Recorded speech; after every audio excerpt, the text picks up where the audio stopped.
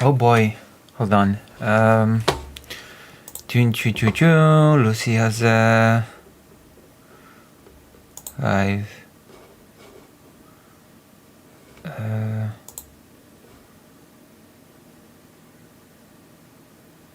Huh.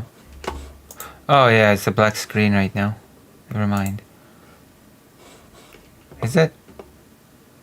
Still streaming, right? Yeah.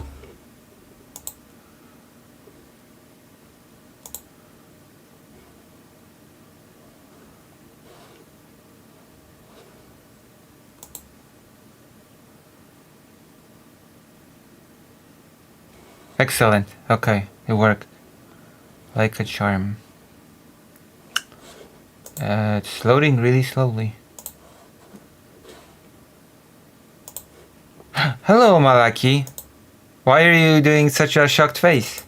What happened? Why do you have such a shocked expression?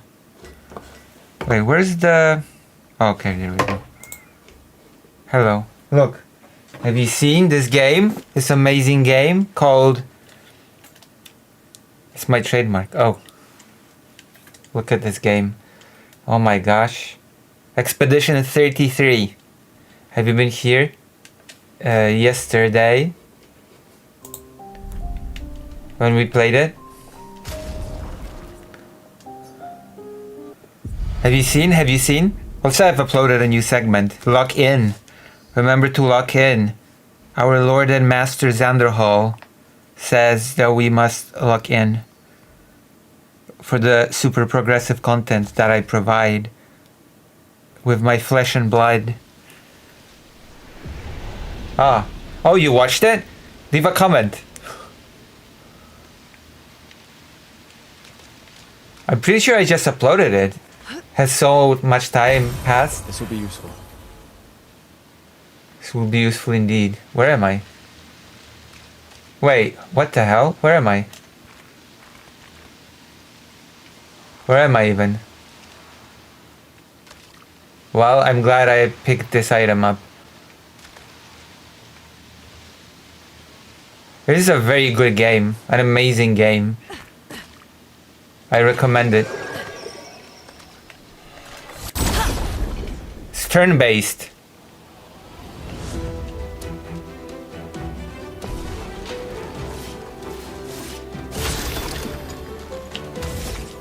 Look at this. We shoot the weakness. We shoot the weakness. And finally we shoot the weakness.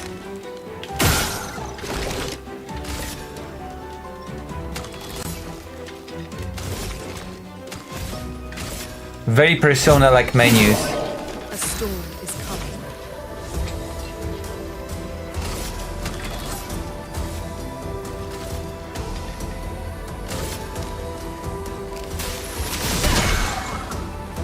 Brace yourself.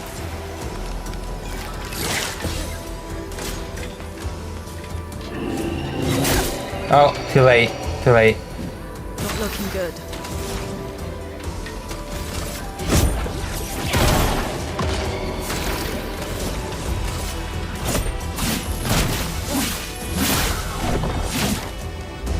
I'll do it.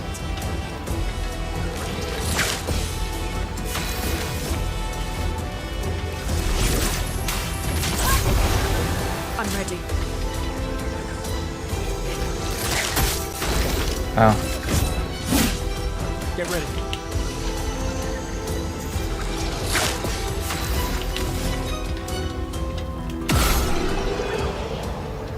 How do you like? How do you like the game?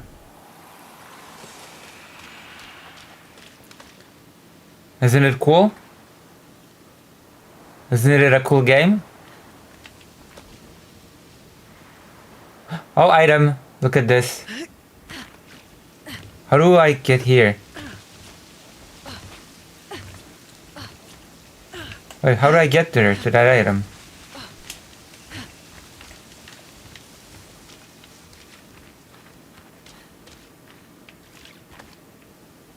Huh.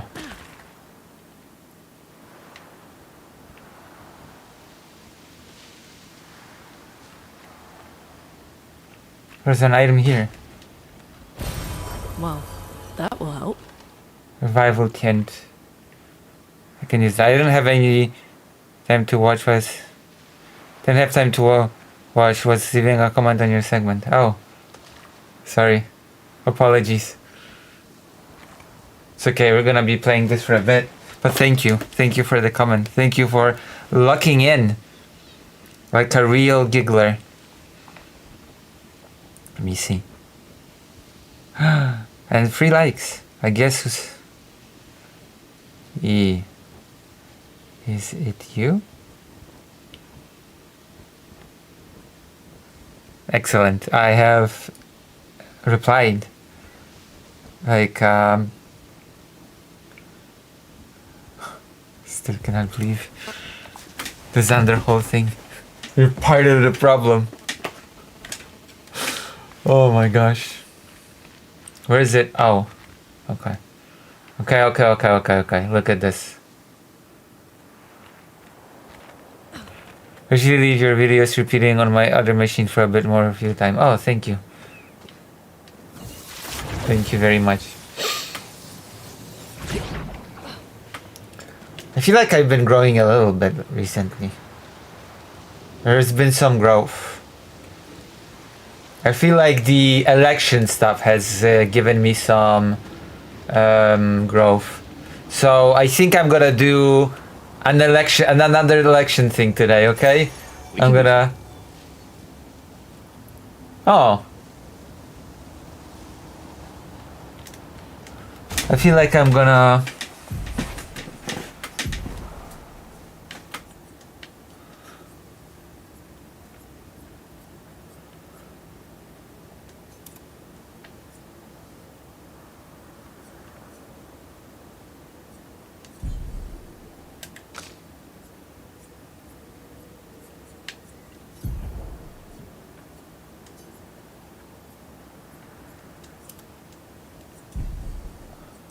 Hello, Incube.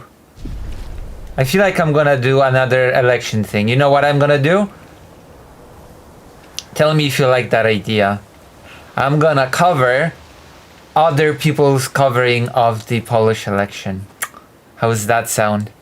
I'm gonna just watch how others cover the election. I'm gonna grade. Because I'm gonna tell you that I watched the Vosh coverage of the results of the Polish election and I was very displeased. Okay?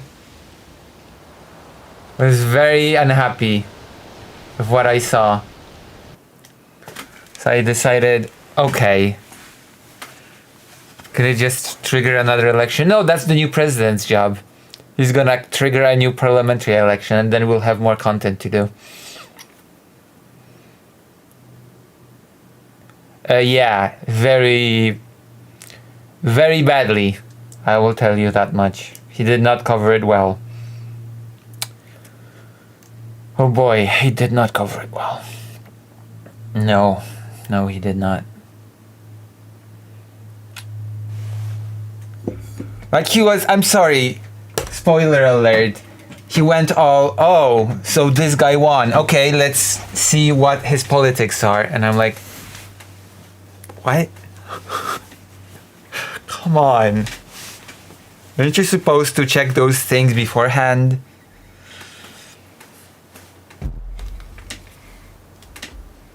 He could have asked you, like he knows you and knows you're Polish. I mean, that's the worst part. I actually asked him if I'm Polish, I know this stuff a bit. Maybe we could talk about it.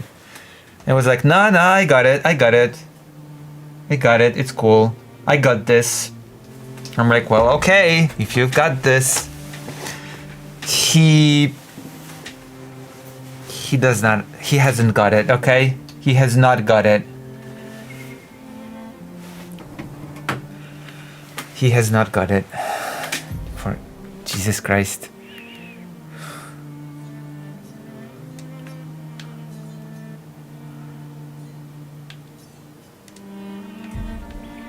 Oh, there's an overmap. The message said head north. to the weird corals. And a door in a hut.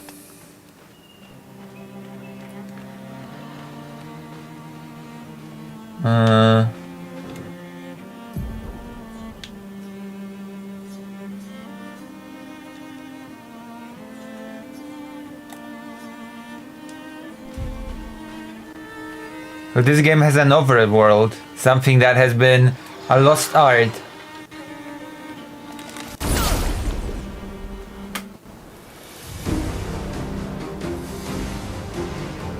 I mean,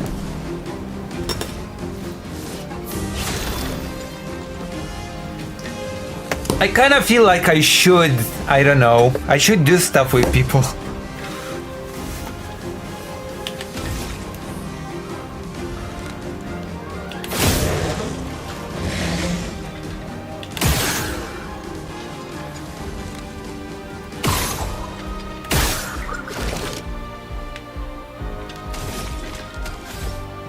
How do I cleanse the blood of myself? Is it even possible? Chroma is flowing.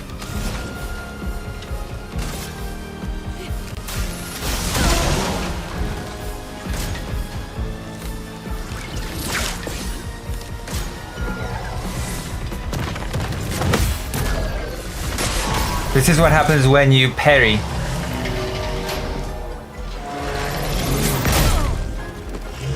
This is what happens when you don't parry. Flow.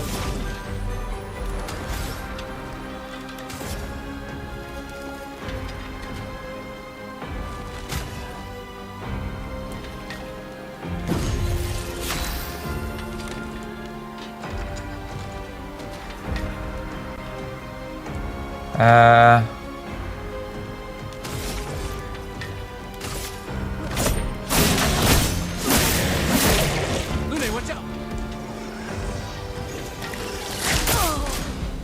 Uh-oh. Uh-oh. I died. But yes, we're going to do that today. Don't worry, it'll bring me to a safe space. This is good reach. I know, it is good reach. I've been trying to do something with Riverboard Jack for a while now. Do you know Somniostatic? Somniostatic has been trying to get me to talk to Riverboard Jack for like... Oh, well see? See how long ago? Sure do, okay. I'll spam her, please spam her. Somniostatic has been trying to set up something, but he was not able to. Somniostatic has been my manager / editor for a bit, but now he's gone. Yeah, he's gone now.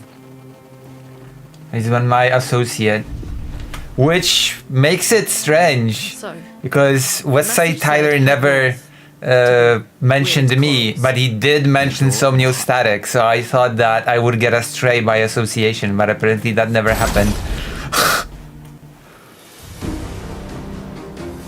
That never materialized, so thank God, I guess.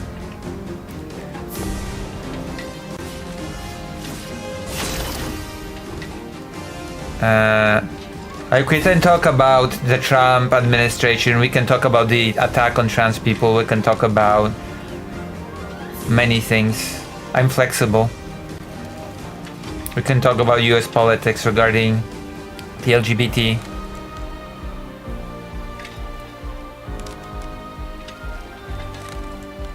Yeah.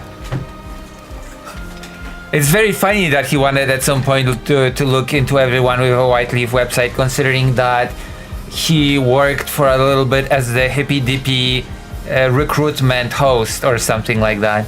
And I'm pretty sure that the Hippy Dippy creator does indeed have a White Forest page. So that's a bit... Yeah, he does, yes. He does.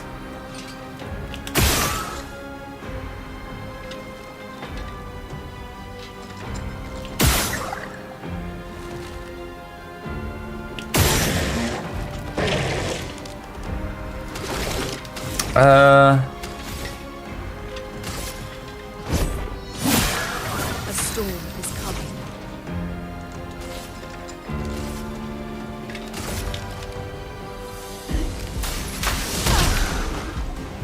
Lune, watch out!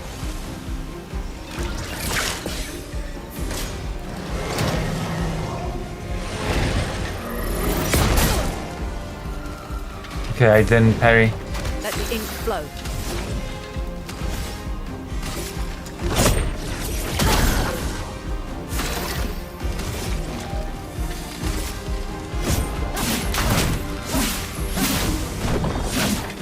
Oh, dodge. Right, yeah. Brace yourselves.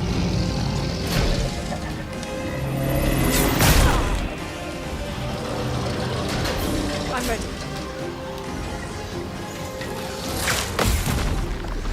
There you go. This is what happens when you parry. I'm such a skilled Feel the burn. gamer. This game is very satisfactory. This game gives you great satisfaction when you pull off good parries and when you do a nice little dodge. I'll do it. I'll do it.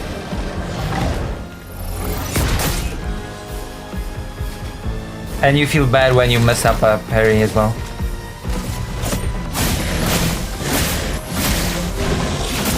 Boom.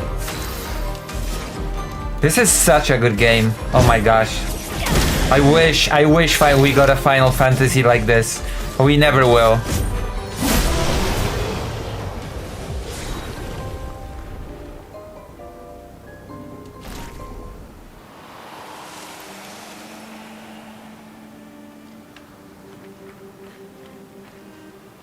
You know?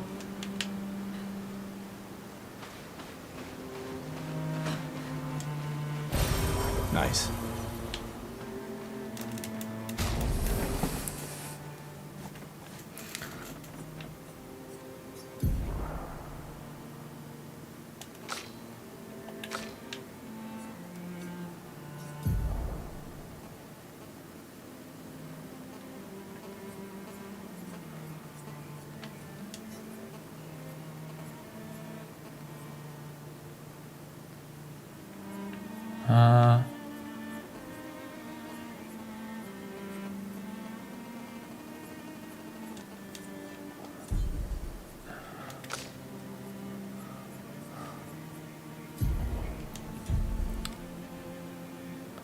Yeah.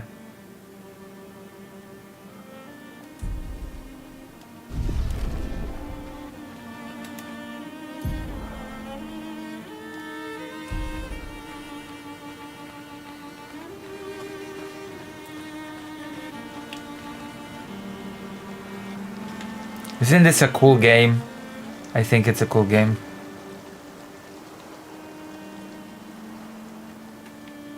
People have been streaming it a lot. It has been gaining traction.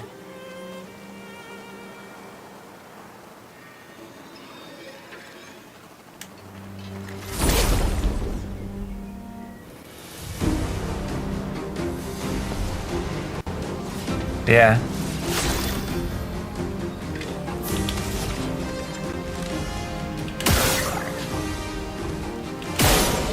Maybe some new people will tune in to watch me play it.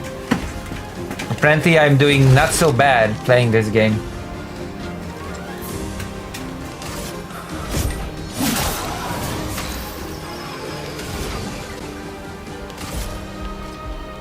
Ice.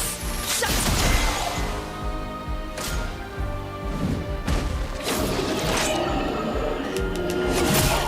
Okay, that was a bad dodge.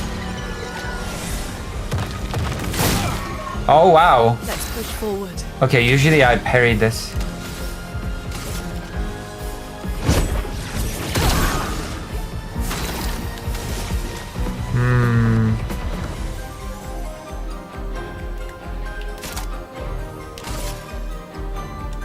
Second wind. Get ready. Alright, we dodged it. Luna is supposed to be said as loon, like a lunatic. Wow. Okay, you know what? I'm gonna stick to calling her Lune. I don't want to call her a loon. She's a valued member of this team.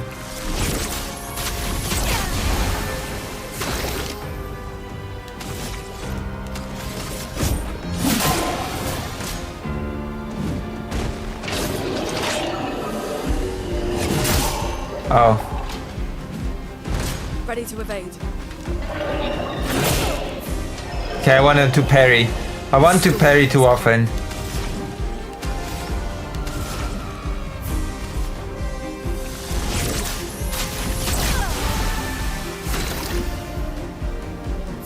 This is insulting our entire language. Just one word. Don't be Bad Empanada, who called me a racist because I mocked his name, Bad Empanada.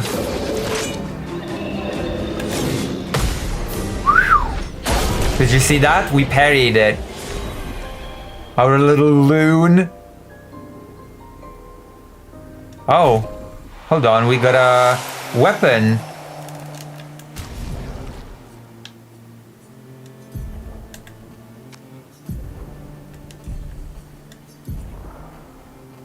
Oh, it's the same weapon.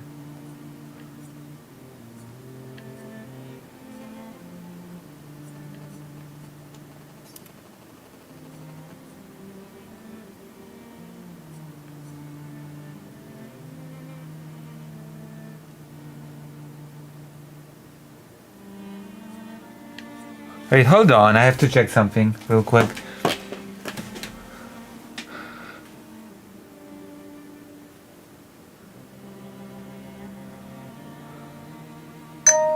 I mean, I'm not that bad at Half-Life. I finished it.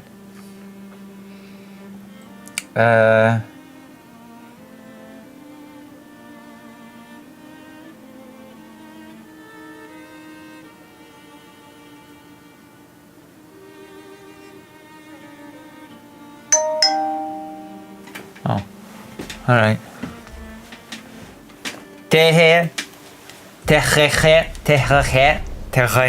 As you would laugh in French. This will be useful. True. This will be useful. This will be useful as they have in French. Yeah, I'm using my French language skill.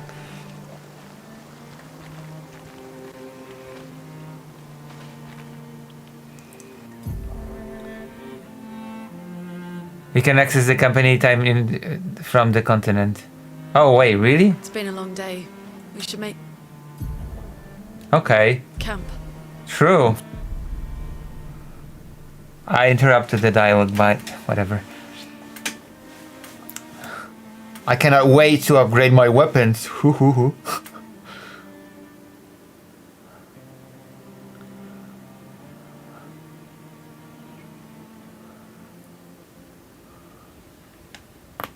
Oh. Hello, Filippo. Ghost.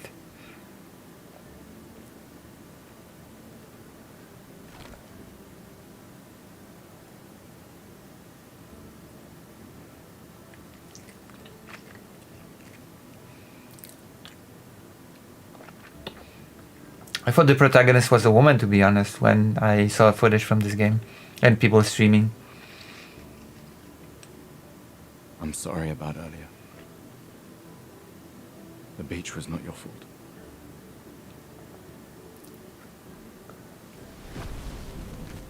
No, it was. I convinced Alan to land there.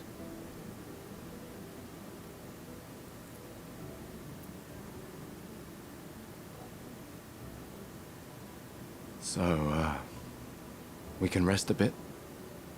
But, the moon is bright. I want to keep moving. Have you learned nothing from the beach? No, I am not leaving Mael alone a minute longer than I have to. But right now, it's just the two of us, and I don't want to bring Mael your corpse. We have to think every step through. The man on the beach, you saw what he did. But more than that, you saw his face. Who was it?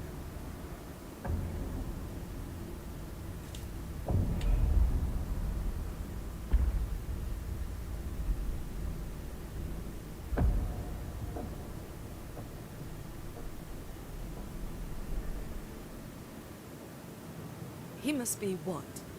50? 60? Yet he survived the Gamage.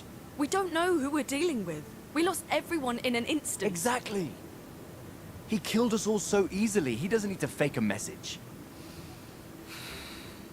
Lucien. Lucien died to save me. Lucien. And Tristan. Margot, they all... Margot. Margot I died. am not letting Maëlle die out here. I'm taking her home. What? No, no, no! We have a mission! Oh, fuck the mission! Fuck the mission, Lune! What are we gonna do, huh? Tell me. What are we gonna do? We're gonna take down the Paintress, just the three of us? He also said it as Lune, not as I Loon. didn't take you for a coward. I'm not a coward. You swore the oath. When one falls, we continue. Yes, I know. When one falls. When one falls. Not if. When. We knew not all of us would make it. But we continue. As long as even one of us stands, our fight is not over. But I'm not afraid to fight. It's just Maëlle. She's... Maëlle swore the same oath. I know that. She chose her life. You and I... Come on, we always said the future of Lumiere is more important than Any individual life, yes. Do you still believe that? Do you still believe that? Nope, I don't. Do you?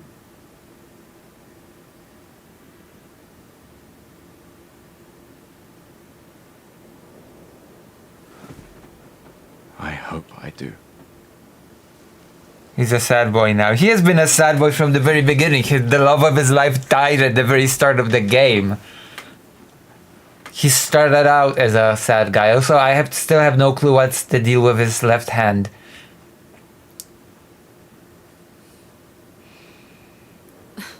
Fuck the mission. Really?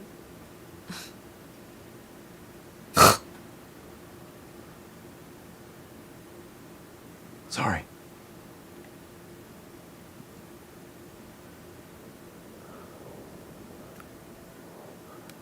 Yeah, fuck the mission. Okay, now we can do things. I need a music recorder to use this. Oh, God, that's cool. Camp. In camps you can rest and converse with your party members. To leave the camp, interact with the bonfire. The main continent. Hard to believe we're finally here. Yeah. Good night, Gustav. Dobranoc, Gustawie.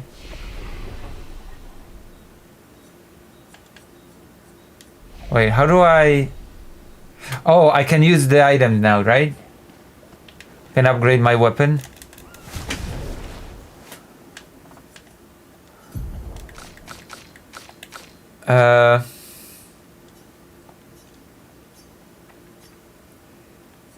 How do I use this? How do I use this at the camp? Okay. I guess I have to Google it. I have no choice. With the lunatic. How to use Chroma Catalyst at camp.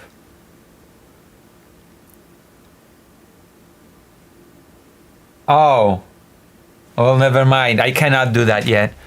Jesus. He just told me at camp, but apparently... Oh, whatever. This sucks. The game lied to me. This game deceived me.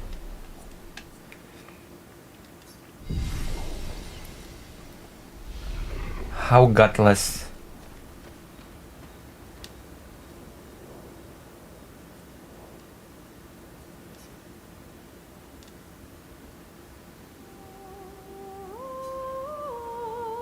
He spends some time writing his journal. He writes about how dangerous the Nevras are, but how beautiful the continent is. He hopes that one day apprentices will read everything he wrote. For those who come after.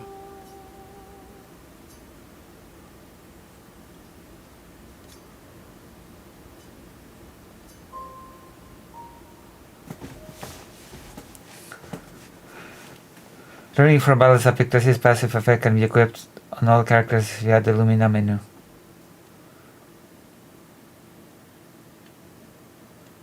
Oh.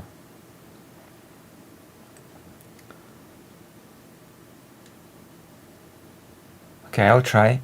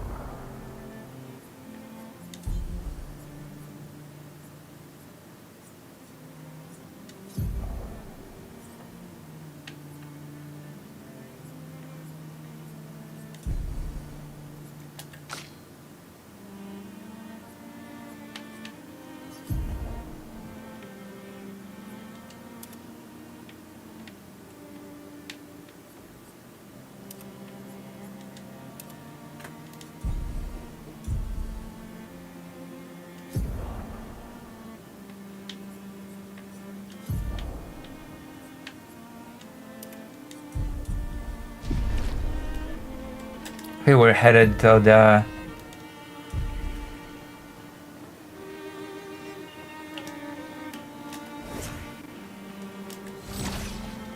Oh. We had team close by Maliki. Okay, we're close to the objective.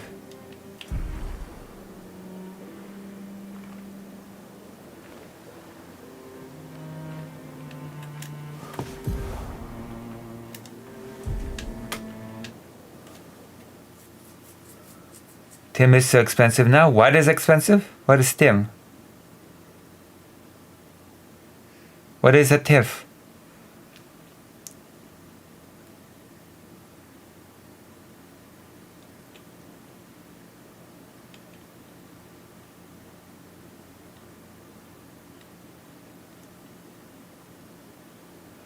What? I never went there in like years. Wait, it's either I never went there or I never went, or I haven't gone there in years, okay? It cannot be both.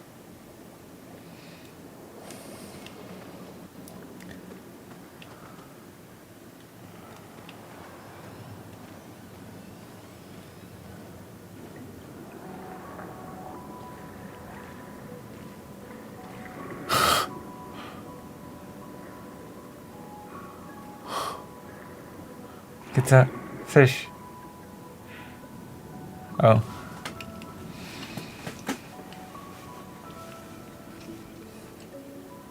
'68. Elodie's expedition. Why did The they... commanders of every expedition.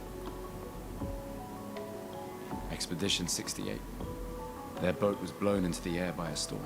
Why did The they... air lost sight of it, but assumed they crashed on the continent. Why did they turn to stone? And they survived. Storm, at least. All right, let's keep moving. We found the weird corals. Mael must be close by.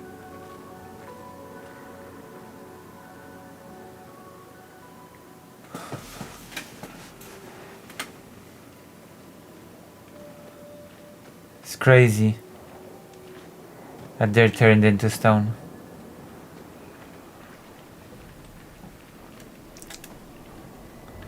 Should be a mini map here as well.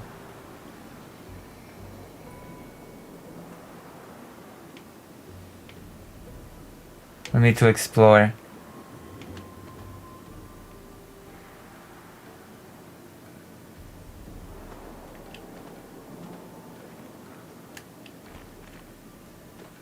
Oh my gosh.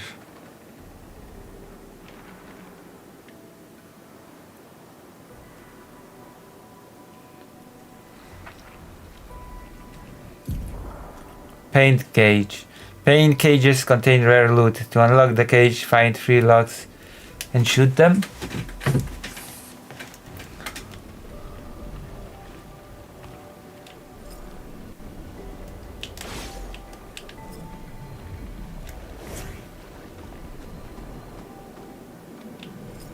Is this a lock? Okay, we've got environmental exploration. Finding the locks. If you see a lock, tell me. Don't be perverts. If you see locks, you have to tell me. Lock on, okay? Lock on and tell me if you see any locks. Lock on as viewers. We need that rare loot. Rare loot. Lock on, Zan viewer. Hello, Emily S. You also lock on. I'm glad you're okay now. With the doctors and stuff. Now you have a job, Emily. You have to look for locks. Lock in.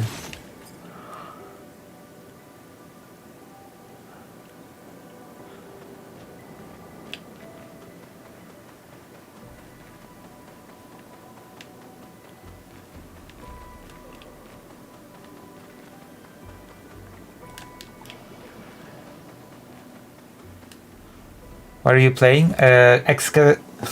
Expedition 33. It's a turn-based RPG that we all wish Squaresoft or Square Enix rather would make, but never will.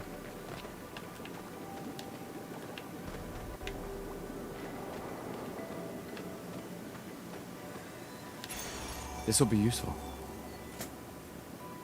Oh. This will be useful, actually.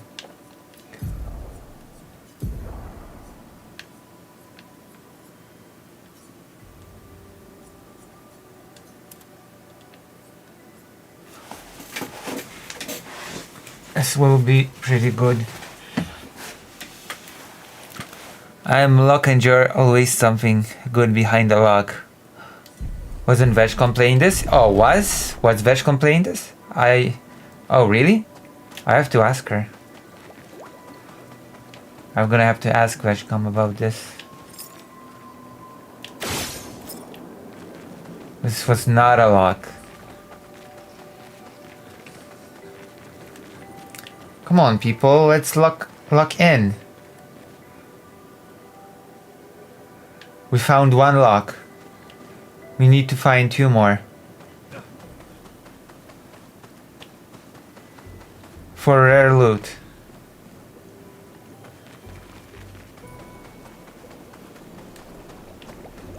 You know how I like rare loot.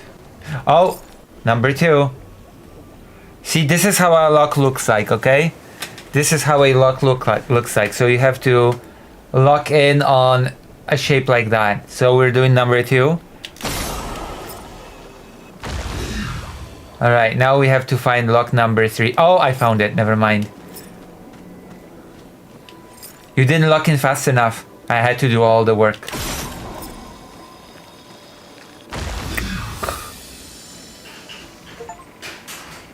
I gotta... Well, that will help. Oh. Wait, +1 chroma elixir? I have 2 maximum chroma elixirs now. Oh, that is quite nice. This is like the Pestistus flask. Pestistus flask. Ginger flask. So my brother is back from shopping.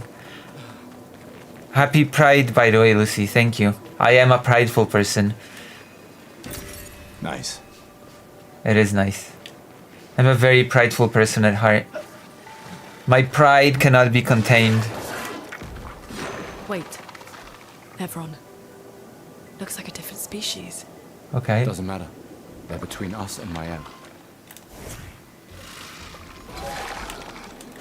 Yeah, the enemies will vary in this game. What a shocker.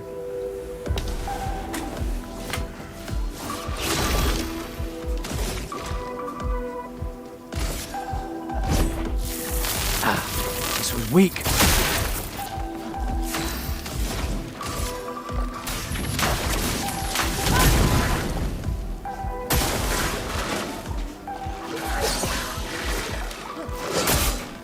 Oh, 2 hits. Storm is coming.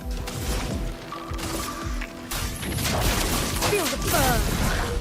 I might have to check on the shopping real quick.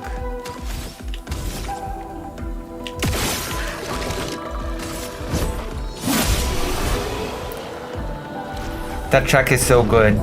This music has very good soundtrack overall. I'm gonna be right back. I'm gonna go grab a snack. Assuming there is snack for me, because you know, I might have to make my shopping last because you're not locking in enough. And that's not good. You should lock in. I think you're part of the problem. I actually think you're part of the problem. I don't know what to say. Stop being part of the problem. One guy? Well, wow. Yeah, I'll be right back.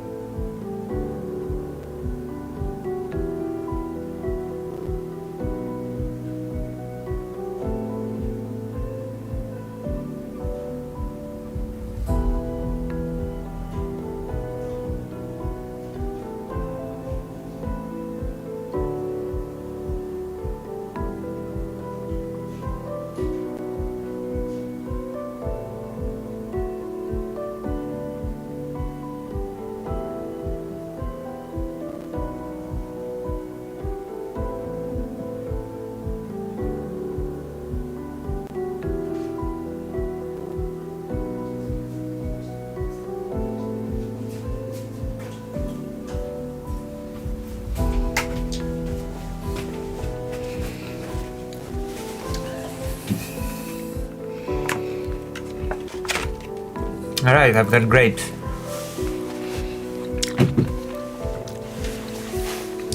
Stop blaming chat. I don't know. Zanger Hall, who is a very successful streamer, does this and it works for him. Zanger Hall's my idol.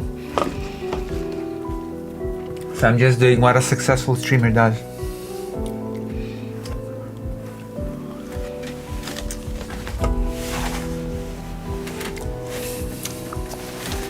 Call your problem. Oh.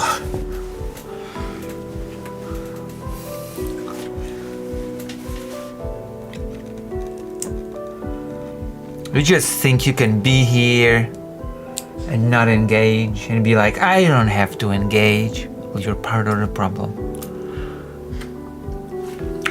Oh yeah. Mm-hmm.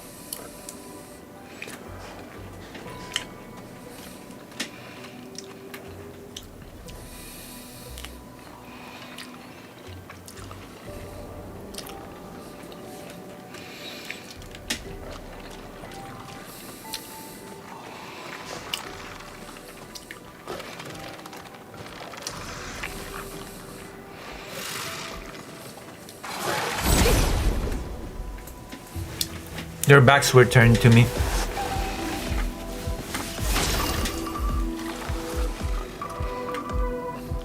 This game has very serene music.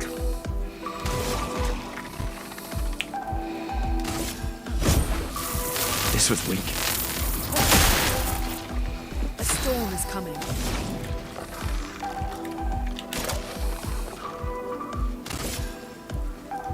Thunder. Crack! Ready to evade. Oh.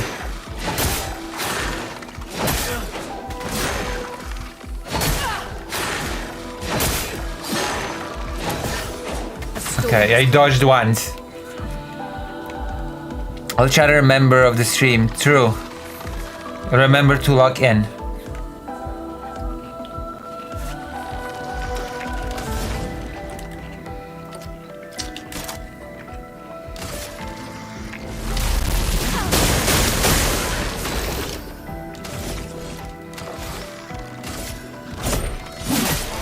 Brace yourselves.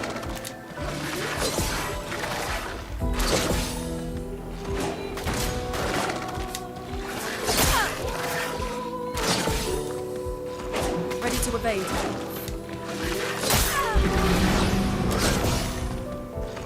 Get ready. Take cover. Why do they have so many turns at once?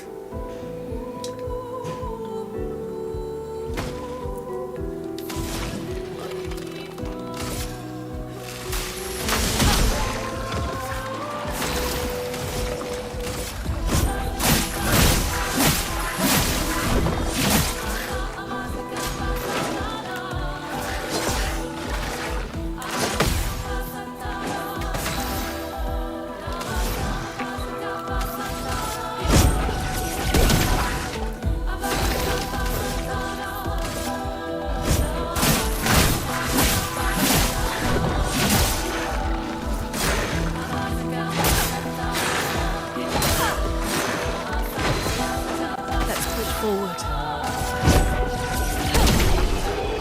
We did it. We did this single fight.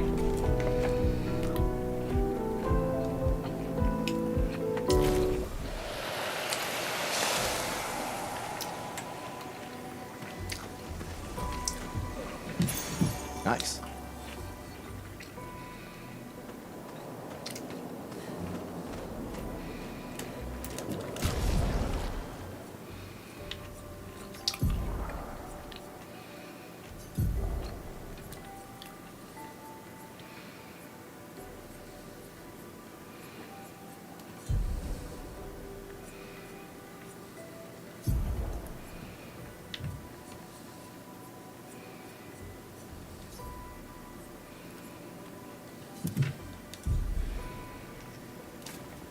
All right. Isn't that cool? What I just did?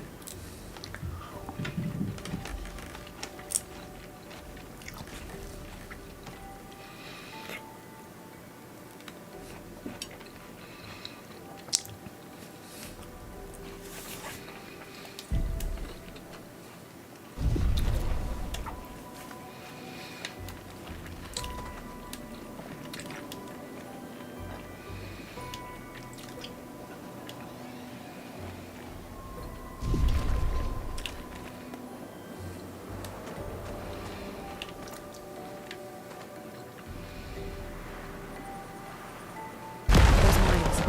Be careful.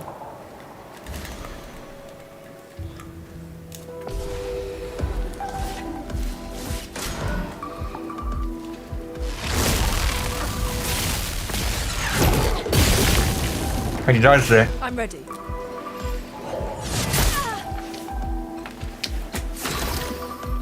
I've dodged lightning.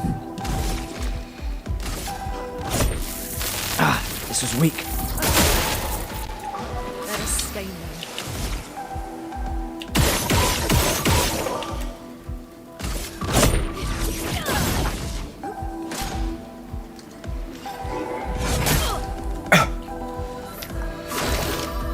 I should have dodged it better.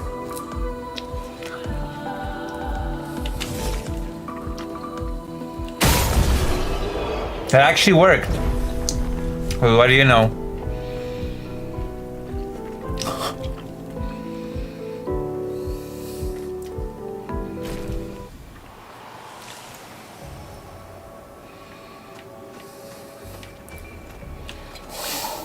Yeah. Nice. Oh. Attack me from behind. I'll do it.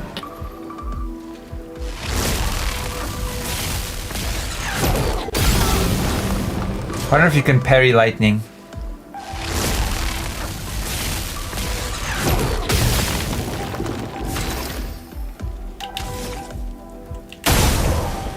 Yeah, it does work. What do you know?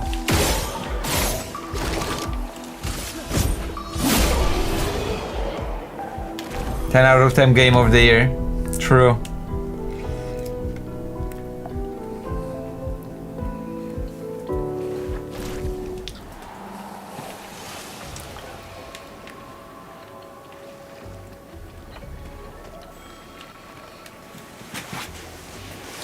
This game has a whole bunch of mechanics packed into it.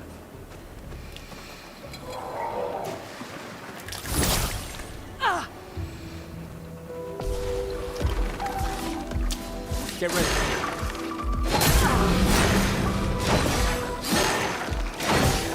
Get ready.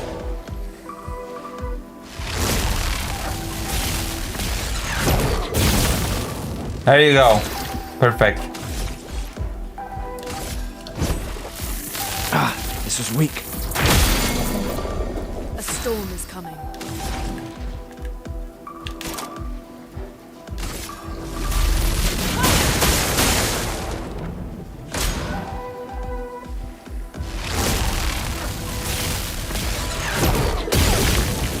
Okay, I thought I would be able to parry it.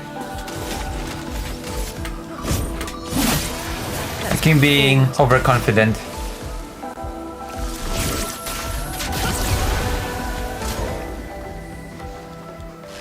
I wanna parry lightning. I have to do it a little bit later.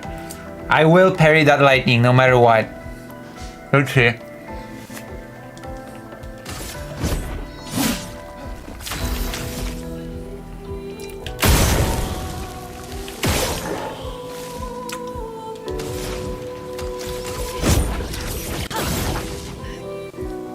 Same.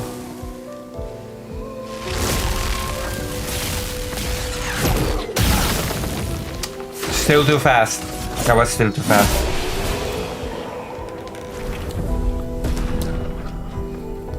Level 7.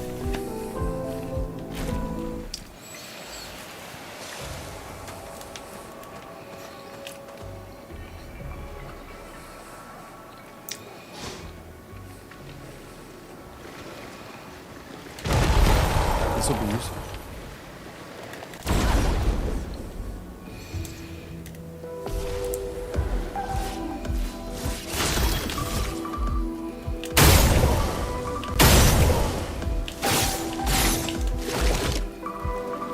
How did I miss? Ridiculous. Push forward.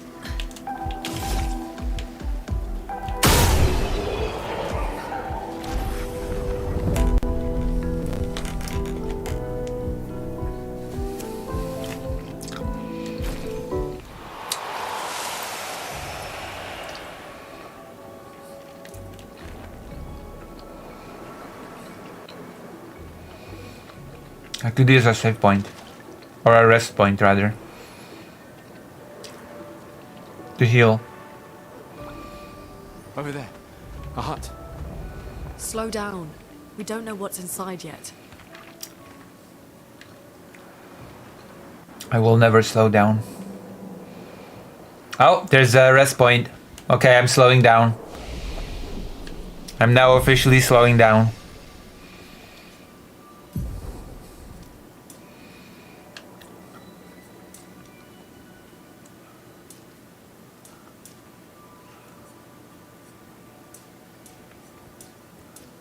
Oh. My critical rate is pretty...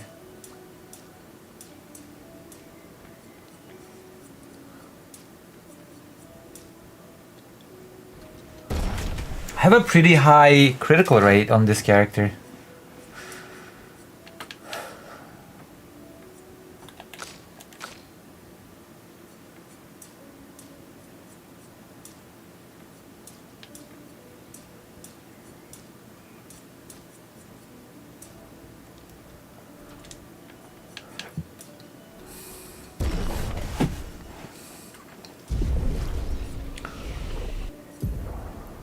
3. Deals medium take damage if he hits.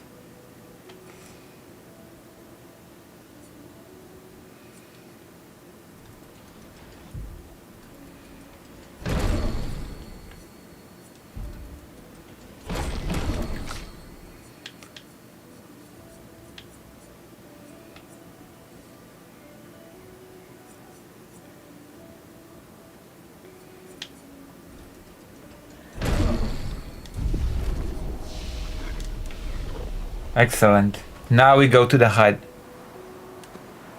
I feel like the late game's gonna be real hard. I feel like we're gonna get so many power-ups, boosts, and good weapons that it's gonna be okay.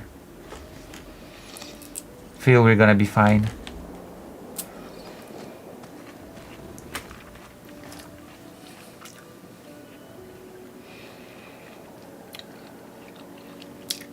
Look, there's a door inside.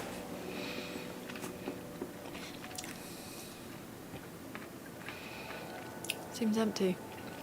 Let's go.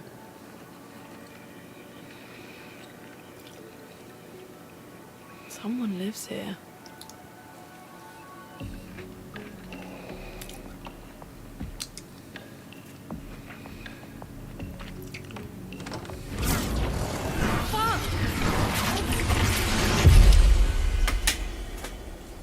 Game over. She was right.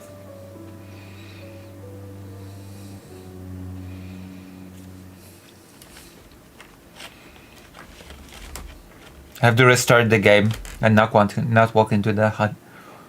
All your saves are deleted.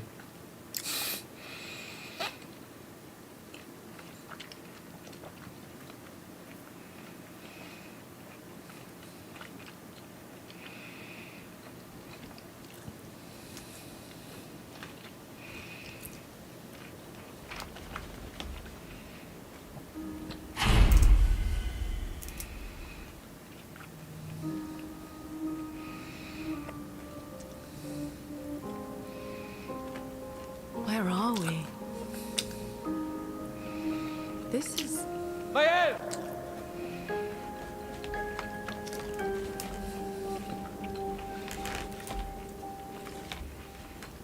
Also, I actually have a theory. I'm 1,000,000,000% sure that I'm vindicated in that theory, that all the people that die by turning into flowers are just transported somewhere else and not die, really. That's my pet theory, okay? That all the people have not been dying, but they've been transported somewhere else.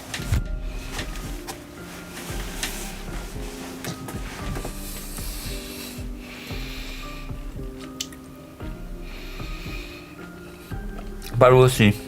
Maybe they actually just die. I mean, my theory is possible. They cannot communicate with the thing that does it, and nobody returns, so they just assume they die.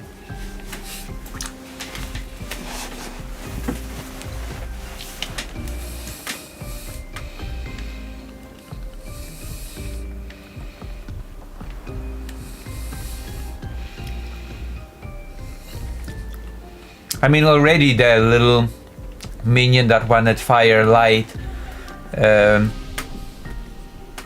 like, there's probably more to the story than Paintress evil kills everybody, we must kill the Paintress. Like, this game is praised for its story, so there has to be more to it.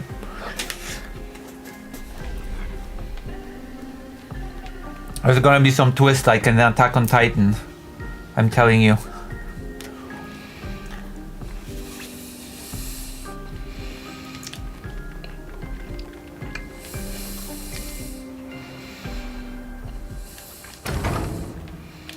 Oh.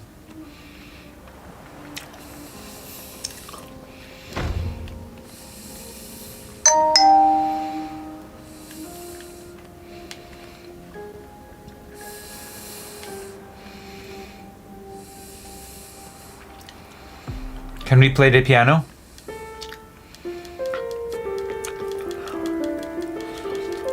Wow, okay. Can we play the harp? No, of course not. We spend all of our learned points to learn how to play the piano. There was no time left to learn the harp, I guess. Everyone who gets Dark Souls 3 vibes from the whole paintress thing. I bet a little bit. It does have a Souls game-like vibes, yeah.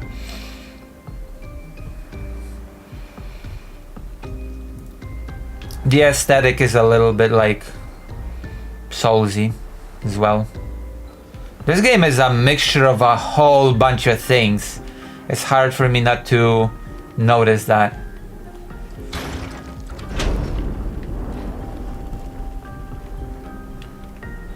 You know? It was like this hodgepodge of many different things, but it works.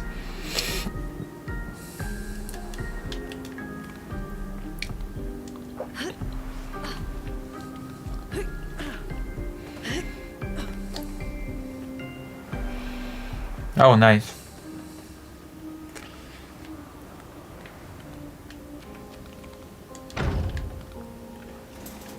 This is becoming like Resident Evil.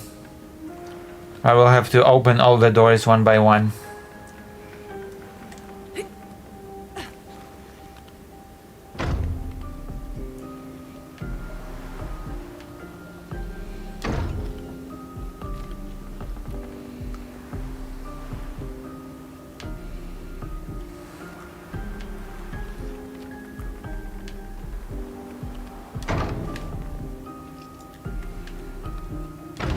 All the doors are locked. They're locked in.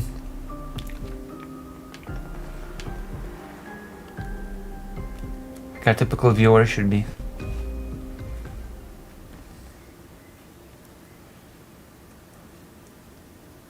Maya?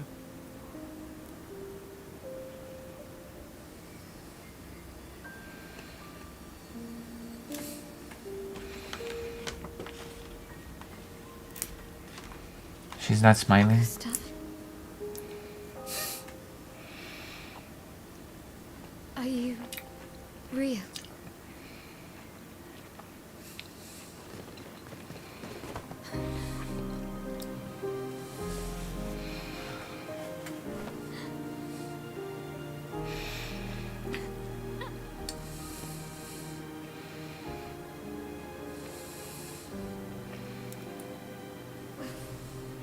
Well, you sure smell real enough.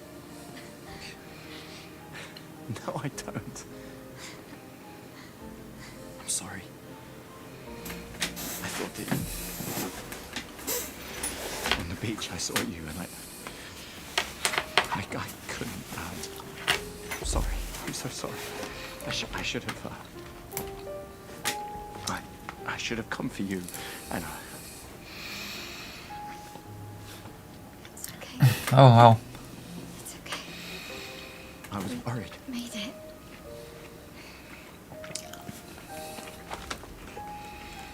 How did you end up here? I don't know. It's all a blur. I bet she's a spy or something. I remember everything on the beach. And I woke up here.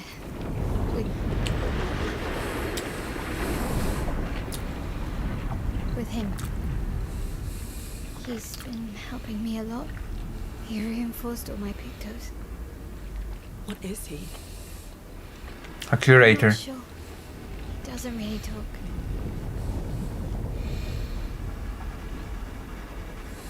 The chroma around him.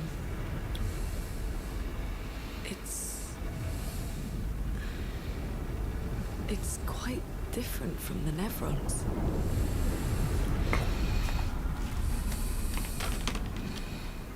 Alright. Was gonna upgrade my weapons, I'm telling you.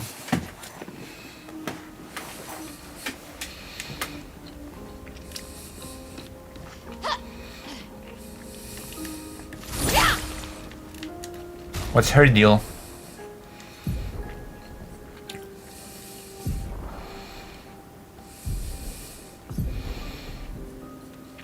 She needs more pictos.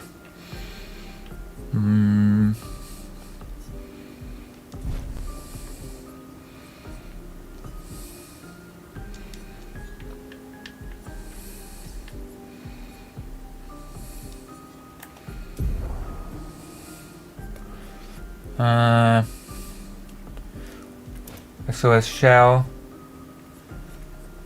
And how many points do I have? Oh, I've got 5. 5.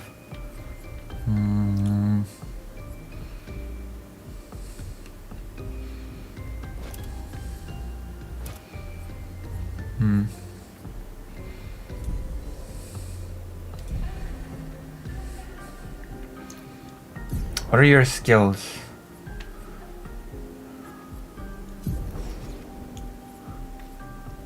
Lose a single target damage and applies defenses for 3 turns. Use weapons element. Increases damage marked. Okay. We got 3 characters now.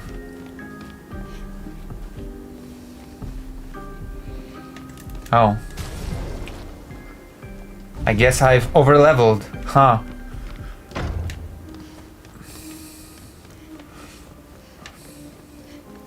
I've been overleveling. How did you find me? There was a message at the indigo tree. Do you know who left it? A message? Messagey. Maybe. No. I don't know.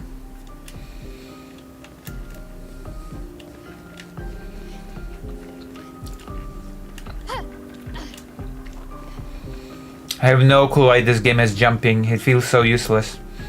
No offense to game. But the jumping genuinely feels useless.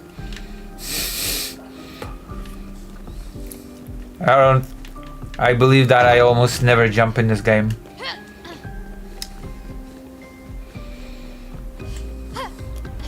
I thought jumping would be much more platformy and I don't know, but it just feels useless.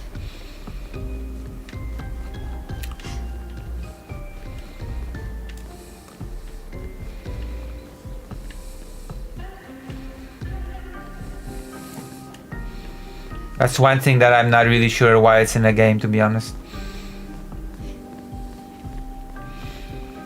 Maybe.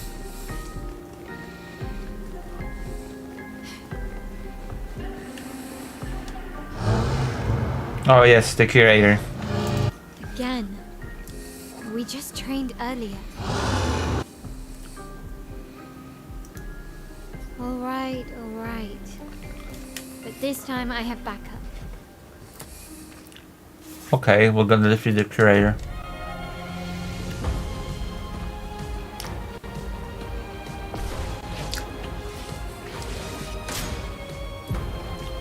Jump! Oh my god! Are you for real? Did you know? Jesus Christ, you played this, haven't you? You knew! You've got to be kidding me. What bizarre timing is this?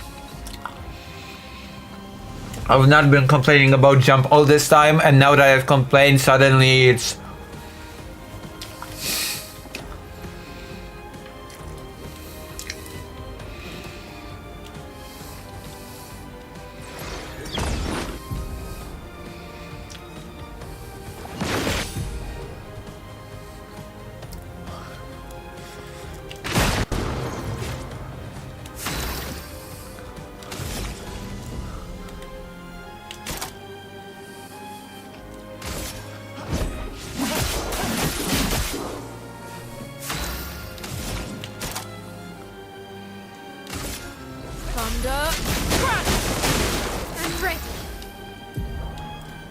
Melee's stances. Melee's skills change her battle stance. Defensive stance takes less damage and gains 1 AP per parry or dodge. Offensive stance deals more damage but takes increased damage. Virtuous stance deals a lot more damage. Traditional new stance also provides Melee with 1 AP. Switch stances without interruption to maximize her skill effects. Offensive switch. Melee's starting skills are offensive switch, Spark and Pierce. Offensive switch switches to melee to offensive stance. Spark and Pierce switch her to defensive stance.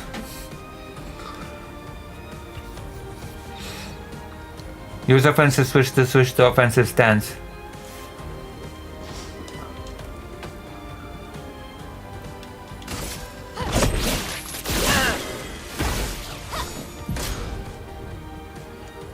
Defenses is a debuff that increases by 25% the damage received by the character.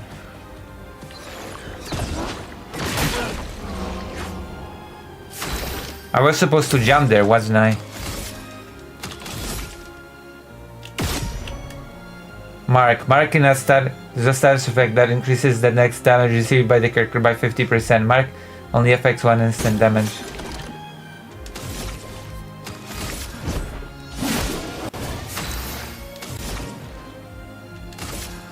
Ice shatter.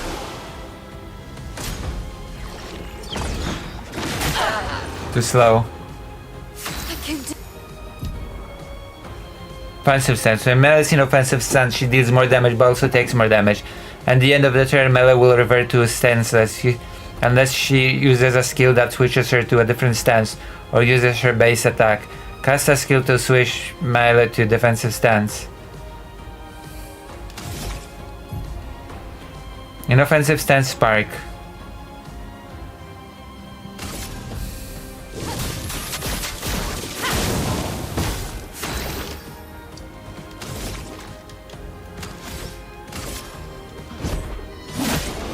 Chroma is flowing.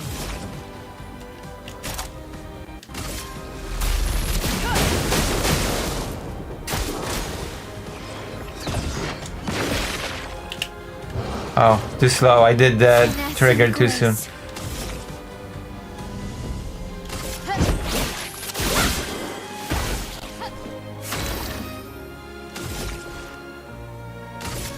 I guess there's a boot.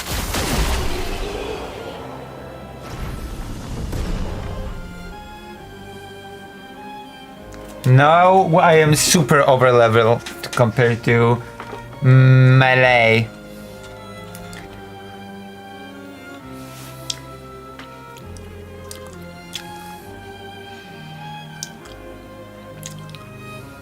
I see how it is, Malaki.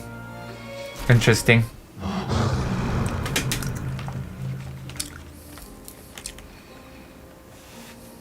That was fun, but I think we've had enough training today. Never enough. You could come with us if you like. If that's a yes, we'll see you at the camp. How does she understand that grunt?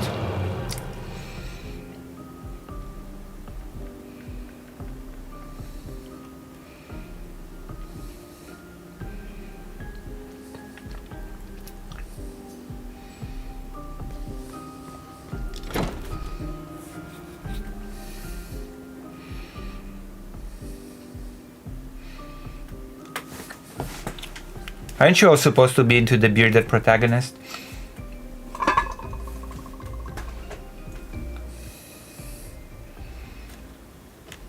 You should go to the manor and maybe learn something. Yeah, or we could get back to the indigo tree. Neko's usually here. I wonder where...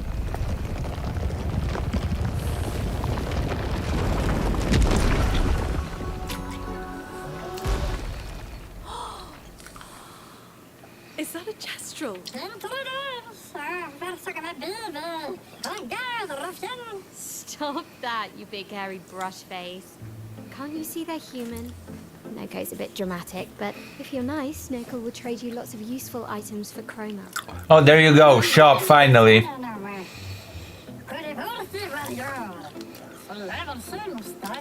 Mustache man. So the tales are true. Perhaps the Grandis and the Esquier exist too. Are there more Jestrels like you? I'd love to meet them. Yoko, you silly scrap. Their village is not far from here. Oh, really? Lune, I know. You don't have time for detours. Yes, we do. yeah, we need to get to the paintress. Fuck the mission, remember? There's another sea between here and the Paintress. Noko, as the best Jestrel merchant ever, I bet you know a solution, yeah? Yeah, a ship. That'll be 5,000 currency.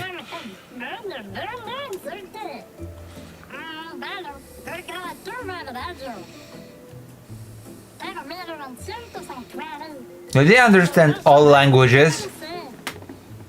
Well, I guess you'll get to meet more Gestrels.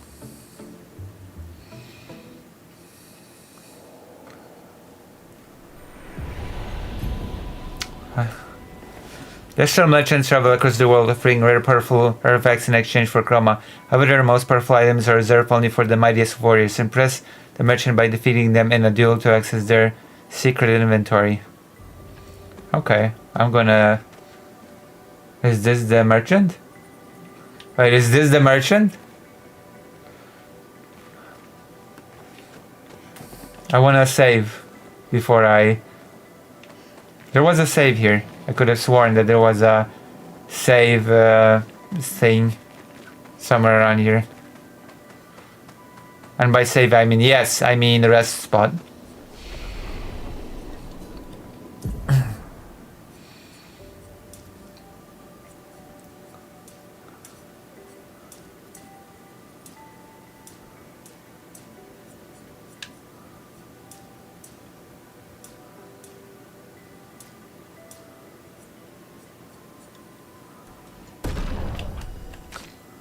Oh wow, okay. I did not realize that. Okay.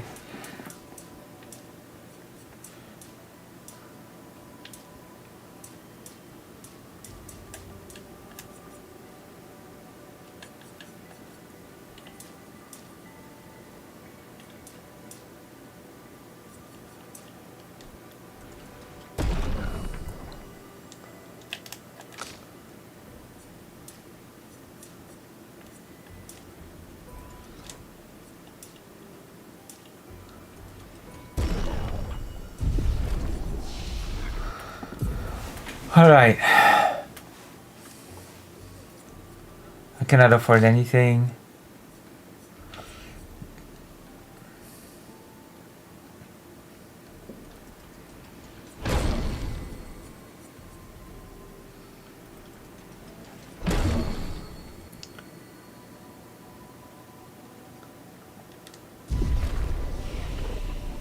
Lunette? Hold on. She's not missing. Hold on, let's see in a moment. I don't think she's missing an arm. What is up with his arm, though?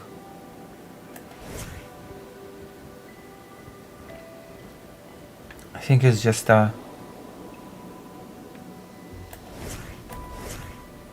let's do the duel. Did I rest? Yeah, I did. Okay. Let's do the duel.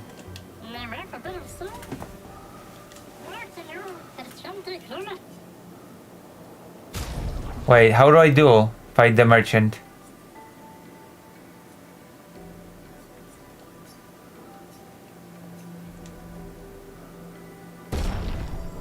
Wait, it has to be one-on-one?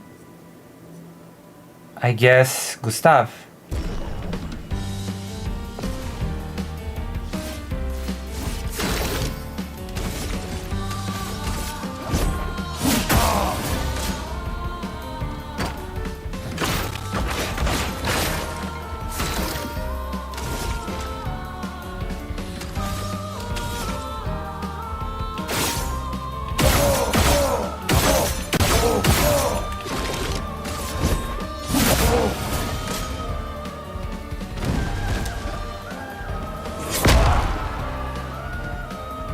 This is gonna be an easy duel.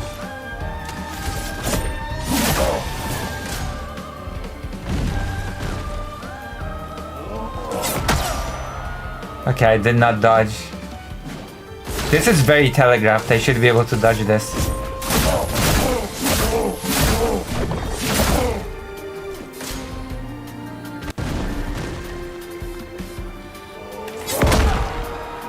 Never mind. Oh! I parried this one.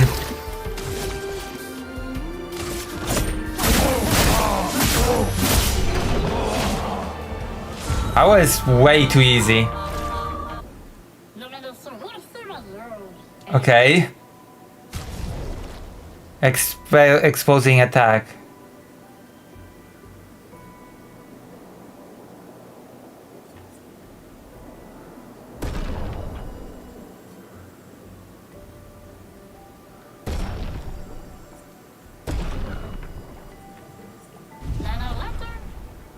I thought you'd be able to buy healing items, to be honest.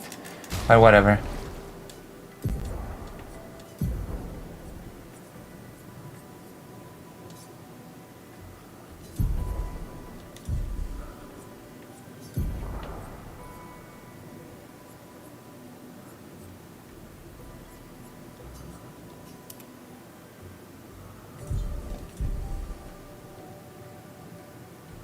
This you monster, you beat up a child like in kindergarten. I see a pattern. The pattern is discipline, I suppose.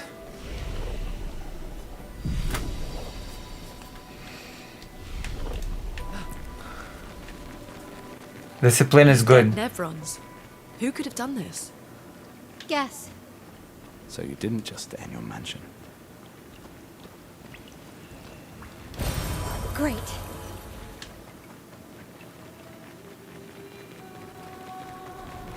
Guess we found 68's boat. There's a path through the boat. That anchor doesn't look man-made.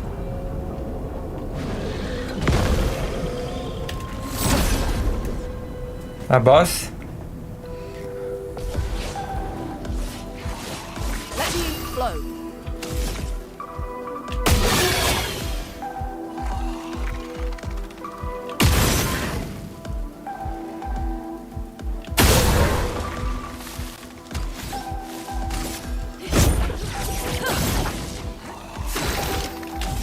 Dodge.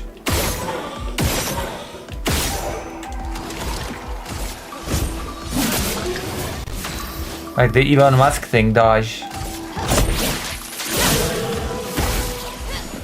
By the way, she reminds me, with her stance, she reminds me of the Arya Stark character.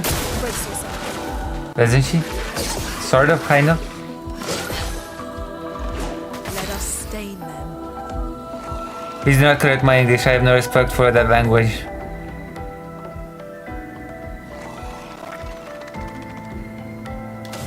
I made a whole video against corporal punishment in the past. I've learned better since.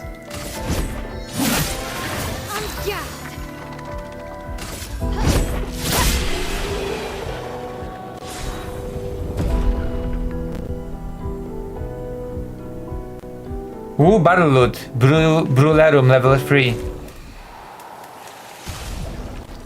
Power level more than she has now.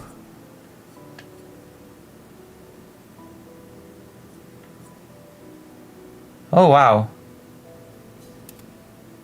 That's cool. Yeah, with paddles, which is crazy. Or whatever. The paddle punishment. I cannot wait to go to the camp.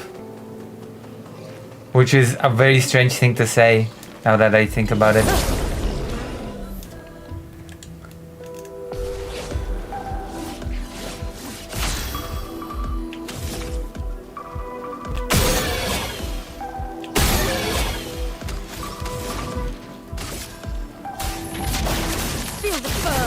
Feel the burn. Damn. Ah, this was weak.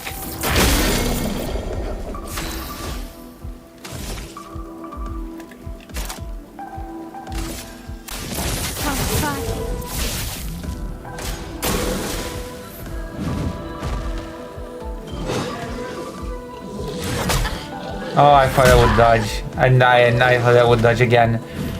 Never mind. Is coming.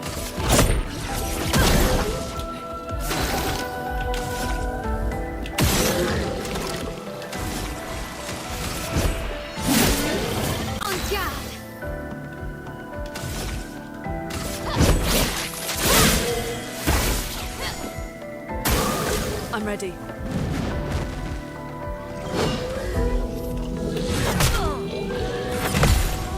Oh, I parried that one.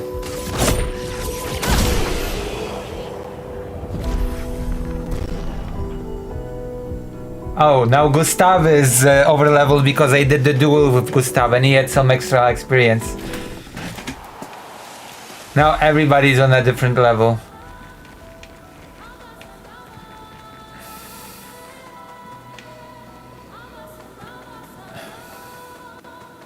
True. Better catch up a little bit. This is such a well-crafted game. Oh my gosh.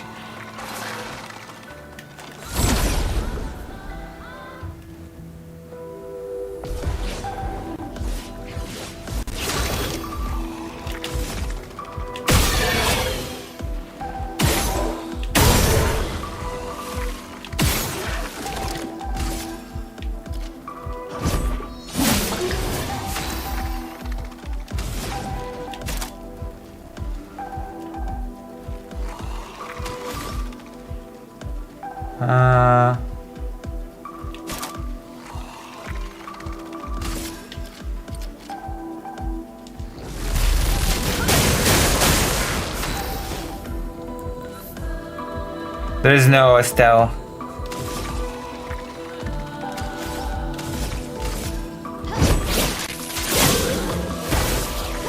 Get ready.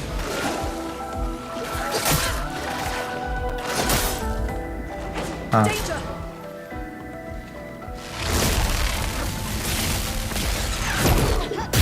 Perfect. A storm is That would have killed me, by the way.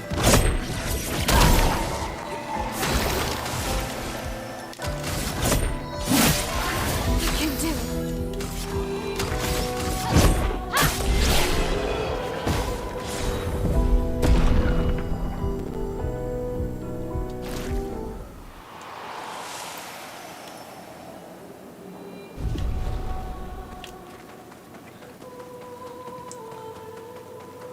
See, I've used an Estes flask.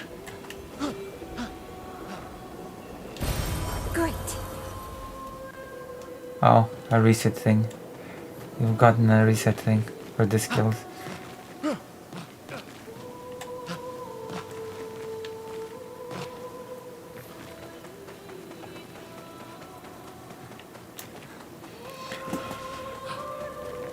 Yeah, Estes flask.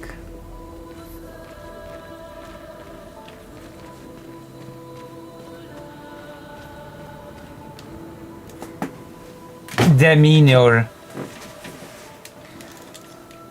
What's this never undoing?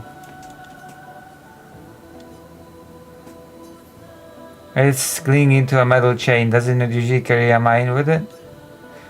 What if we were to give it one?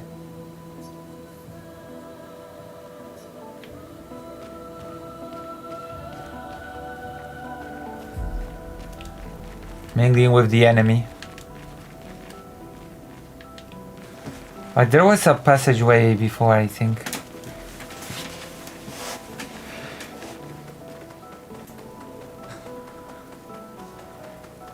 True.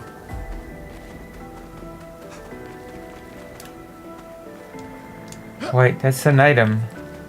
How do I get there?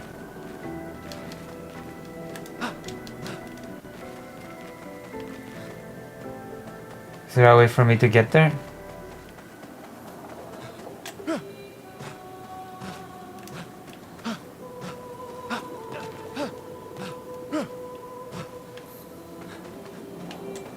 Or no?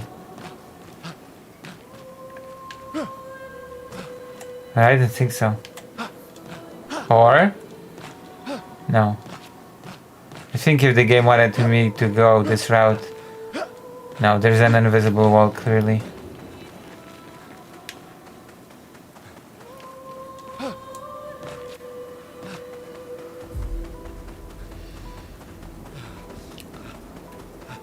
How's everybody doing right now?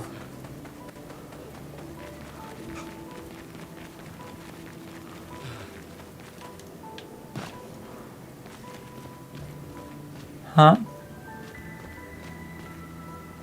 I wonder if anybody will write back about the article.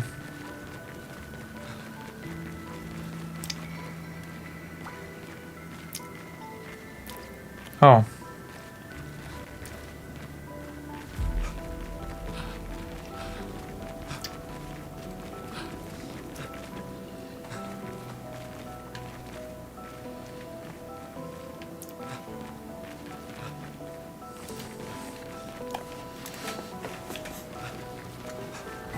I should eat dinner soon. Or something, don't you think?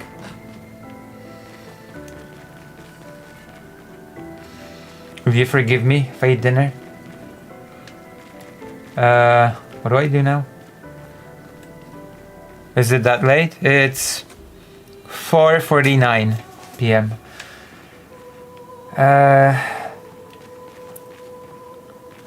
Alright, I have to warm it up in a microwave.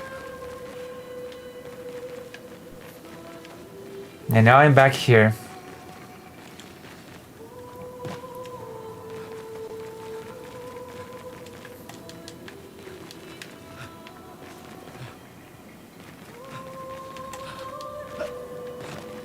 Isn't there anything here for me to do?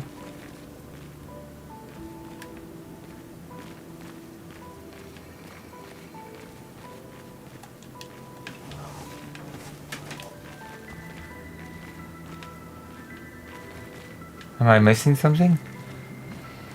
Is this place just a dead end?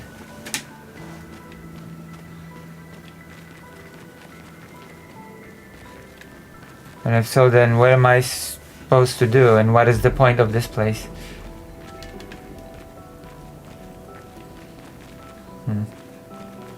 I'll be right back. I'll set up the food to warm up.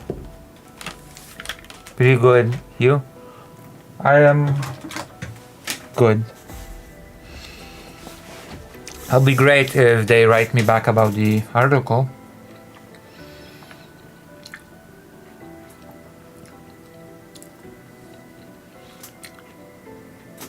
I've sent it to 2 places.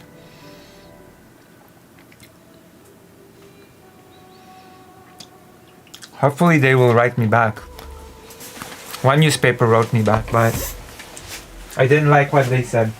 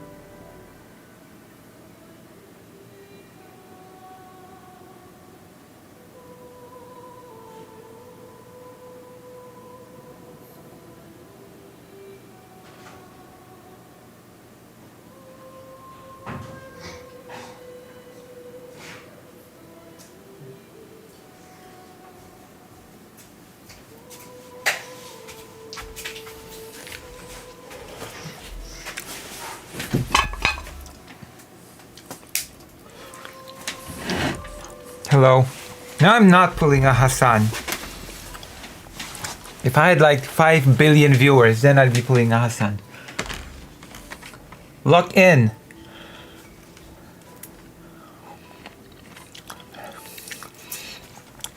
We should force Ethan Klein to make a video how Lucy is using her mom to cook her chicken. What? Wait, what are you talking about? What?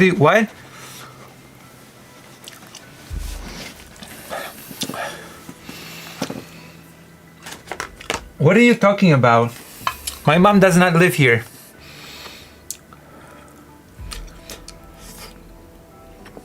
Hello, Great Rain.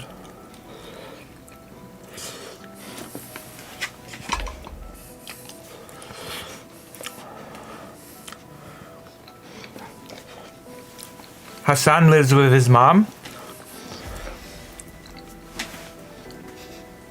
Great Rain, you must lock on, or else. Or else. Oh my god. Oh, his mom cooks for him sometimes? Oh my gosh, that's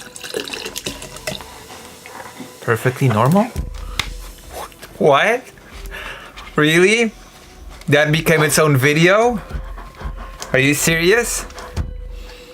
God, content creators are so desperate, I swear to God.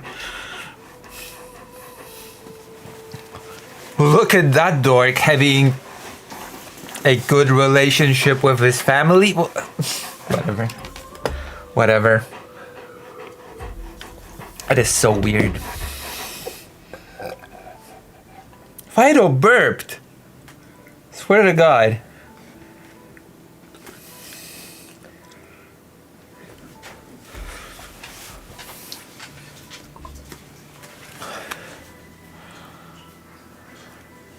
Did you hear it? Was it audible? Did the microphone actually catch it?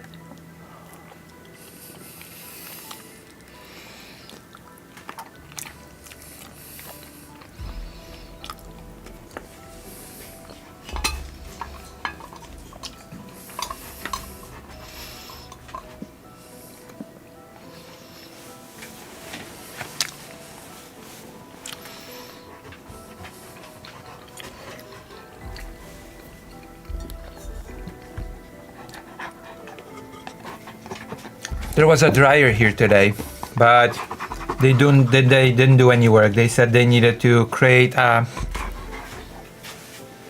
plan for me, okay, a payment plan for me to pay for all the drying up of the walls. That's all.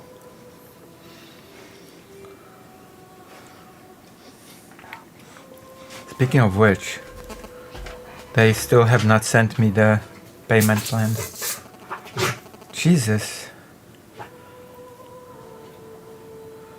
What is even happening?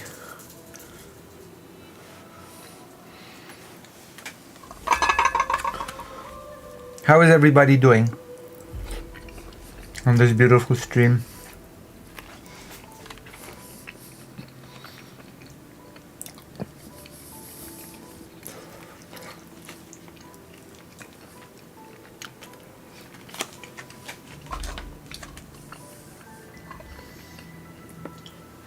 Remember to lock in.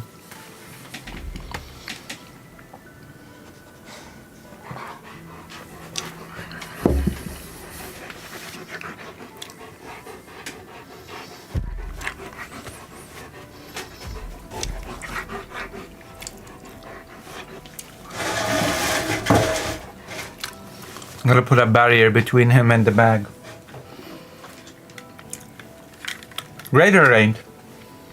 You haven't said how you were. I got 3 characters. Okay, I have no clue what to do now, by the way. This feels like a dead end.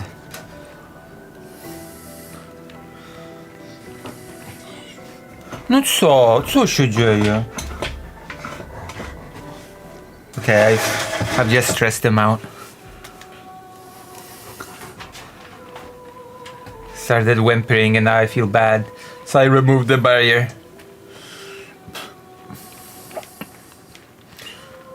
Oh boy. One of these days, I swear. This is gonna be the end of me. It's gonna be the end of my magical adventures. What is he doing? Is that a bot? What is this? He's munching on plastic again.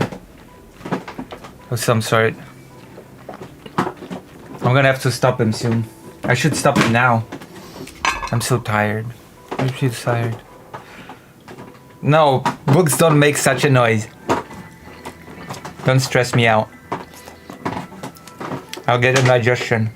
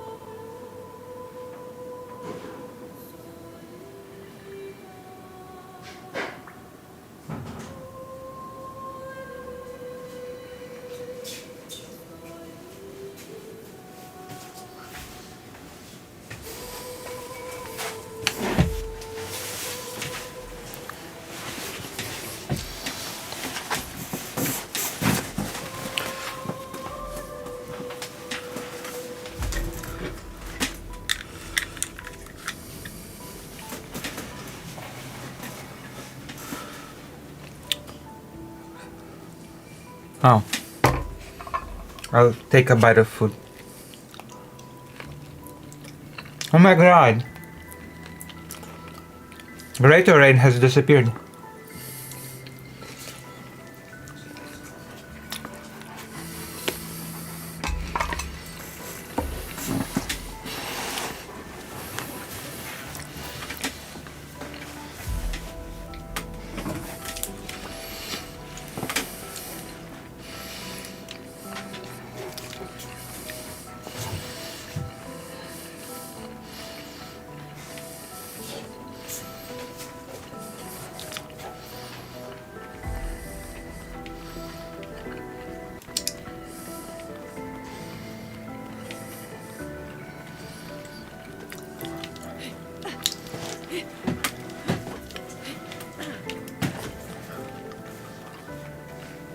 Oh. Wait, can I jump?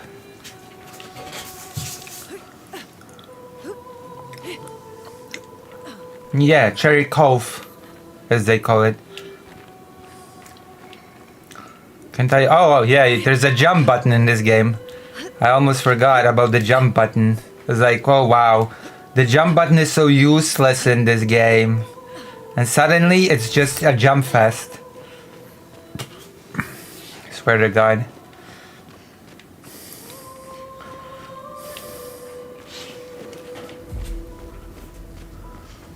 The game is teaching me a lesson in humility.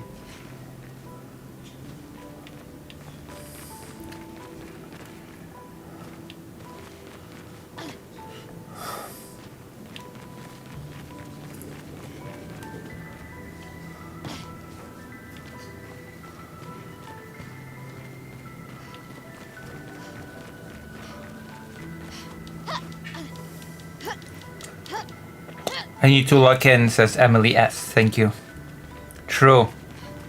I need to be like a real Zanderhal fan.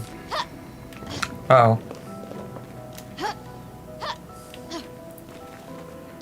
Jesus, the Zanderhal has been dragged by Chad Logic.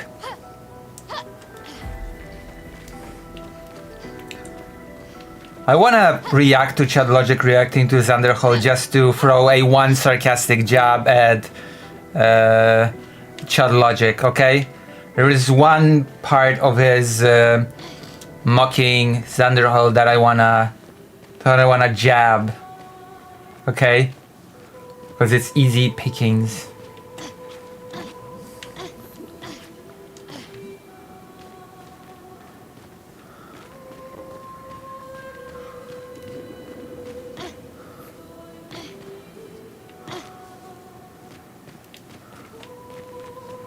You know? You know what I mean?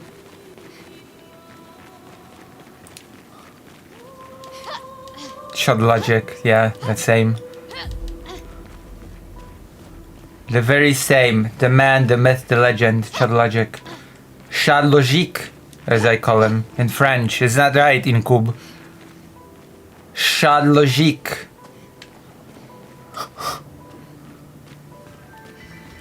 That is how you say Chad Logic in French, right? Chad Logique. Oh, really? Wait, really? I was just kidding. Oh, we parkoured. We did parkour.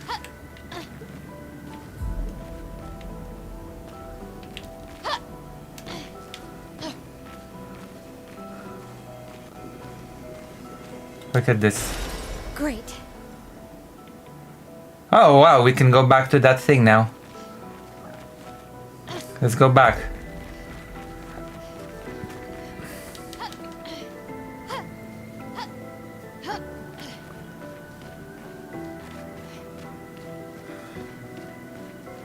Oh. Hey, hold this. Oh, it's like a balloon for a child.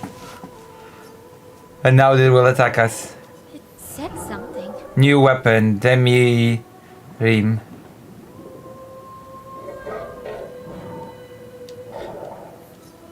Whoa!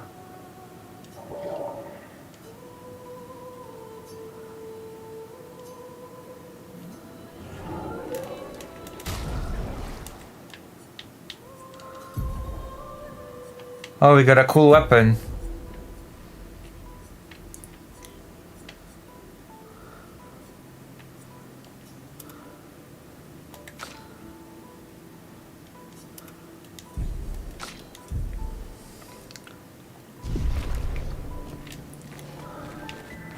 More of an acquaintance, okay? Let's not get overboard. Let's not use the word friend too lightly.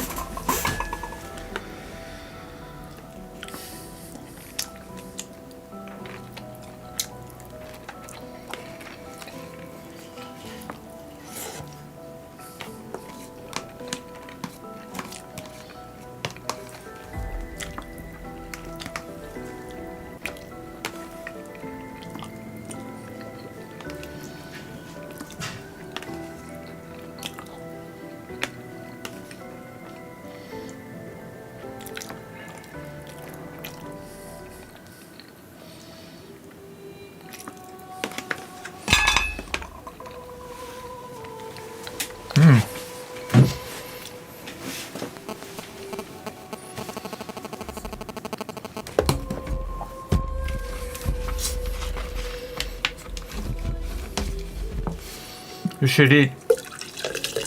You should also lock in. Greater Rain has abandoned us.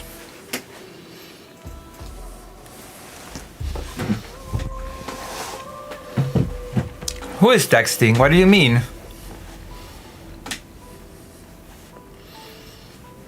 What are you talking about? Are you talking about yourself?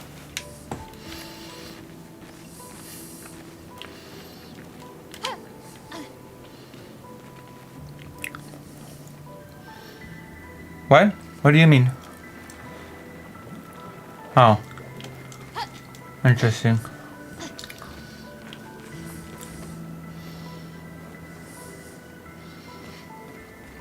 It does.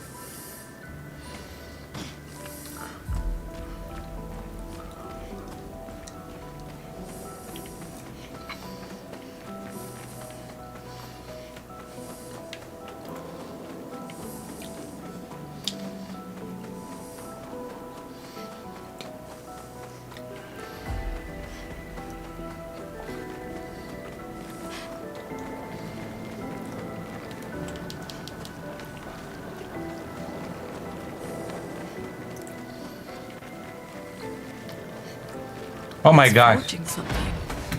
So they have intelligence.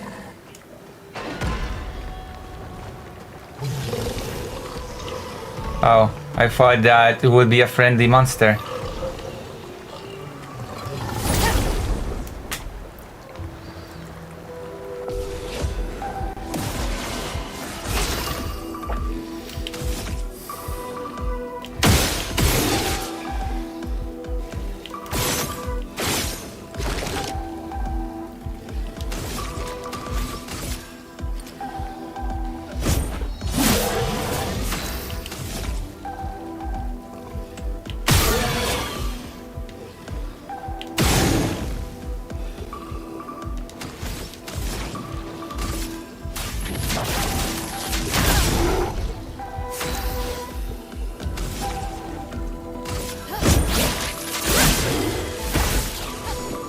Get ready.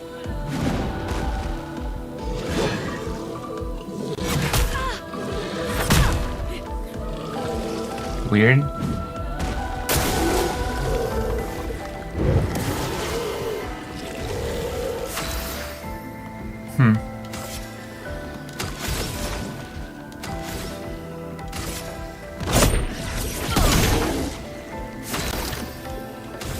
All right.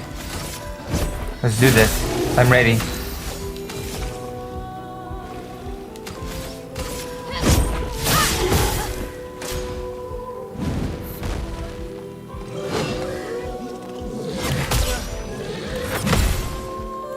I parried that one. The storm is coming.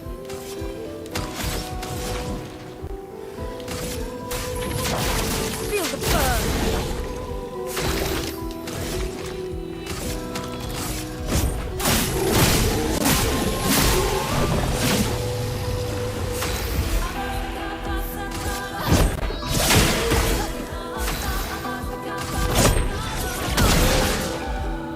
Gustav, don't die!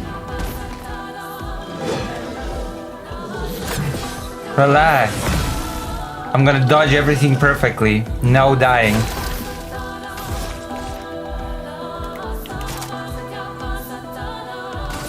Take him down. Time to hit big.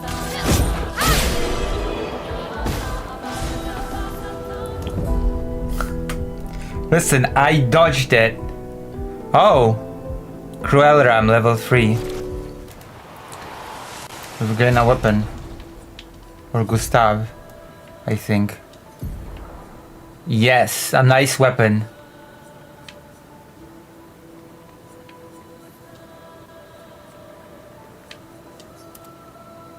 It looks pretty cool, doesn't it?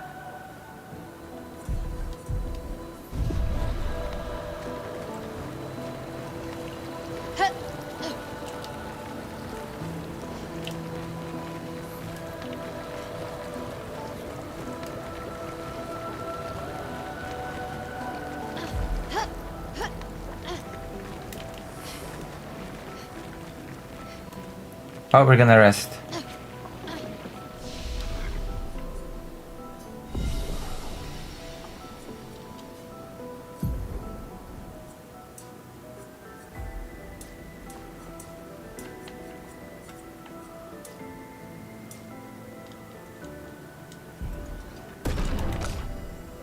Huh.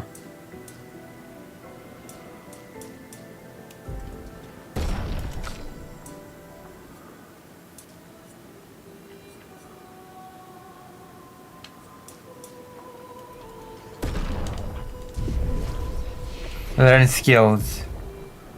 2 points. I cannot afford anything.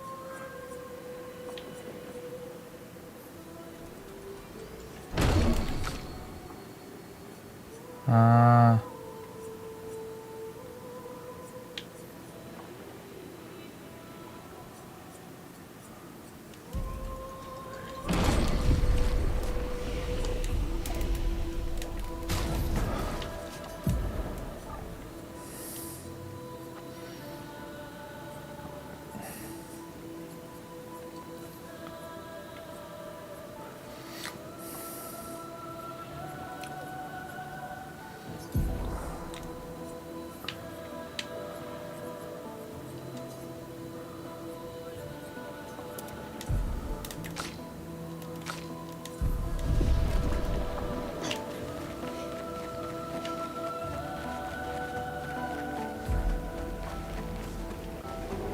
Yeah. Well, that will help. I hope it will help. Maybe.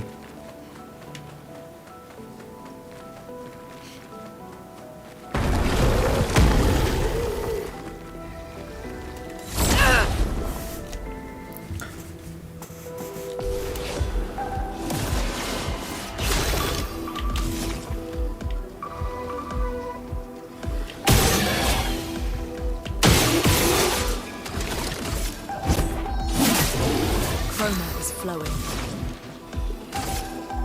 Ice, shut! Let's spill some ink.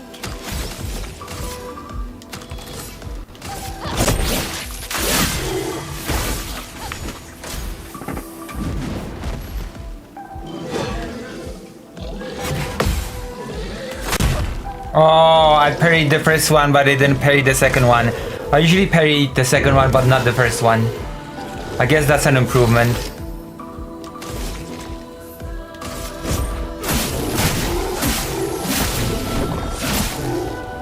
A storm is coming.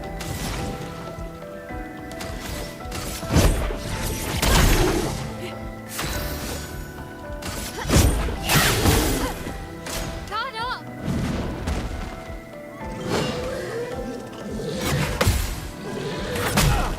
Ah, again.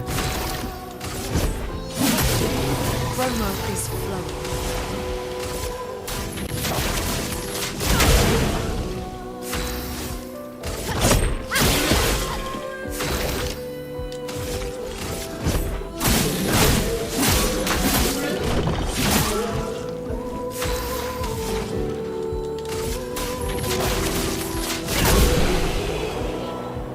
My goodness.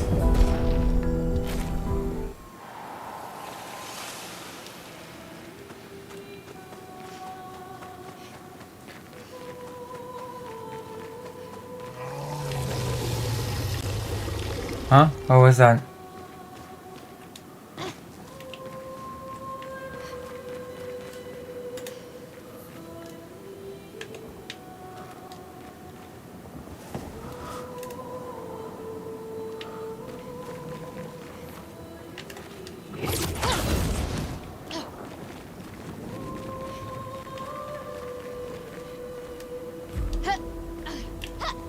Oh, we need to look for locks. We need to lock in. A rare loot awaits us. Amazing rare loot.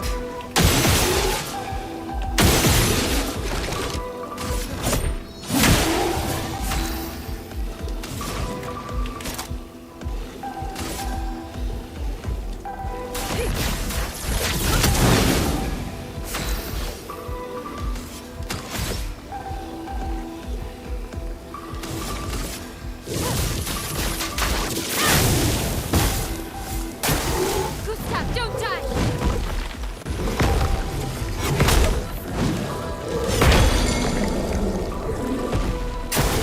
Dodge, Gustav.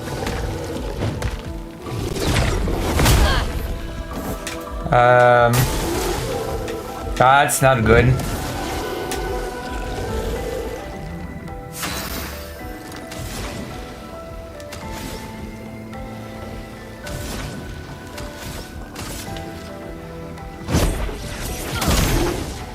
Finesse and grace.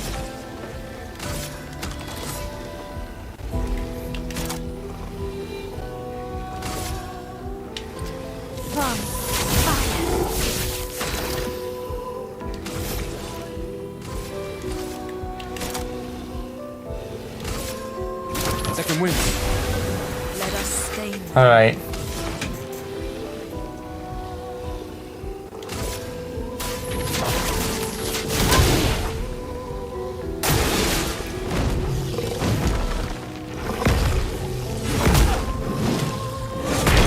Oh my god! I don't know the timing for this.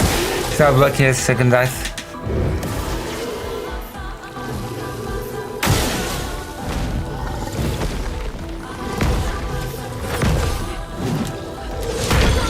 Okay, I dodged one.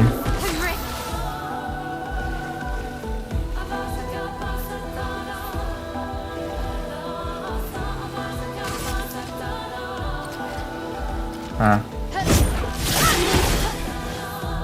A storm is coming.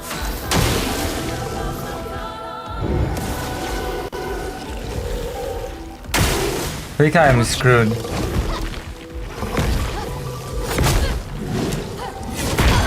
Okay, I'm screwed. This is not good.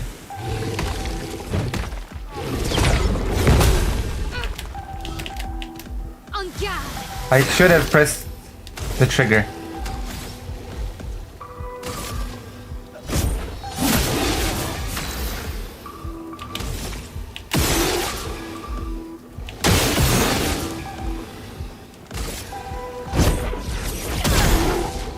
On guard.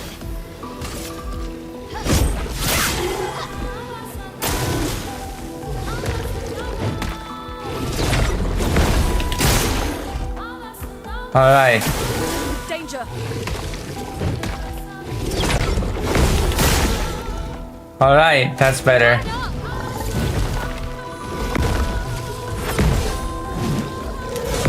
Alright. Oh, that would have killed me. Just saying. Second win. A storm is coming. Feel the burn. I'm ready.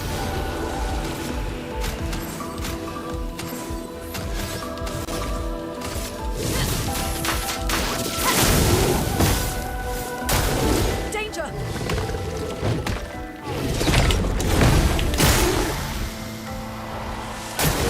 Ready to parry. Parry? Okay. We were not ready to parry. Chroma is flowing. I'm okay.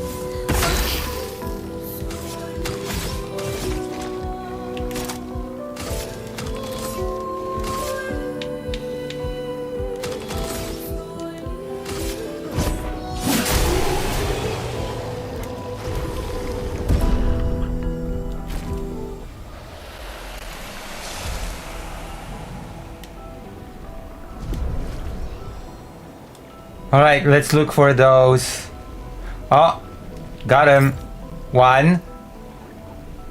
See, this is how a lock looks like. Remember. Alright. Now we need 2 more. And we get the precious loot.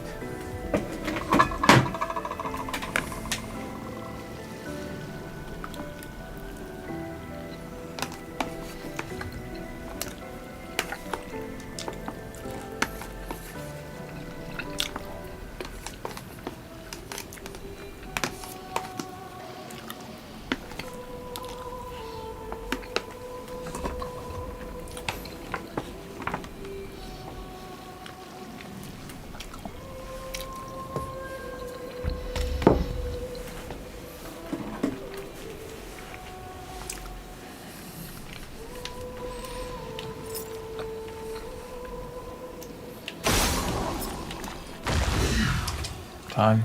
Okay.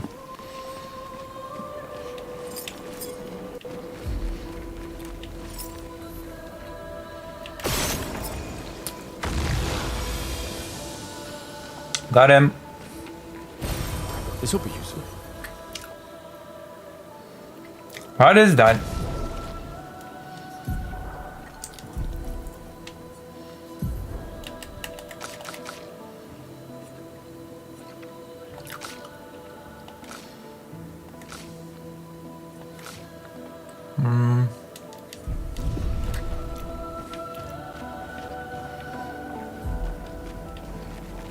Well, I was supposed to get rare loot, not some regular item.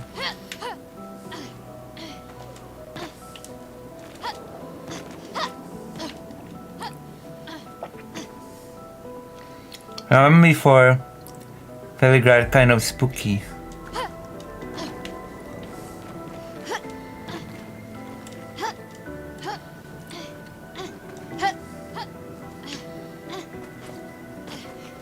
What happened to Greater Rain? Oh?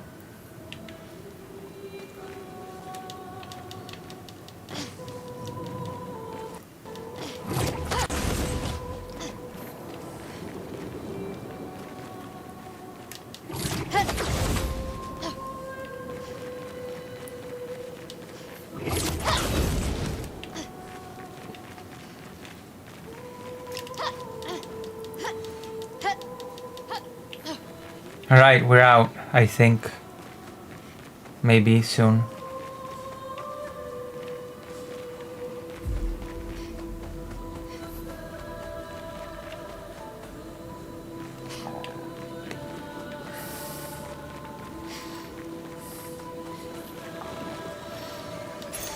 Perfect.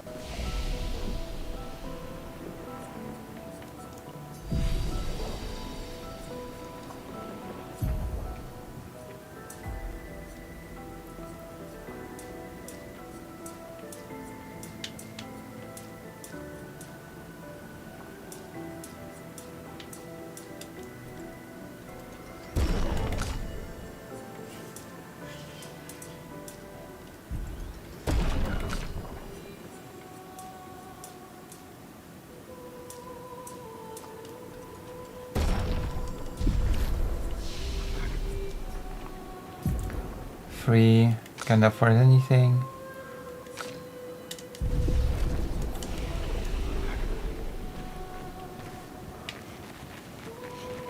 Alright, I'm ready.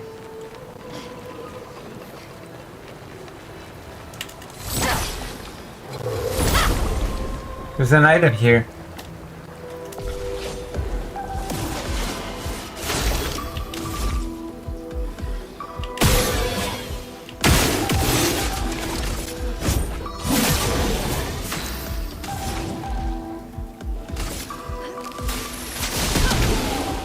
Alright.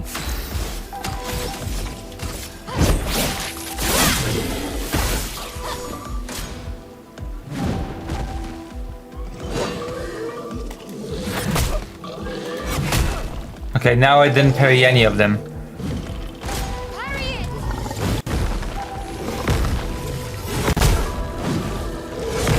I don't think I'm gonna parry this. You should not eat books, okay? Please. Let us stay now. Please don't eat books.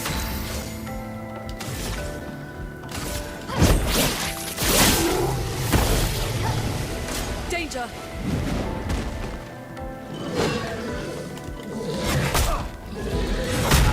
Okay, the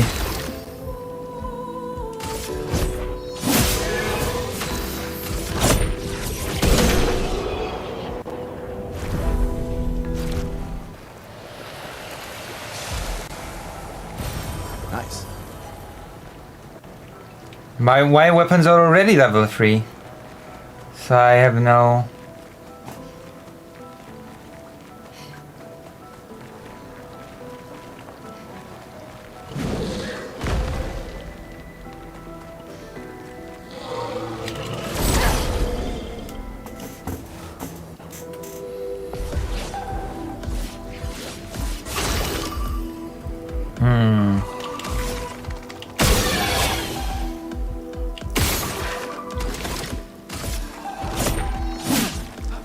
Oh.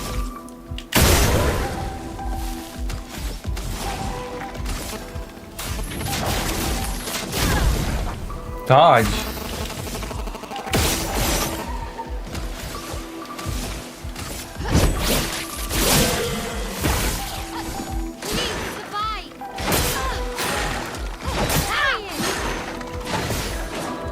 Maya, look out!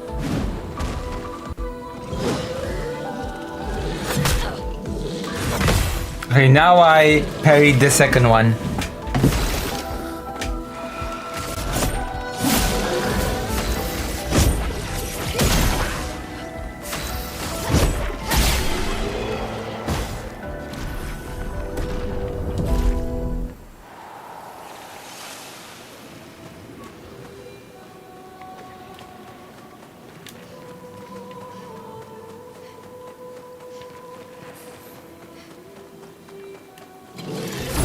What a large place this is.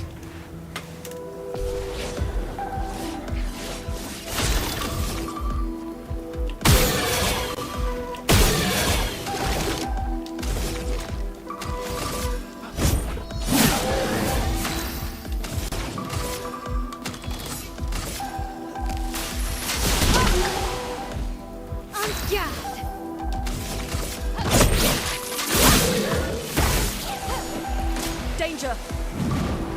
Yeah. Yes! I parried both! Did you see that? I got a counter.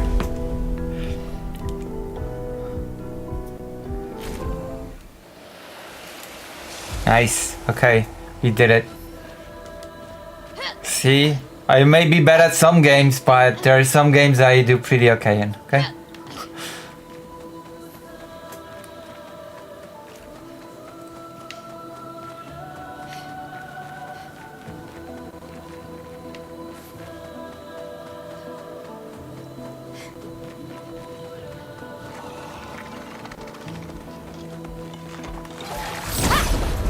I feel like this is one such game in which I do pretty okay.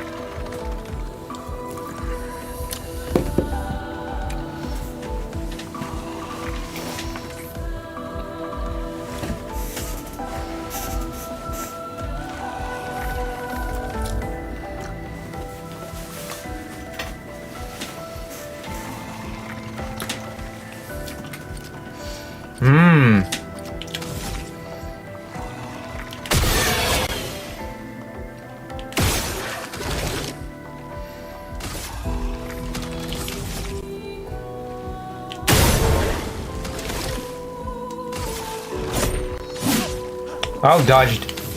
I'm gonna shoot him. Boom, boom.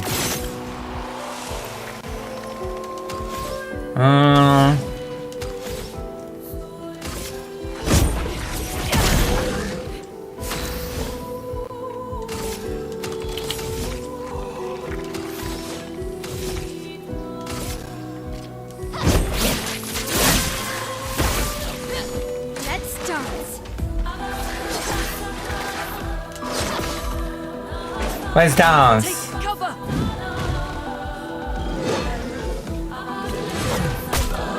Okay, I died. Oh my gosh, that was supposed to be a brilliant parry, but you know what? Happens to the best of us. Don't judge me.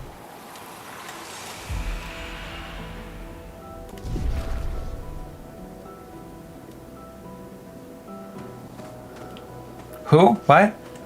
Jetstream? Oh.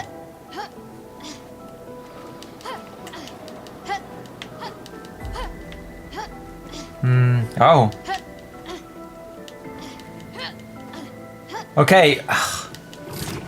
Alright.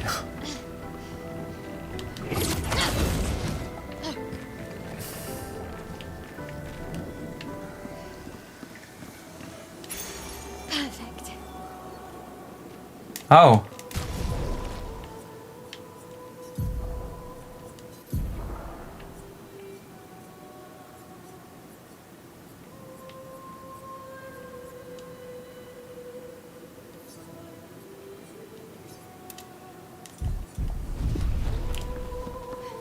Okay, that was good.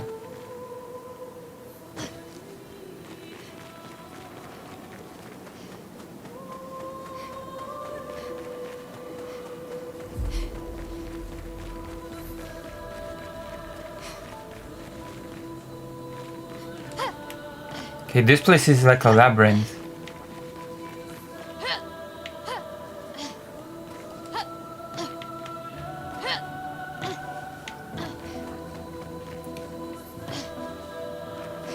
Dude, I have no right being such an elegant, strong, and cute lady.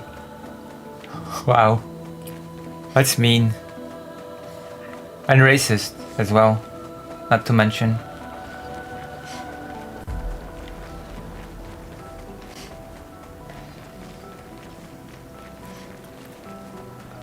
Where is Dr. Jones?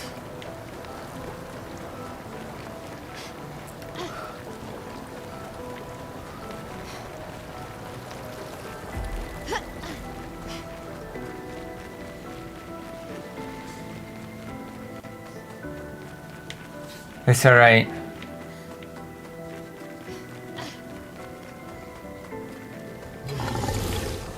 Whoa.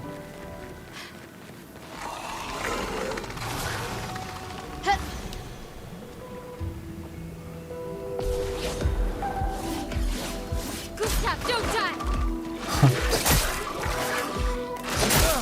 I'll do my best. I'm ready. Careful, Mael.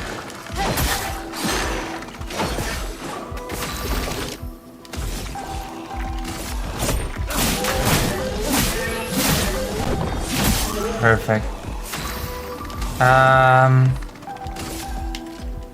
Ice shatter. Iceman. So gotta get him. Don't tell my mom. Why?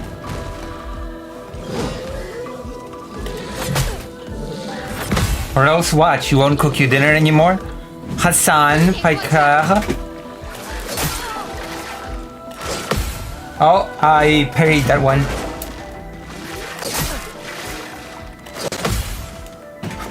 Oh my gosh, my chair keeps falling apart.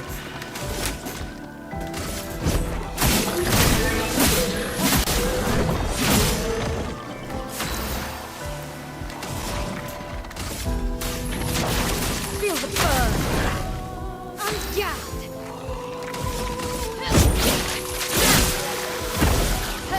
Gustav, don't die! Relax, I will not die. Damn. Feel the burn.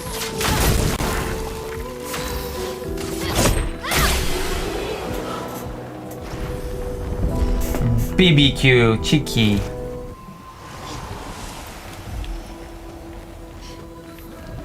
Hey, we have to get out of here. I've had enough of this place. I bet you've all had enough of this rancid place, right?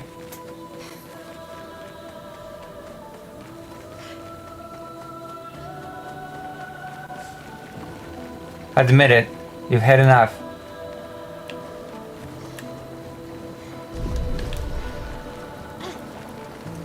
You're like, I'm getting sick and tired of this disgusting place.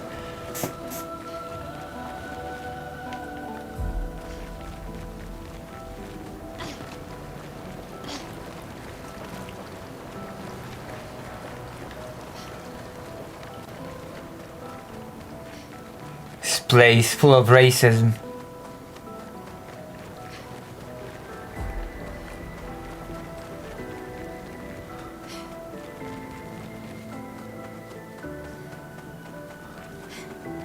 Okay, now I feel like I'm going in circles, but maybe it's just the assets. Being, I don't know. I feel like I'm walking in circles, to be quite honest with you. I feel like I've been here before. I am walking in circles! Oh my gosh.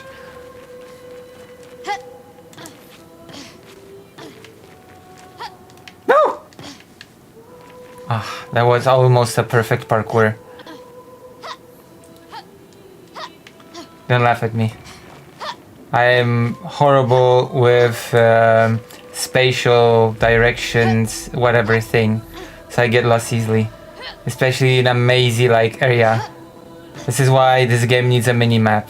I bet this is by design. Oh my gosh.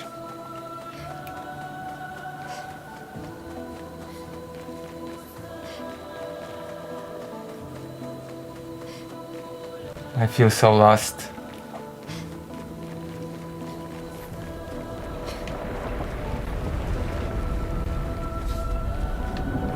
Wait, hold on. Oh my god. Really? I came back to the store?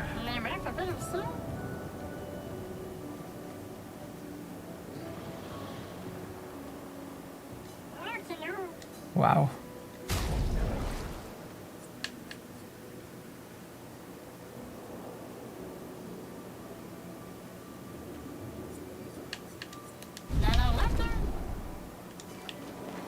I want to be out of this area. I'm sick and tired. Also, if you like what I do, if you like what I represent with my super leftist politics and I'm super cool, then why not consider donating and subscribing? Because, as you know, super cool leftist streamers like I are prosecuted by YouTube and lock in groceries.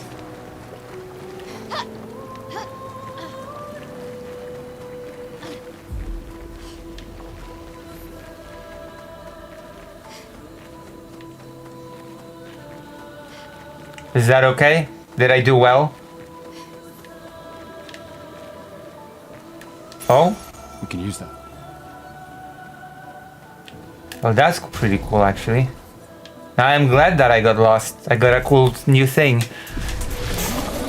We're all writing for not liking, commenting, and subscribing. True. And for telling me, for asking me if I'd never considered making better content.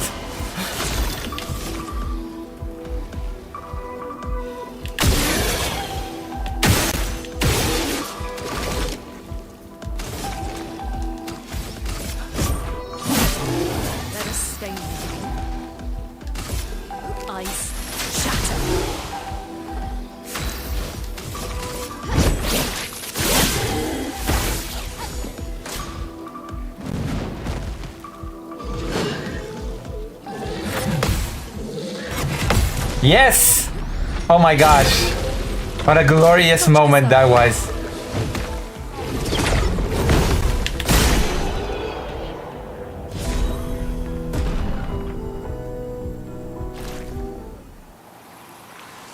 Did you see that? Wait, that's an item, I think.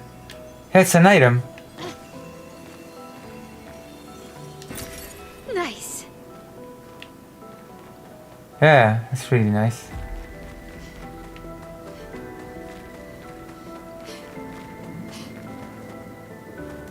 I just get lost a lot. Oh, item. Expedition 68. Elodie. Some reclining was A miracle okay. any of us survived. We were caught in the maelstrom and flung from wave to wave. We lost the moon and the stars, condemned to a never-ending darkness of punishing rain and raging clouds. The Paintress sent a storm to overcome us. But it is we who have overcome the storm. After surviving that, Crushing those Nevrons was almost an afterthought. Strength and resilience, it's how we survived that storm. And it's how we grabbed victory. It wasn't even a battle. It was an ink bath. We squeezed those Nevs dry. But this new one looks tougher than the others. Huh. Expedition. I feel there's gonna be a boss battle. So many. I don't like this. I kinda like it. Uh-oh. Uh-oh. Yeah. This one is gigantic. I don't think we can win this. Avoid those at all costs. I don't think this is a winnable fight. I have a feeling. I have a hunch. Magalucy and Dove have that in common. They're both planet platformers. Who's Dodo? Who's Dodo?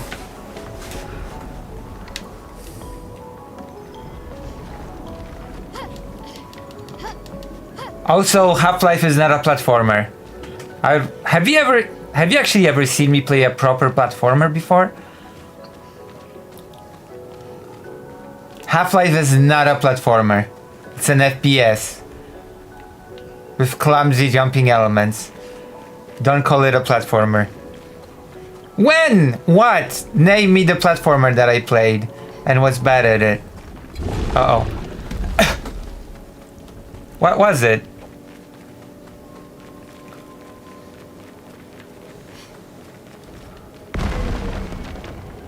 Oh. Yeah? What was the platformer? I don't remember the name. Oh, okay. Well, then it never happened. Okay?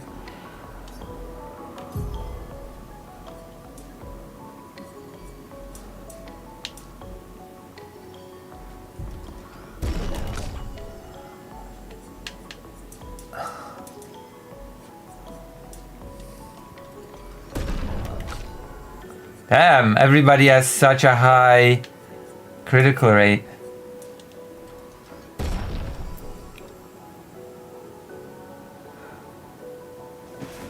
Also, I did very well in Mario World, so don't at me, okay? You're gonna talk to me about being bad at platformers. Don't you remember I played Mario World and I did very well? Of course you'll forget, because you never remember when I do good at games. You only remember when I do bad.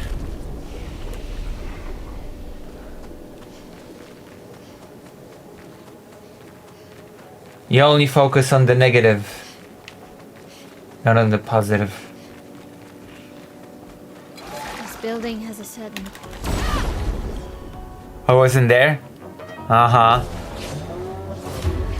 I never played Metroid on stream. Hello Lucy, is this an expedition under the number 33? Yes.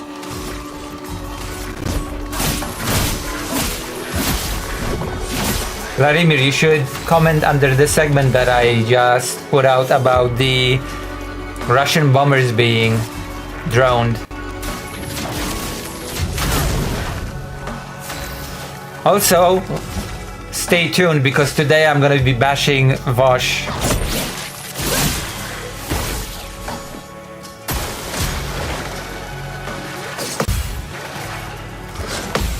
I did it! Look at that!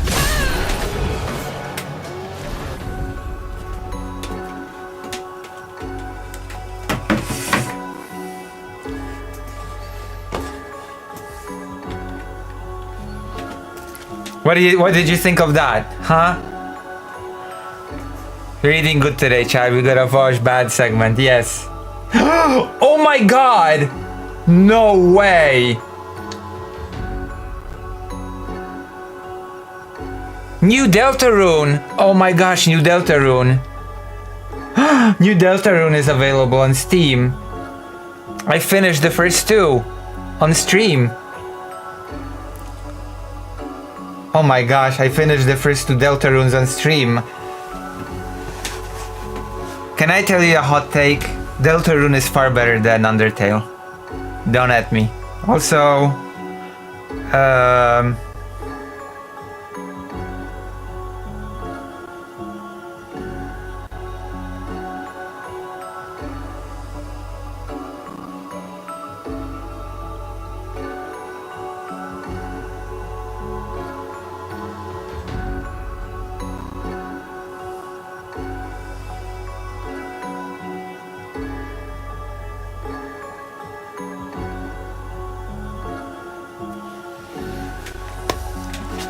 Is this really a hot take? I don't know. People really like Undertale, so I thought it could be.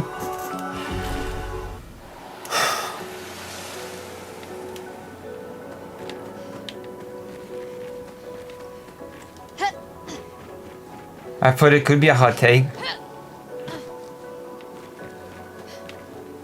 Maybe it'll be a segment that'll get me views. Okay, I have a question. Do I have to, like, if I release the debate with the chatters as a segment, do I have to include all of their chats on screen? Because that'll take 10 years to edit.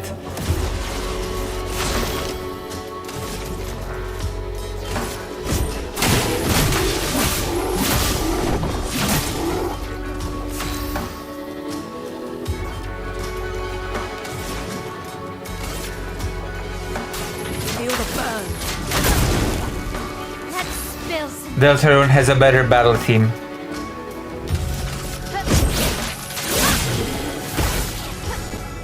Okay.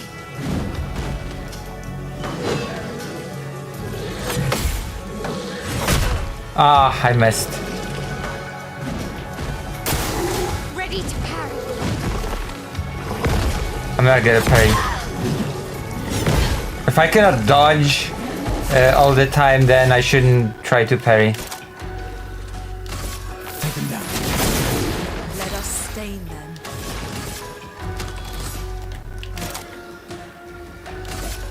Thunder! You can do it. On me.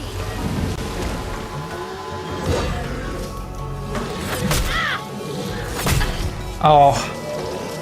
Okay, listen, I know that Russian propaganda is going to spin it like that never happened, or if it does happen, the damage was insignificant and already repaired. Do you mean the bridge, or do you mean the planes? Because what you just said could apply to both.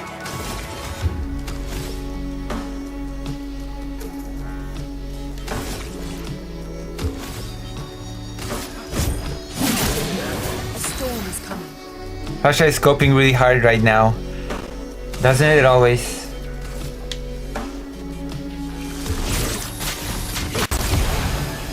It's sharp.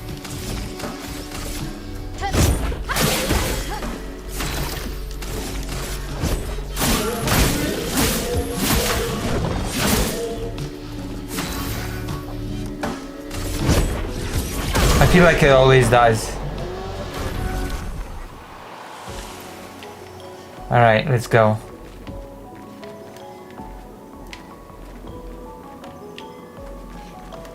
I thought I smelled an item in the air.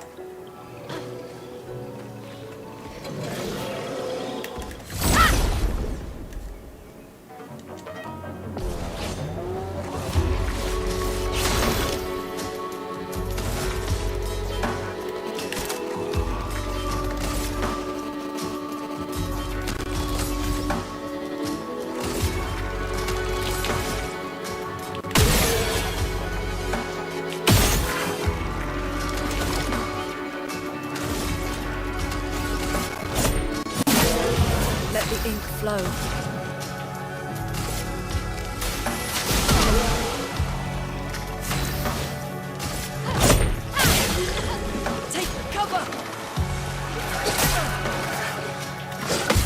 Alright, we did block this one.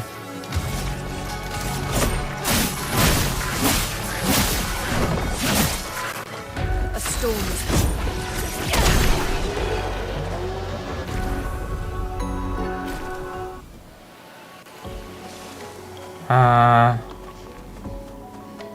Oh, Great.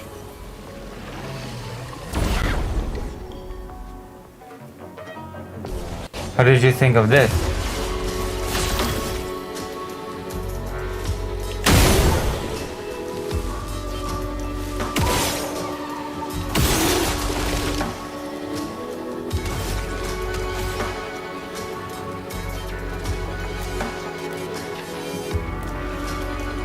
A storm is coming.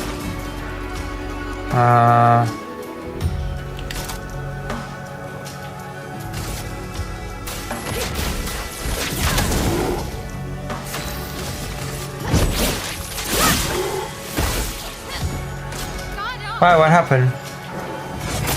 Oh, there was another bomber.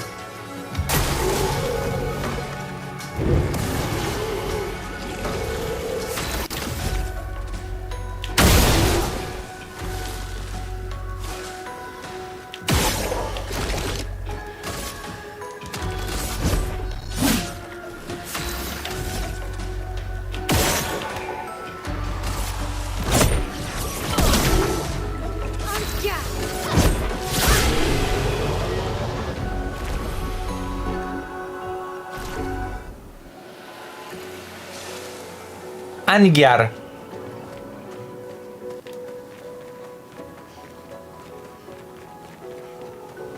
And yes, I pronounced this incorrectly on purpose. I can feel the anger of some of the people in the chat. So I'm gonna clarify just in case.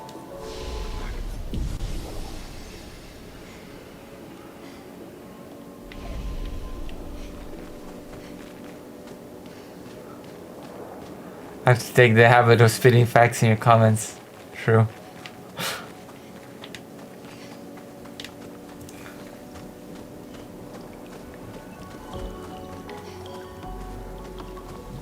Uh-oh. I'm out of here.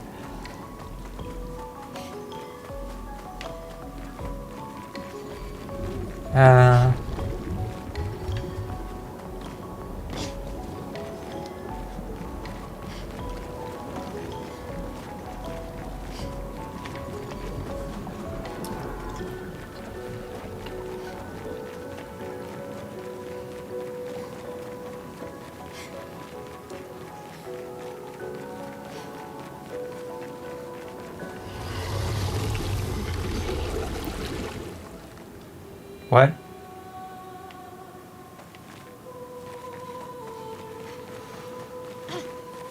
Oh my goodness. Oh. Big gay?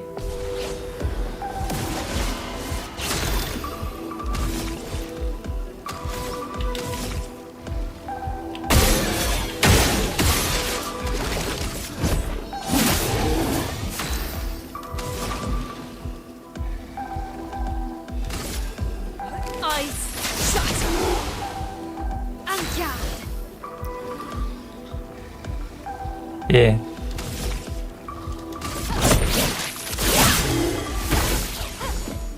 Get ready.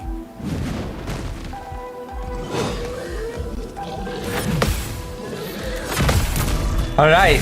Well, it is Pride Month, so it's all about the big gay.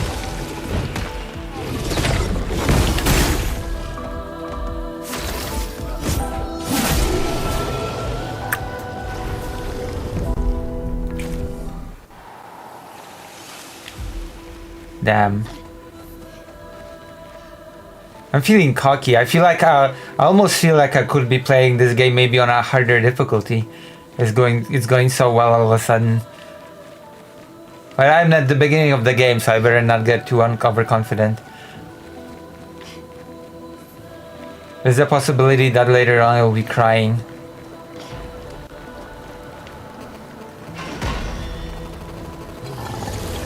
Wait, don't tell me I moved backwards again.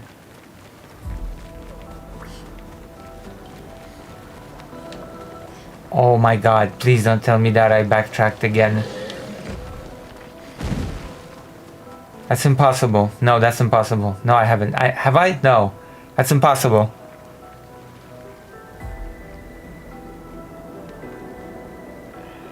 What about what's happened to my comment section? Wait, what about my comment section? Why is this turn-based RPG has such advanced graphics? Like, does it really that much need this type of game? Divinity and Tyranny get pretty good graphics, but even that was already like too much. Because this is like the Final Fantasy game that we never got from Square Enix. Because Square Enix states that it's impossible. Okay? Square Enix lies to us. I wanna see what comments are. Which is good in translating but bad at platformers. What? What did you say? That's not true. Oh my god.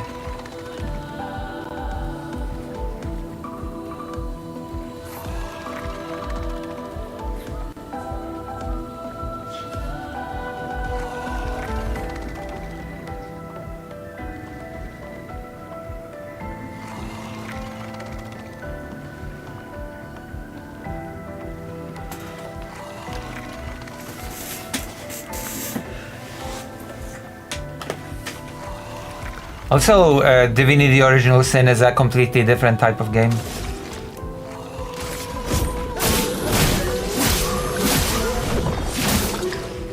A storm is coming.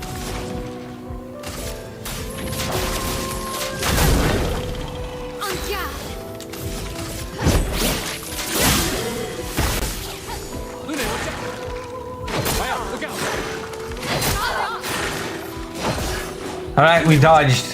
We dodged it. Like dodge. Okay, still don't know how to parry the lightning.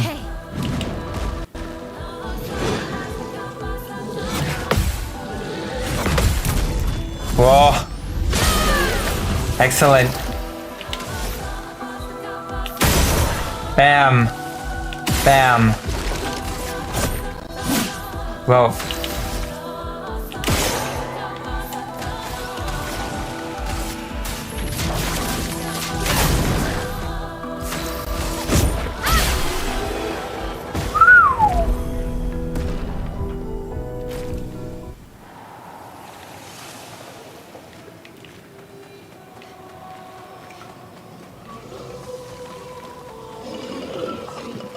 I feel like I've already been here before.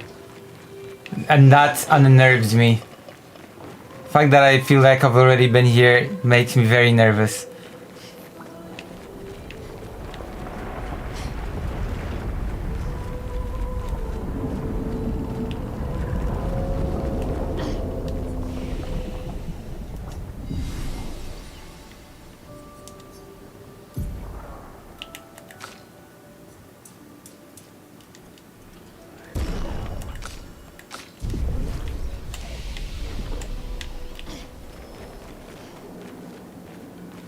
Are you kidding me? I'm back at the store again. How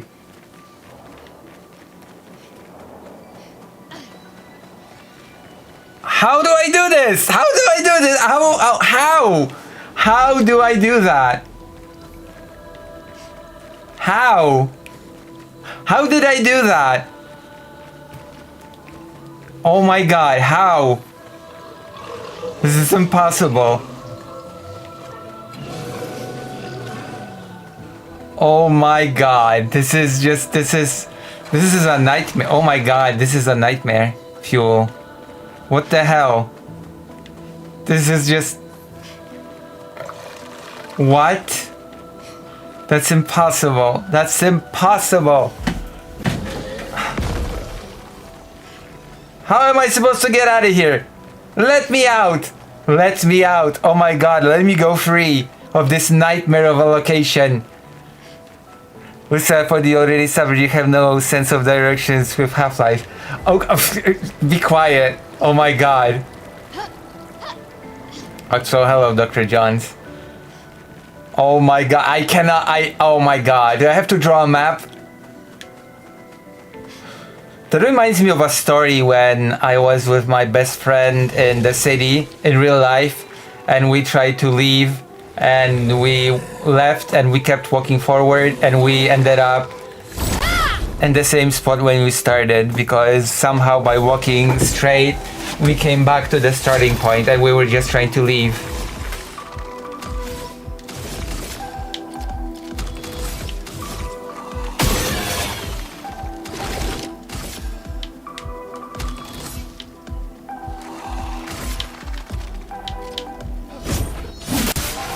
Let us stay. Ice, shut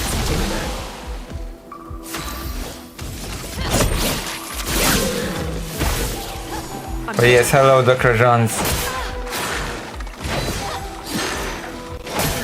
Oh, I thought I would maybe parry. I parried that one.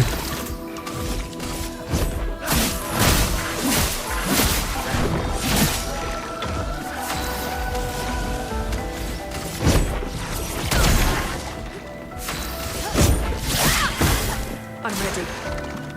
Danger! Oh, I parried one.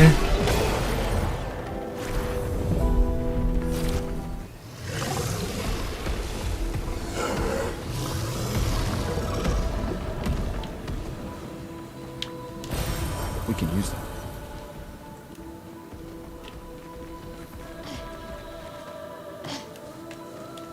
Oh my god. I am so lost.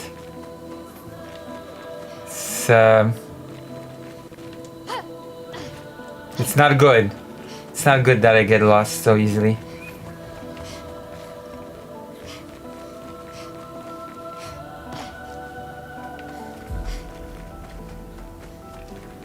How do I get out of this hell?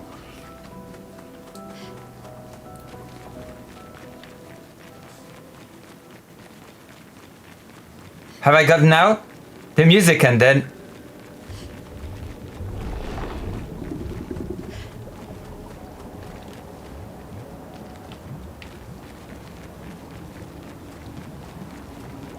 No wonder it takes Lizzie so long when she leaves to use the toilet. She can find the bathroom. Oh my god. I don't take that long.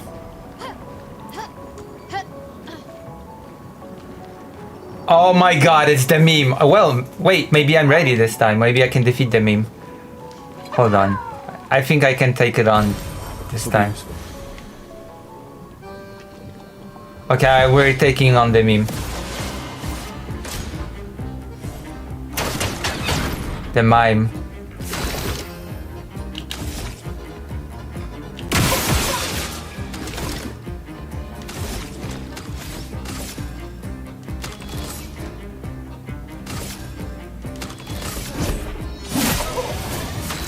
I don't think we can defeat this enemy. Somehow. Call it a hunch.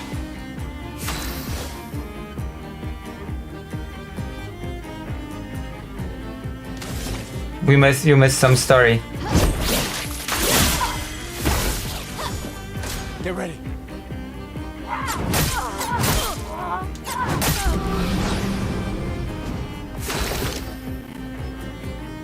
How do I...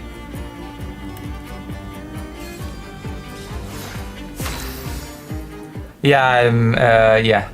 That's not happening.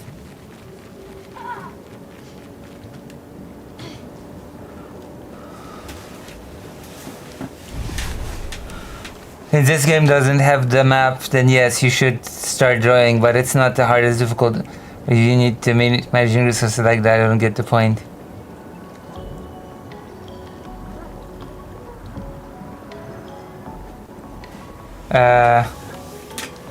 I just want to get out of here, okay? I'm drawing the map to be able to get out of here. I am good. Oh wow, okay. I found... screw you guys. I think I found a way out.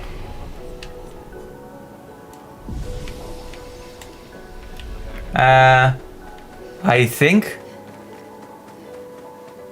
Yes, oh my god, okay.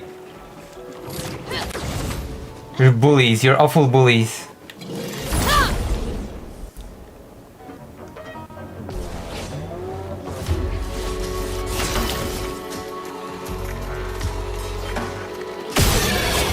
My goodness.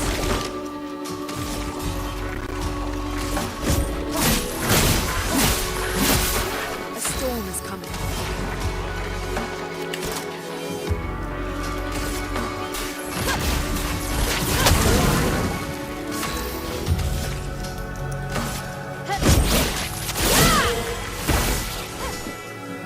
I'm ready.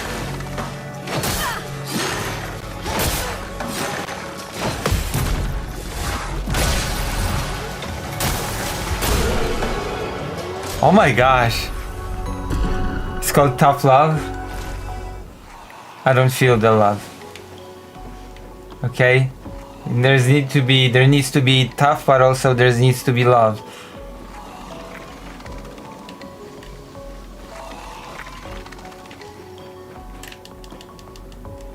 What the hell?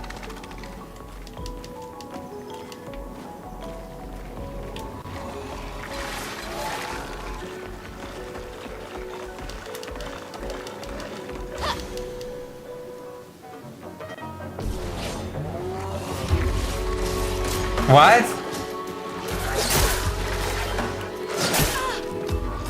Ready to evade.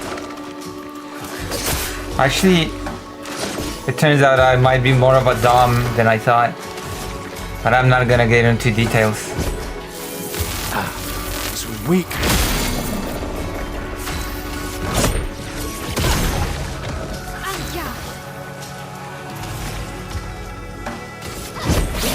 Oh yeah. Ready to evade. Take cover! Brace yourselves. I wasn't! I was replying to chat. What do you mean that was out of nowhere?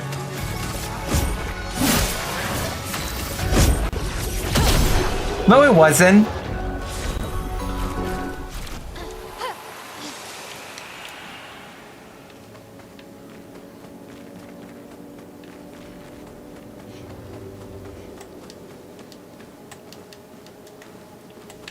Like, Lucy, you degenerate. I was like, no. Like, come on. Comment, journellement? Je la petite veut de je vois. Great.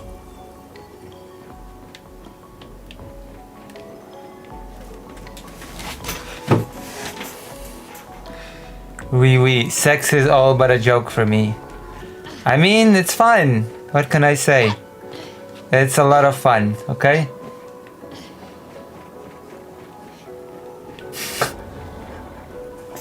If sex are a joke, then I just enjoy humor, I guess.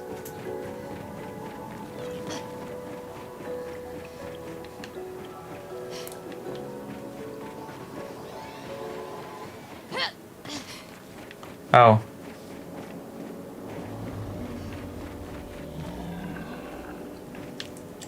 There is no fall damage in this game, thank God. Fall damage is for losers. And perverts. I hide. I'm tired of enemies. I'm really super over-leveled by the time I find the exit. I don't want to be super over-leveled. I just want to be slightly over-leveled.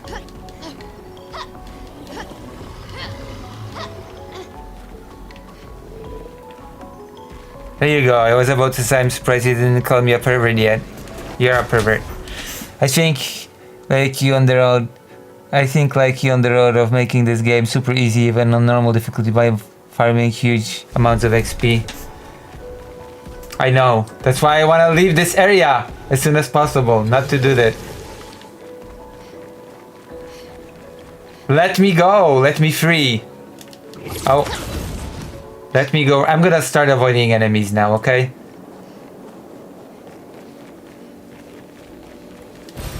This will be useful. This will be quite useful, yeah. I think we finally found our way. Maybe.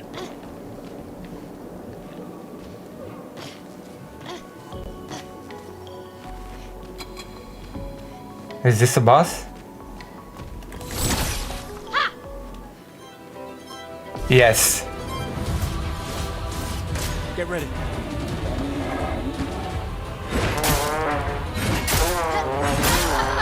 Uh-oh. Uh-oh.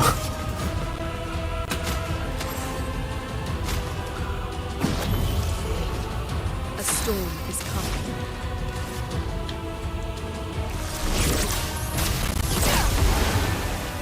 Dodge, Gustav.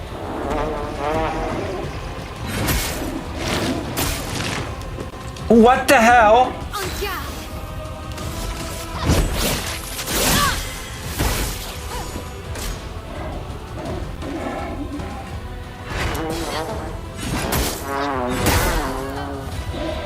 Let the ink flow.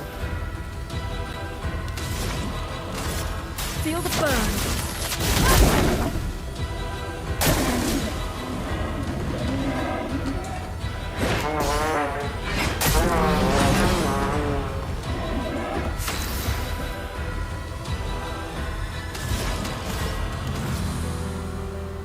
Oh my god.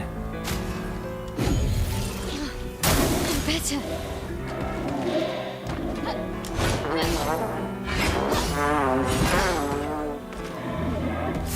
Not looking good. You can't leave us yet.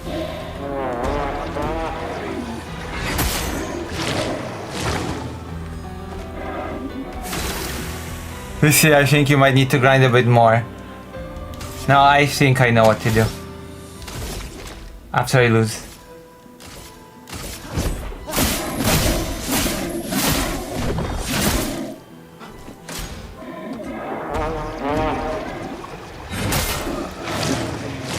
Oh.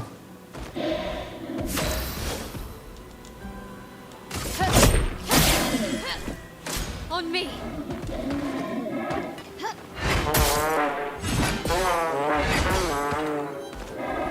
Blades. I need to dodge better. Okay.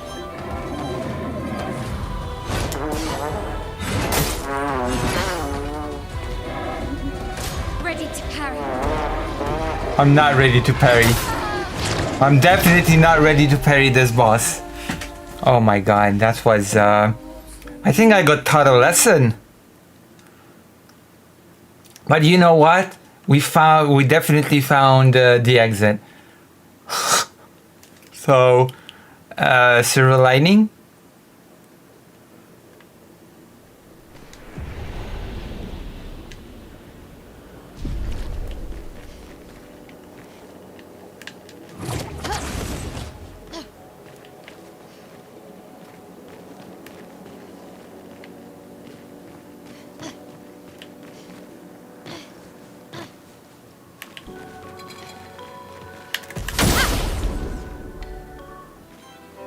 Wait, is this a boss or is this just an optional monster?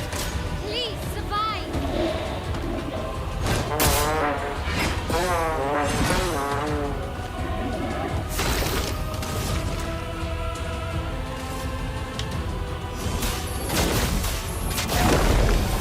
A storm is coming.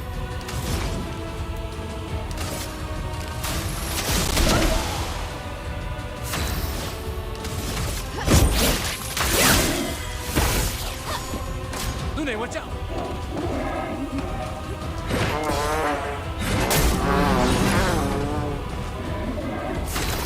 Wait, why am I on 1 HP?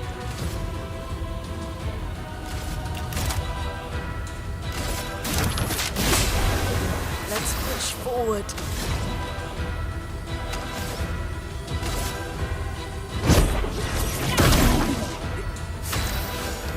Feels like I'm...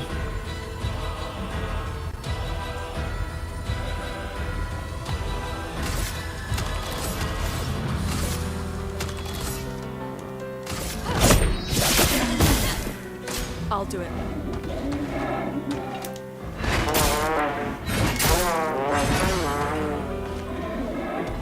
Let's dance.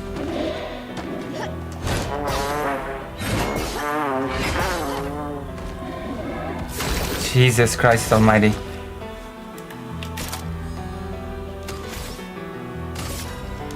Wait.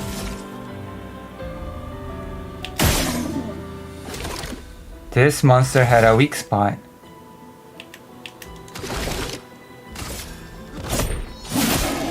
Not looking good.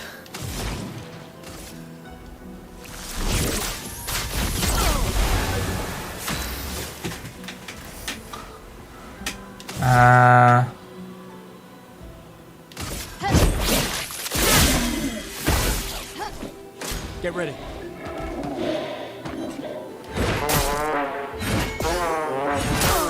Oh man.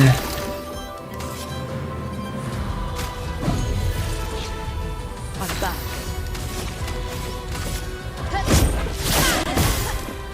Get ready.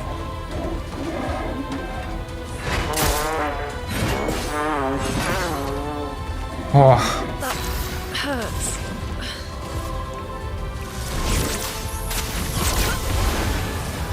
Get ready.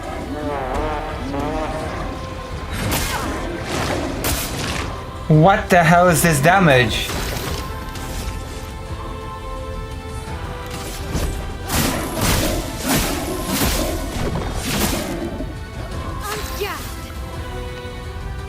Yeah. Oh my goodness.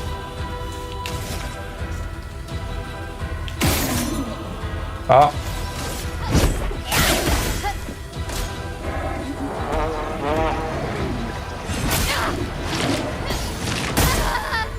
Oh my god. This cannot be a regular boss. This is an optional boss.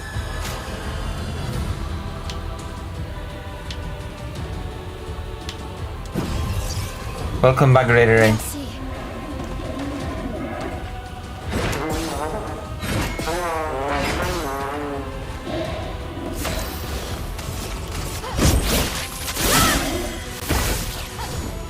Gustav, don't die. I will say that the warning is warranted this time. Ready to parry. I will not parry this. I will definitely not parry this. Not leaving you behind.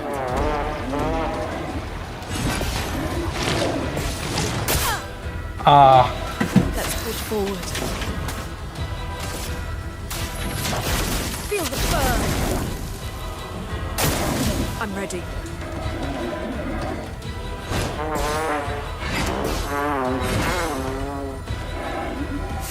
Not looking good. Let's push forward. Oh my god. Thunder.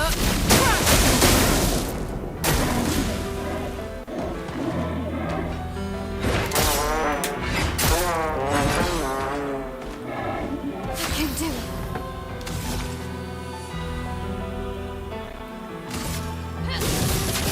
Flames on me.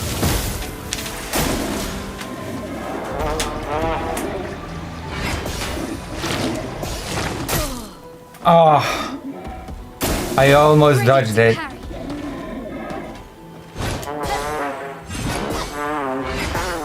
I'm not ready to parry anything. Not giving up. I don't have a small revival anymore.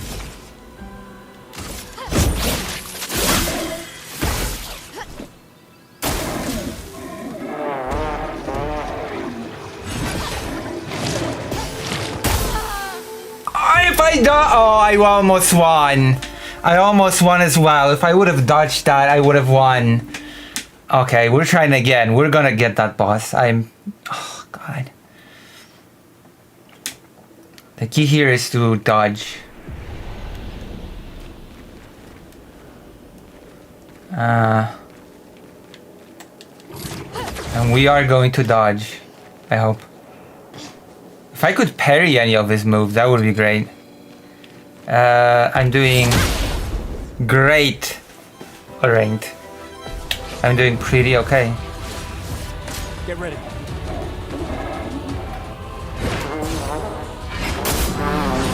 Even though I won't be able to go to Ukraine like I wanted to, I will miss the opinion of the children thing because I cannot afford to get there, and even if I go now, I won't be there in time. So that makes me sad. But you know, the newspapers did not write me back.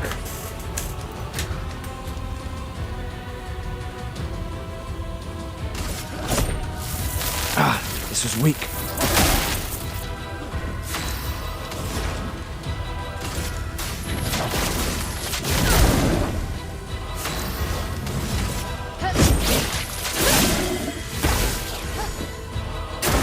I'll do it.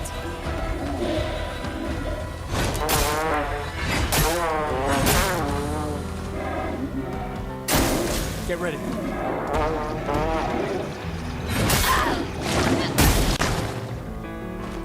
Oh my god.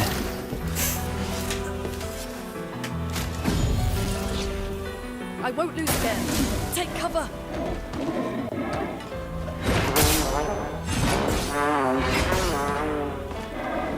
Let's push forward. Here.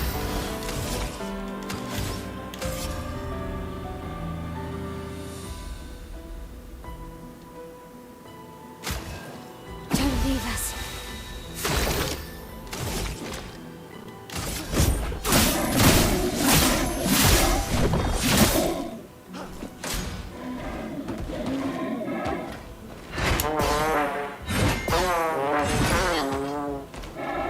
Let the ink Alright. flow.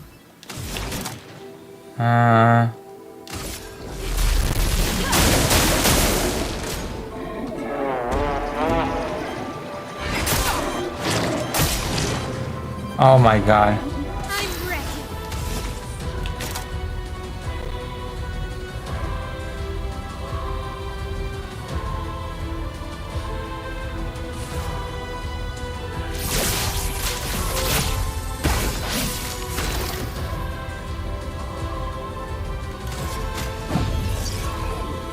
Sorry, I failed.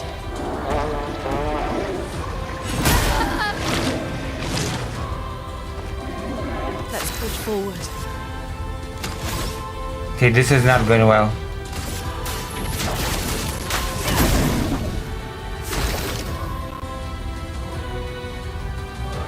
What?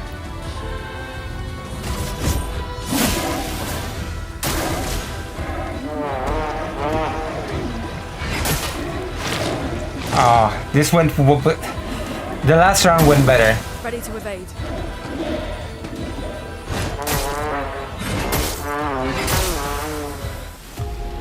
Okay, we are going to beat this. We're gonna beat this. Also, if you like what I do, etc., then lock in. Oh my gosh. Not good.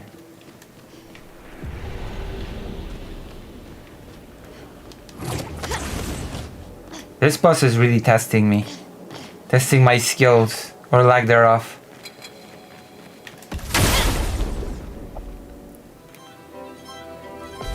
Yes, I am. A little bit. Hunde, watch out!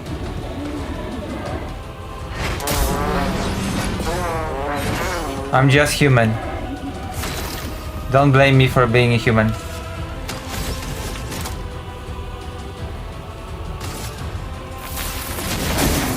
storm is coming.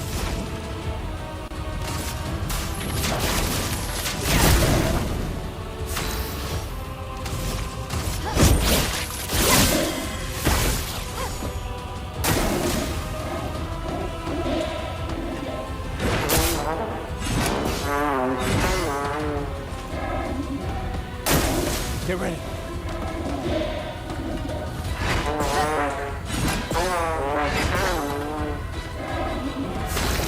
Oh my god. What did you do? Oh my gosh, what didn't I do? Would be a better question, I guess.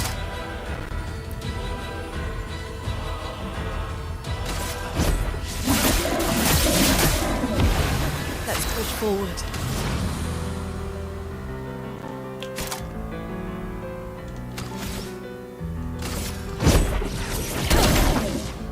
Oh yeah, that's right.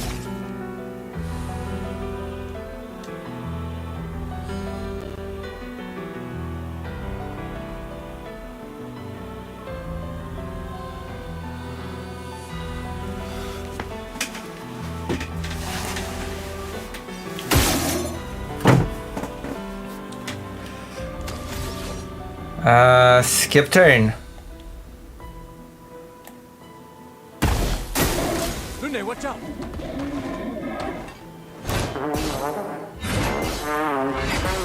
Whew. Listen, I'm not doing bad.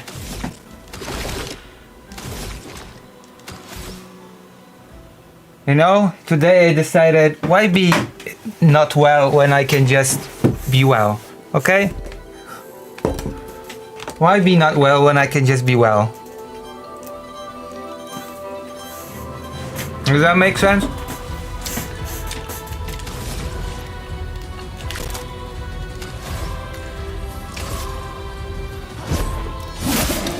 Let's push forward.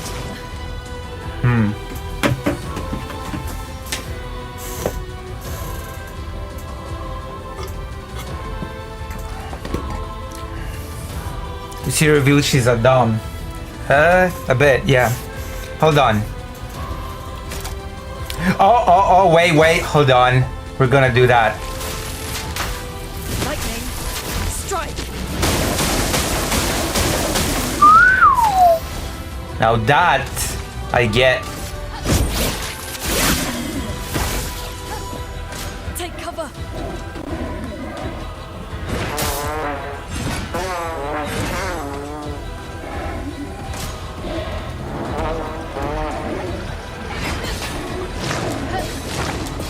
Alright, we're doing so well. We have a chance now to beat him.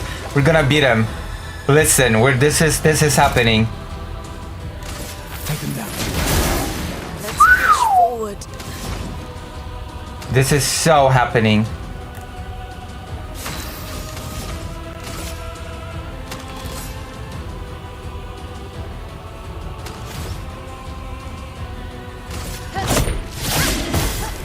Alright. Dance.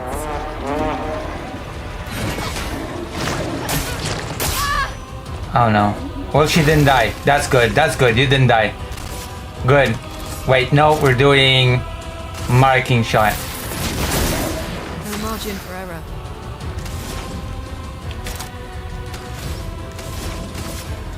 Feel the burn. Guard up.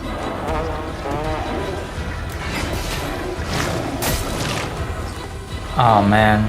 Let's spill some ink.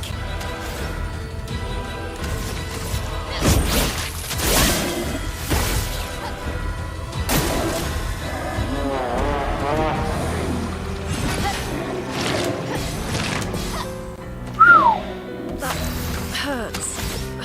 Actually,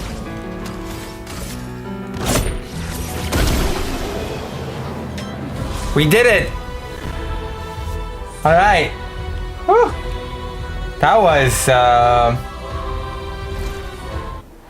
was tough. Okay. New weapon. Okay, we got a weapon for level 4 weapon.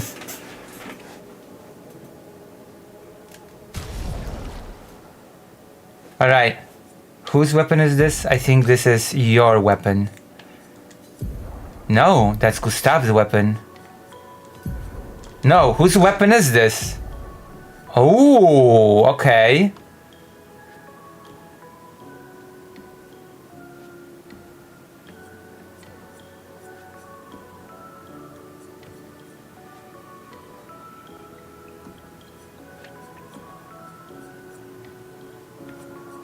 This is the strongest weapon I've got in the game right now. Oh wow, okay, thanks Dr. Johns, thanks. Took long enough. Wow, thanks Dr. Johns. This was definitely an additional boss, you know that, right? This was definitely a bonus boss, right?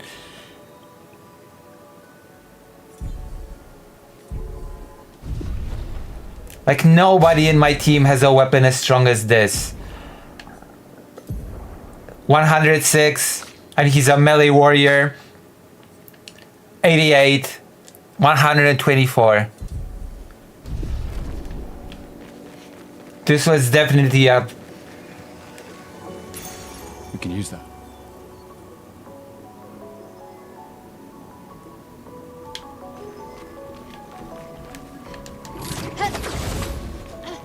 Alright, well, we did it. We found a way out and we defeated the... Okay, I said that I'd be avoiding enemies now.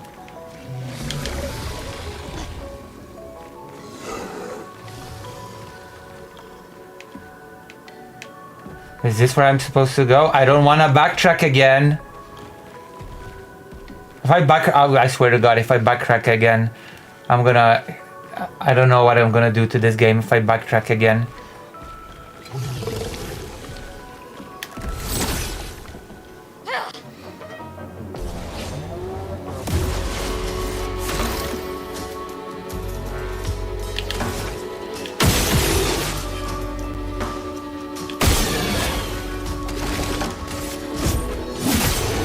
Not looking good.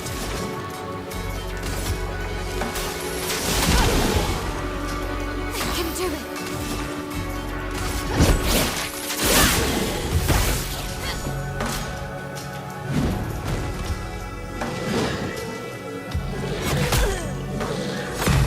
Oh my gosh. Oh wait, no! Oh gosh, I should have...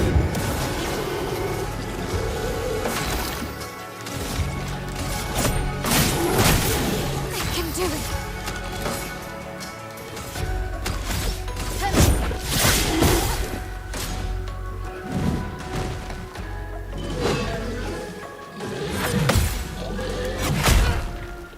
Well, I'm not dead.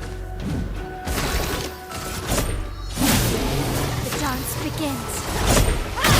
The dance ends.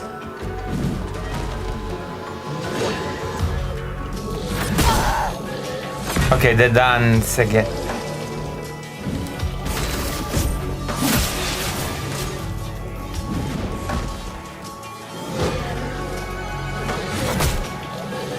I died. That was so sad. That was so sad.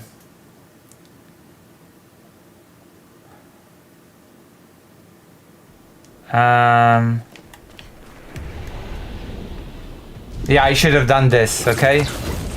That was my bad for not healing after finishing the fight.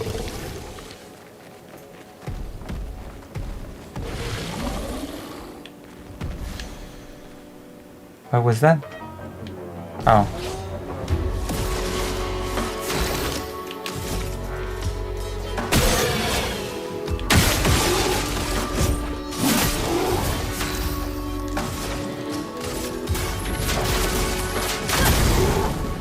I'm ready.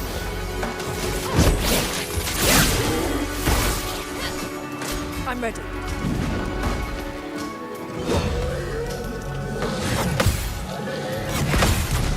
There we go.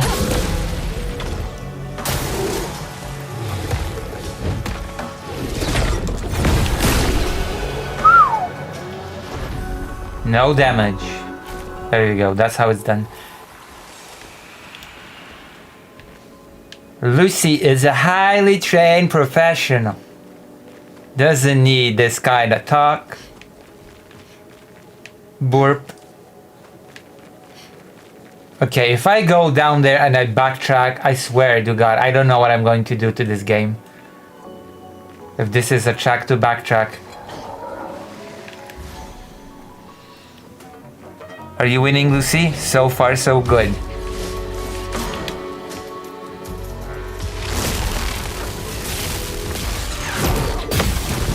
I parried the lightning! Oh my God, did you see that? I never did that before. Wow, I'm reaching new heights in this amazing game.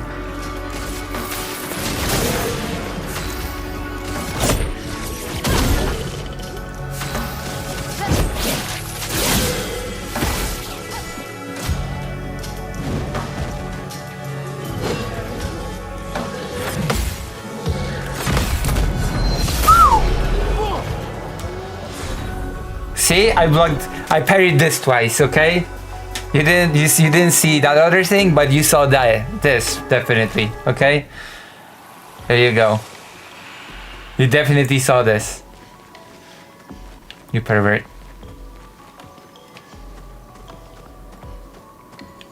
I didn't backrack, did I? I swear to God, did I?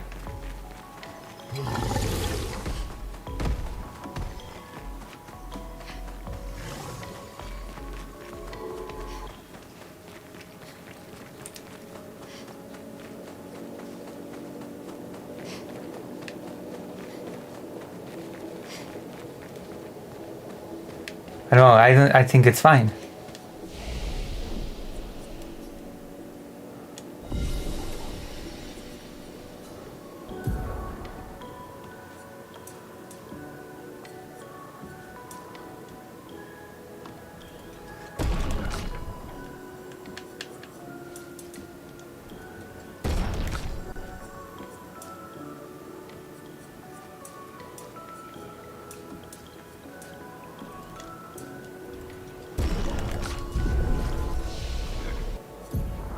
I need more points. Oh.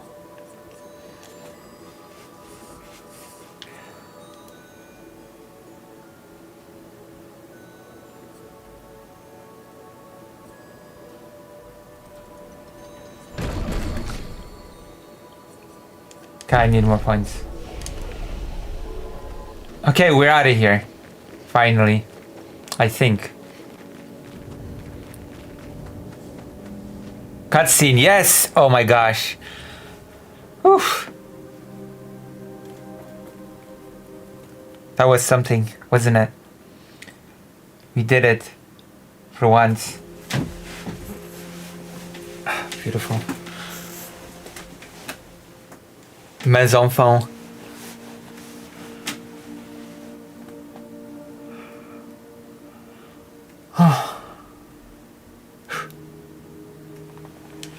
Where's Fido?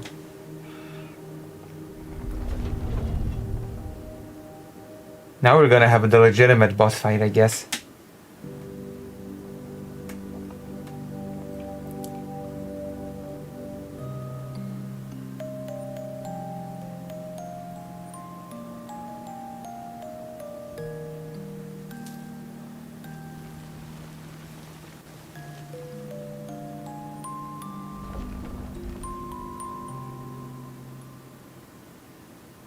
Watch out!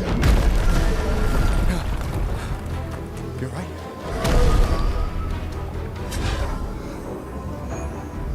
It only attacks when... Coming. I've got a new theory, by the way. There are 3 running theories in my head right now. Either people are literally get turned to flowers, teleported somewhere else. Oh my gosh. A storm is coming. Or they get turned into monsters. Ice. Shut.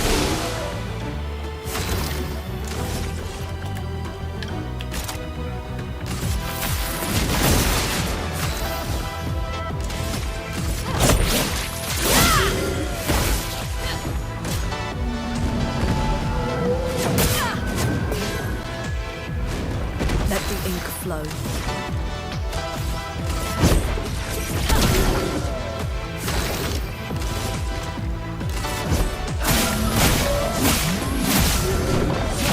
This game has a very direct sound, very diverse soundtrack, I will give it that.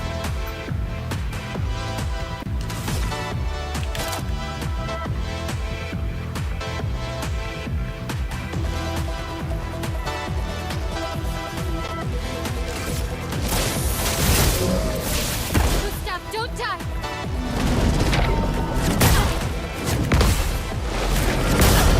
Okay, we parried a bit of it. Is flowing. Feel the burn.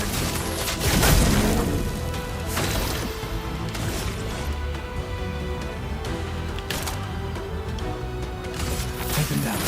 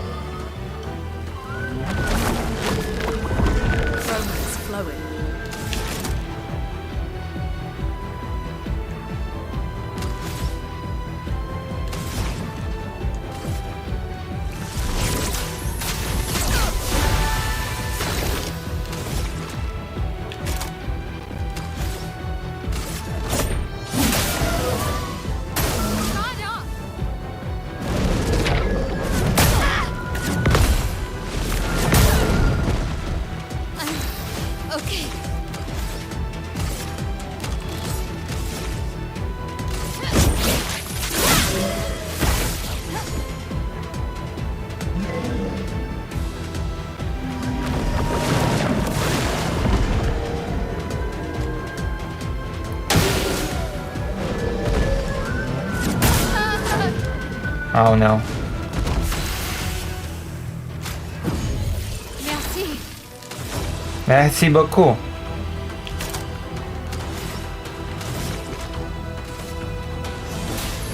Let me help.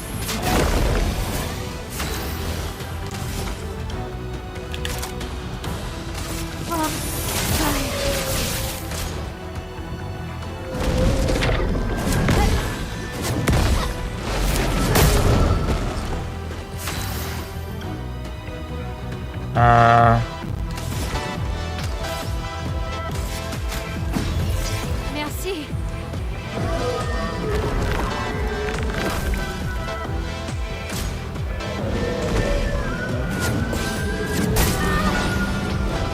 I can do it.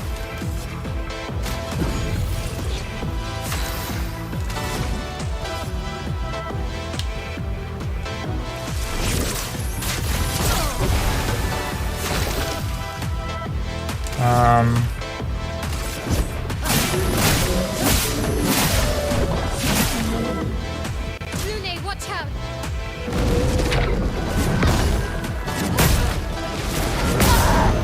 Okay, that was horrible.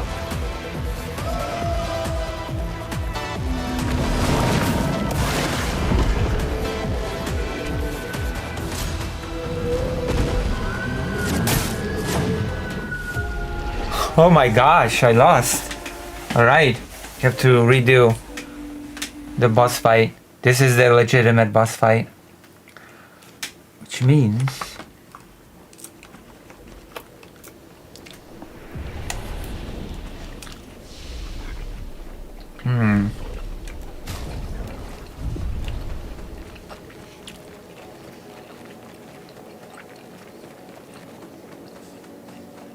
But we're almost out.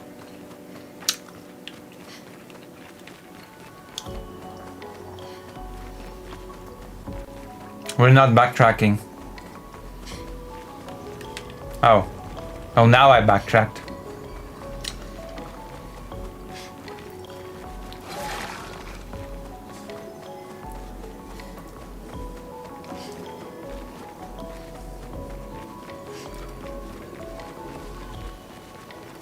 Almost got lost again.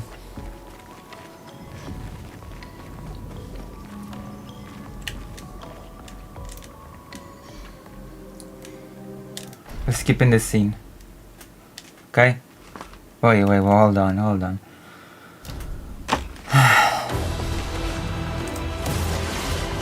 Dodge, Gustav.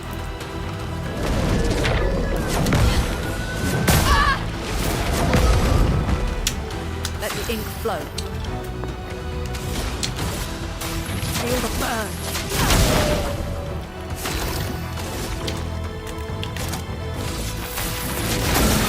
Anja.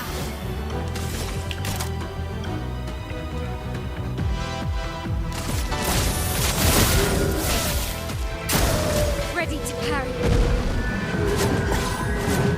I will not be parrying for now.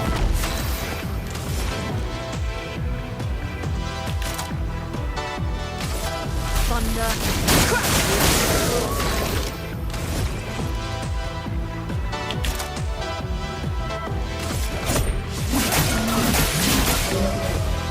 Finesse and grace.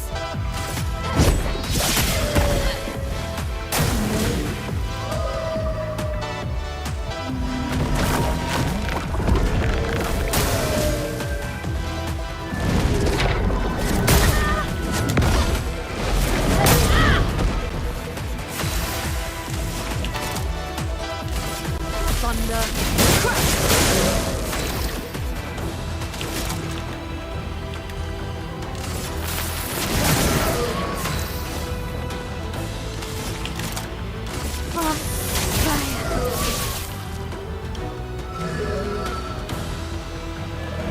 Alright.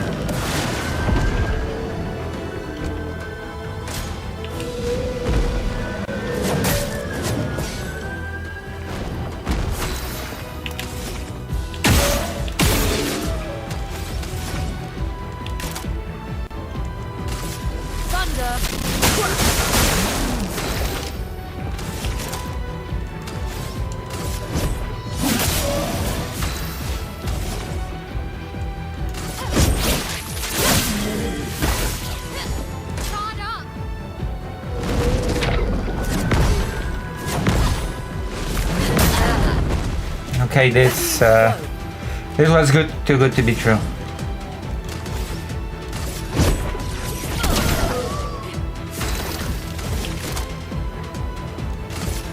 Second wind.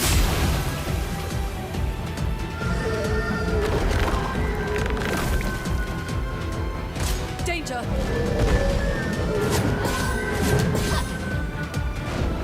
I can do it.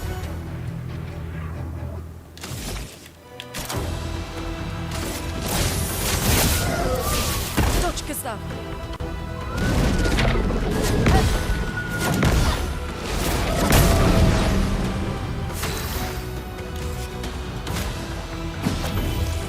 Thanks.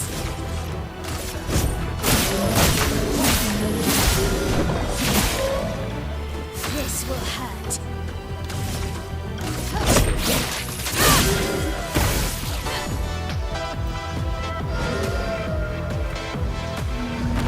My gosh.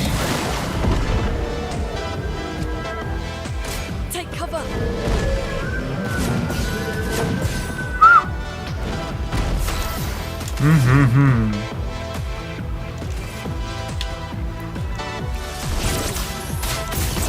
Ah.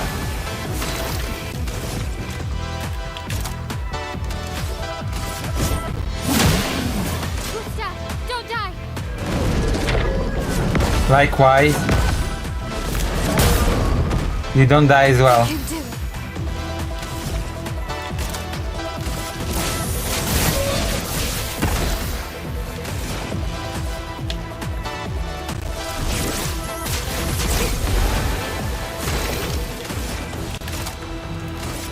Second wind.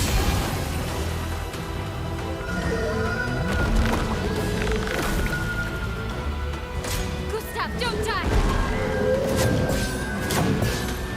It'll be okay.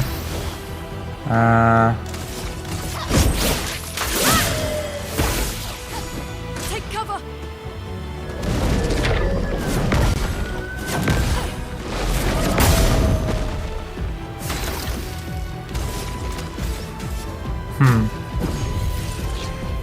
I won't lose again. Feel the burn.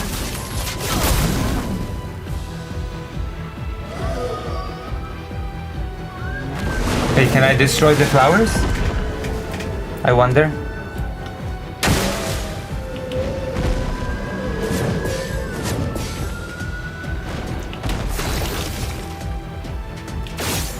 No, I cannot destroy these flowers.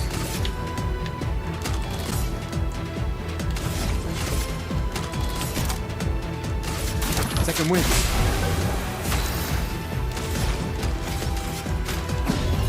Here. Harry it.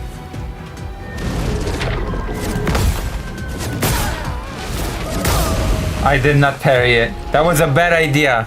I will never listen to an NPC again. Parry it! And then I died. Oh my gosh.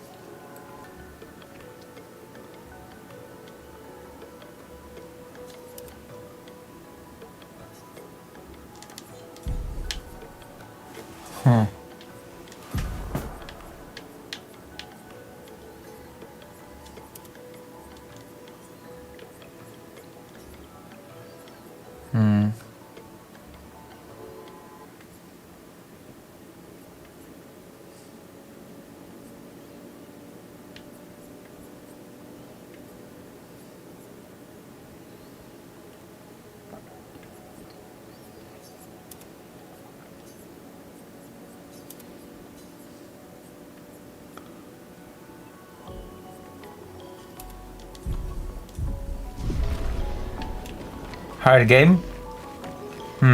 I just suck. Don't worry, we'll beat it. This boss, I mean. Oh. Okay, I'm doing that segment. Tochka-san. Why is that?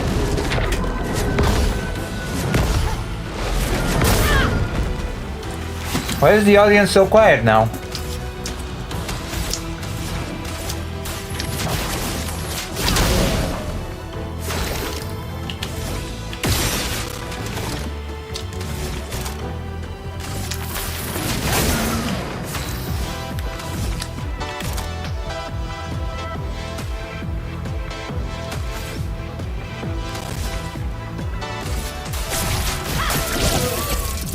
Oh my god, what was that? Did you see that? Did you see that damage? Okay. Okay, that was Feel the burn.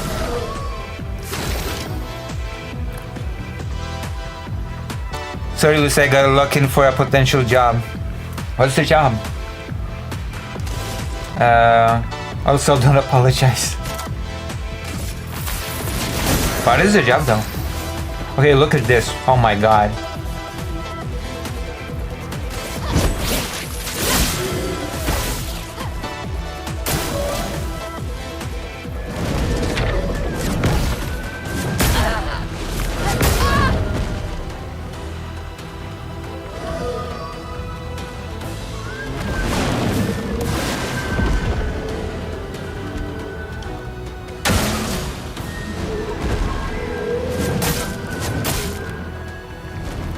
Chroma is flowing. Feel the burn.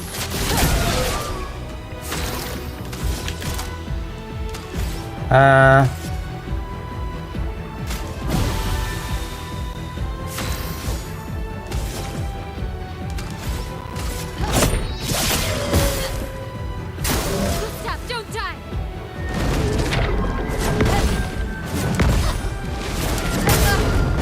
Oh, I thought I could dodge.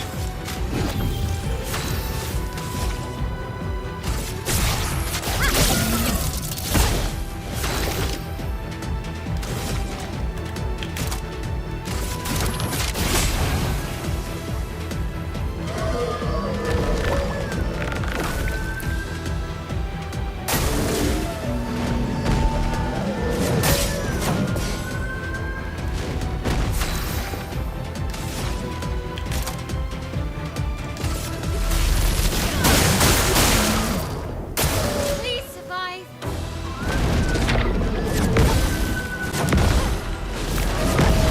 Alright! Alright, alright, alright, alright.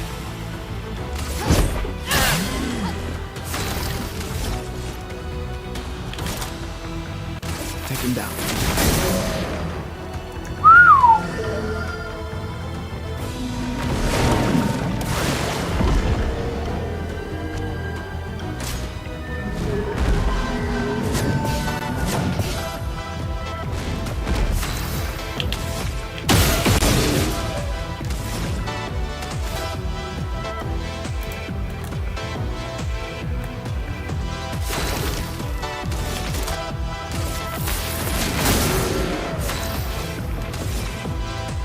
Precise strike! 1600 damage. Crazy damage. Insane damage.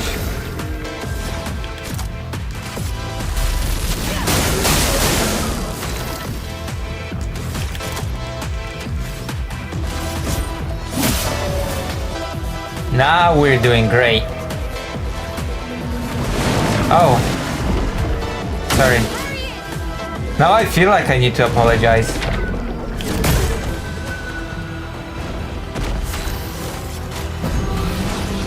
I won't lose again.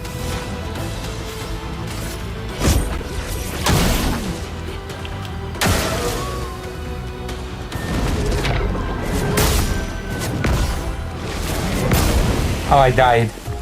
Well, that was going well until it didn't.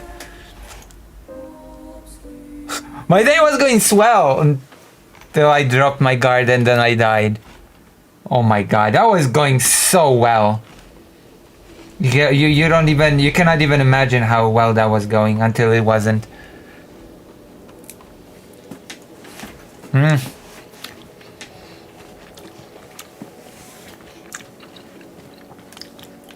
Oh wow.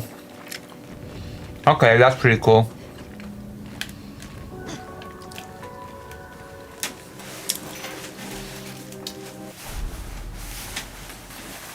All right.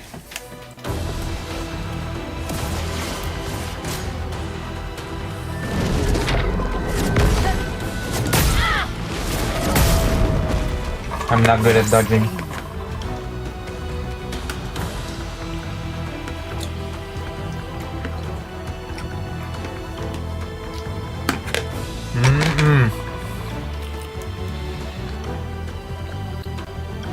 Wait, what did you write?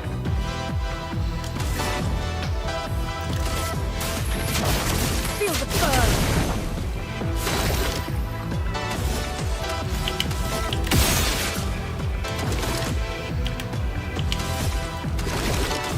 Listen, I've been a bit busy because I had to take care of drying of the house. Like, I had to call in a dryer because the walls are still wet.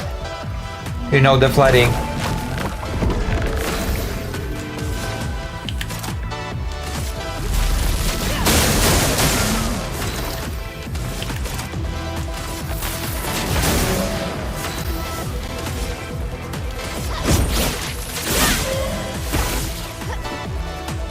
Take cover.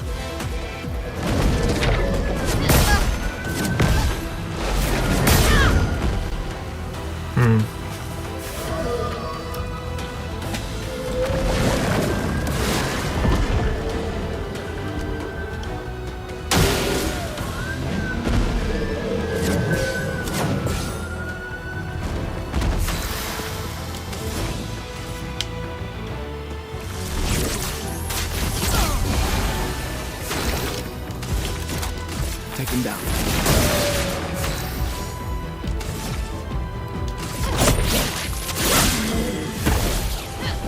Brace yourselves.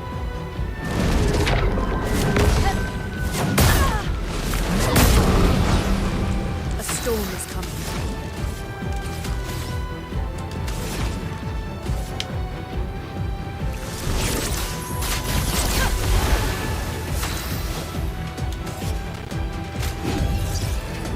You can't leave us here.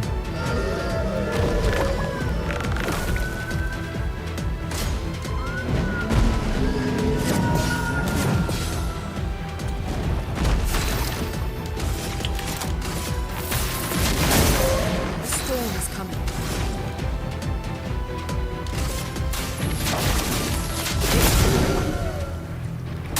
I'm ready.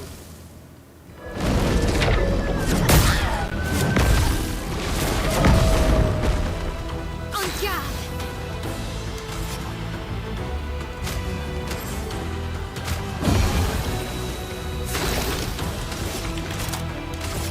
Second wing.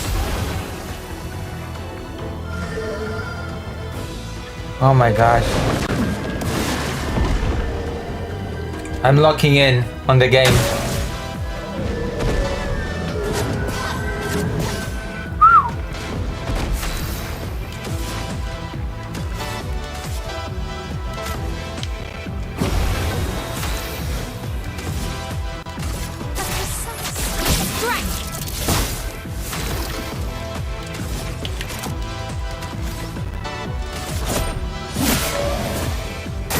Lune, watch out!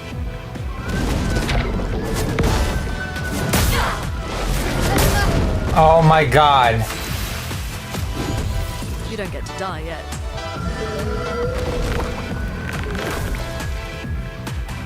On me! Oh my god. Jesus, that's horrible. I won't disappoint.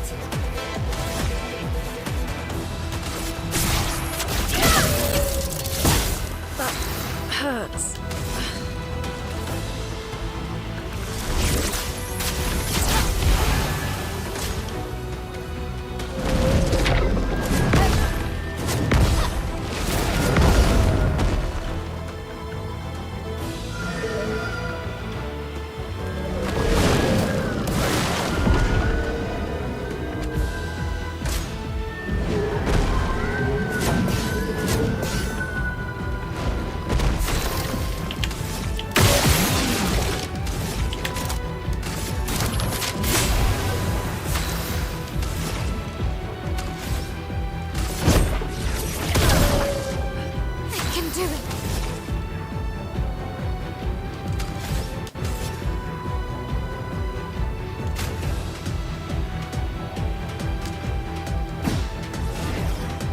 ready.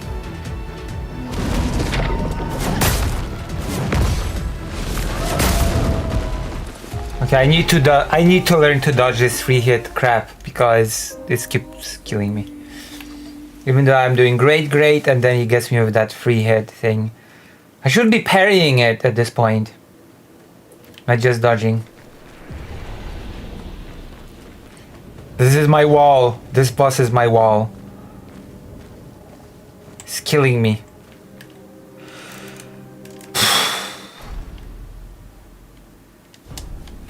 Screwdriver and had to do all first aid. Jesus, that's rough. Take cover!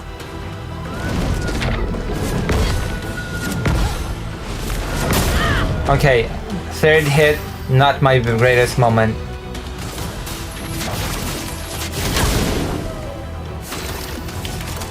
Take him down. I'm ready.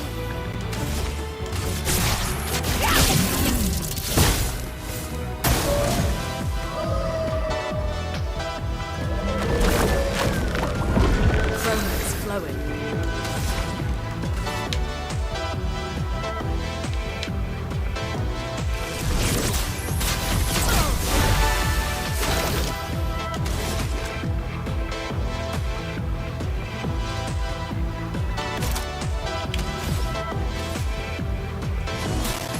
Let me help.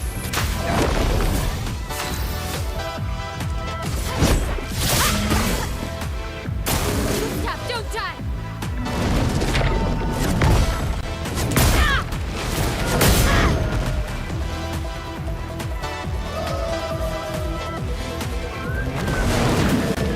Who's gonna die?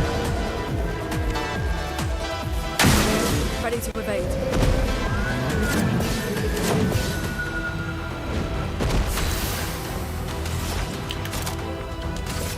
Thunder.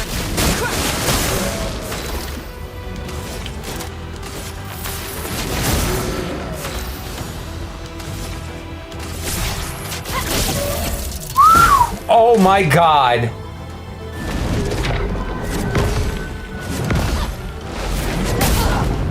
$3,000 damage. I should mention he's alright, it wasn't too serious. Well, that's good.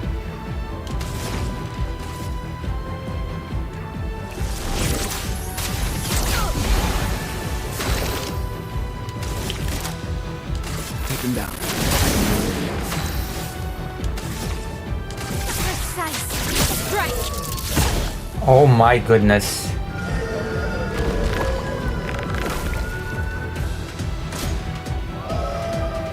The way you can stack damage in this game, oh my gosh. Let us stain them. Thunder.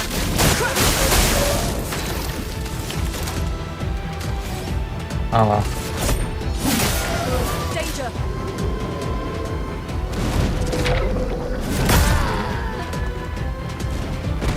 I thought I could. I thought like I could dodge it. I thought I'd dodge it. Oh my gosh.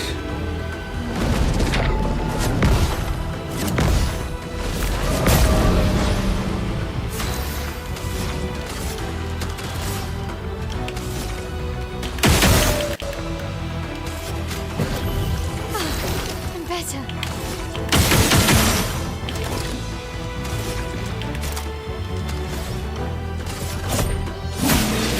Finesse and grace. Gustav, don't die.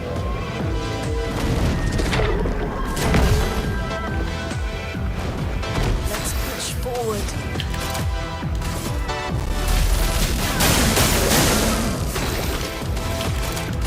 Take him down.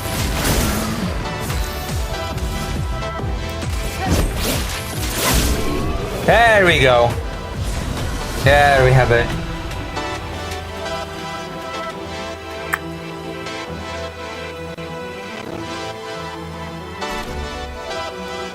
Gustav, wait! It seems peaceful. As long as we don't touch the flowers. Yeah, let's not get too sentimental. It's still a painter's creation.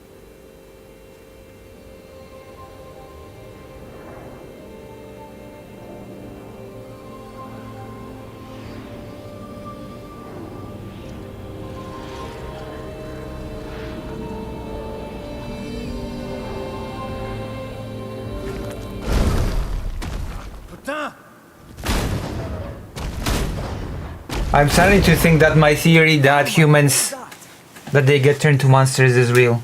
Felt familiar somehow.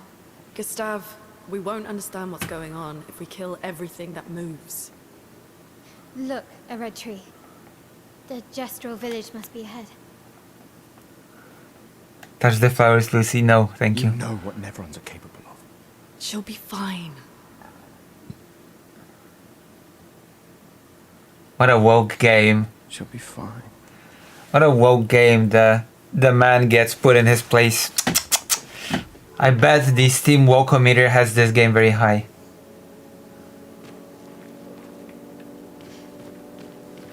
Can be used to upgrade weapon to level 9? Oh my god, now, oh my god. What do we do with this item? What do I even do with this item?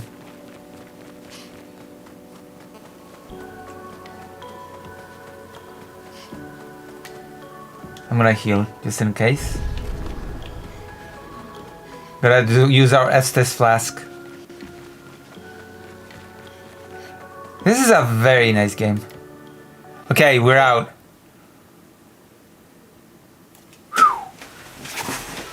We got an achievement for getting out of here, and for me, this is an achievement, indeed. Yeah, a duck hug.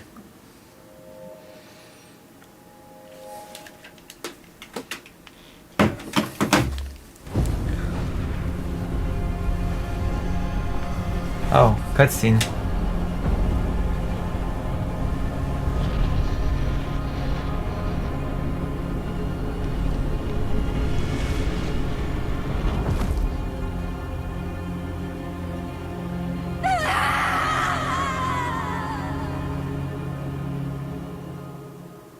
Oh my god. Yeah, I like it a lot. A lot.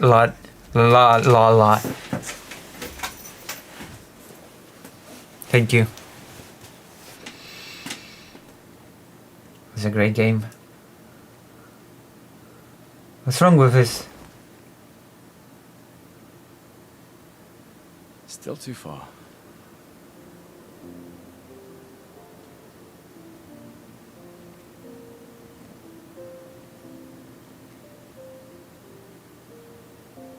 Being out here isn't what I expected. As expected. True. Hey. You okay? No. Death out here's not like death in Lumiere, is it? I thought I was used to losing people.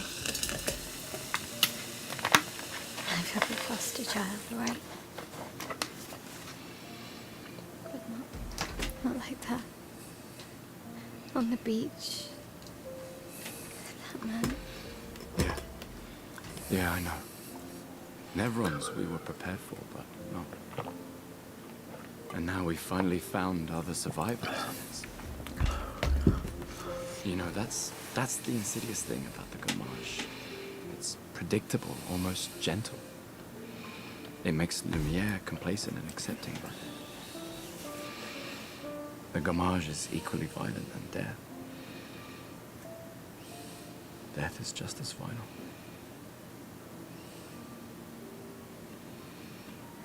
I've been having nightmares.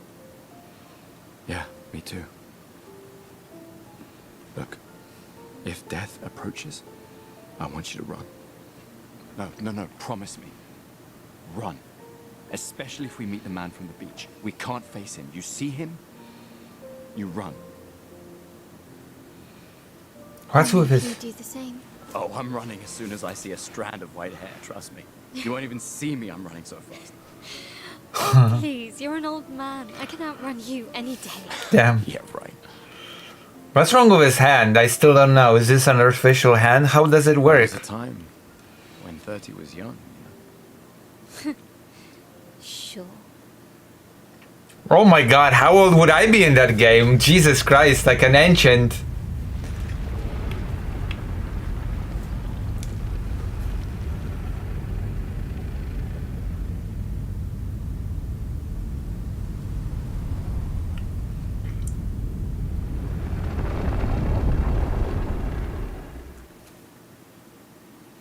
surprised to find you here. I hope we can trust him. Well, at least we can upgrade our Pictos. True.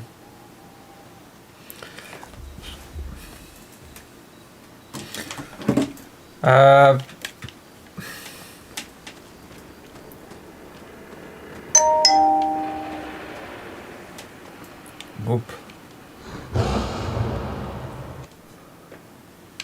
They upgrade weapons. Weapon upgrade. The curator can upgrade weapons. The list of available weapons for the current characters is shown at the left on the screen. It can be sorted by power level or alphabetically. Weapons, the main source of attack power. Passive effects from weapons can be learned as Lumina and are only active if the weapon is equipped. Weapons also scale their damage for some of your attributes. For example, a weapon that scales with agility means that the more agility the character has, the more damage the weapon will deal. Its scaling power is defined by the associated letter ranking from D to S.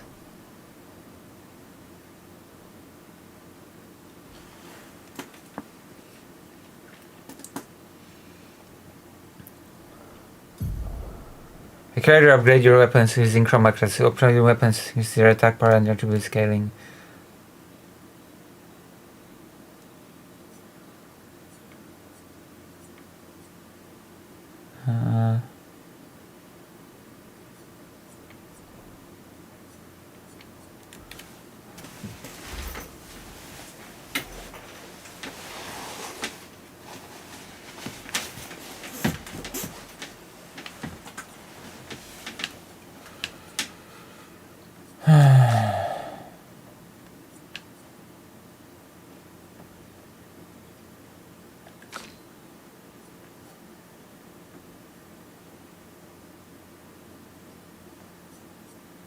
Oh my god.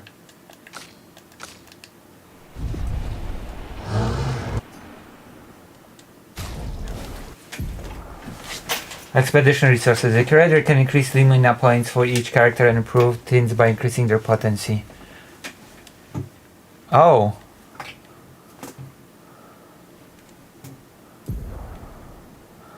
Adding a Lumina point to a character costs 1 color of Lumina. There's no limit to amount of Lumina points a character can have.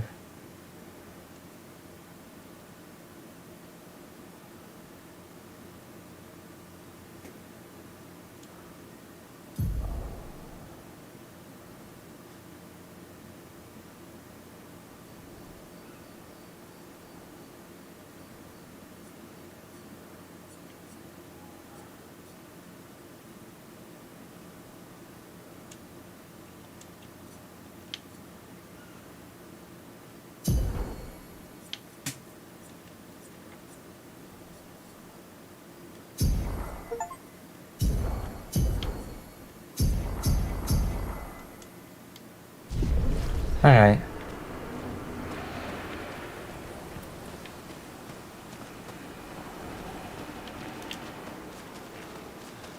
How works?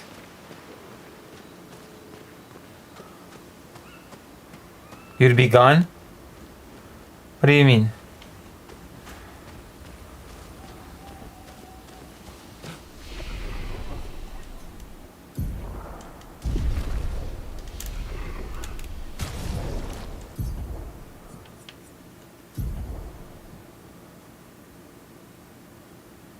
Oh.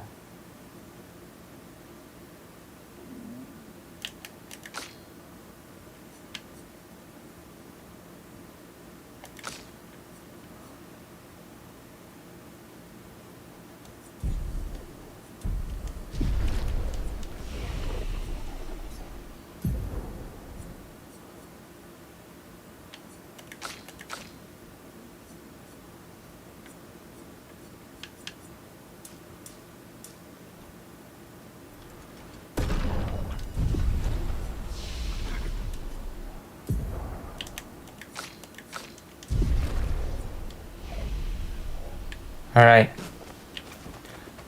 I'll be going to the toilet soon, and then you tell me in the chat if you want me to continue this for a bit or segment. How did the Gestrals survive out here? I'm not sure. I can't wait to ask them.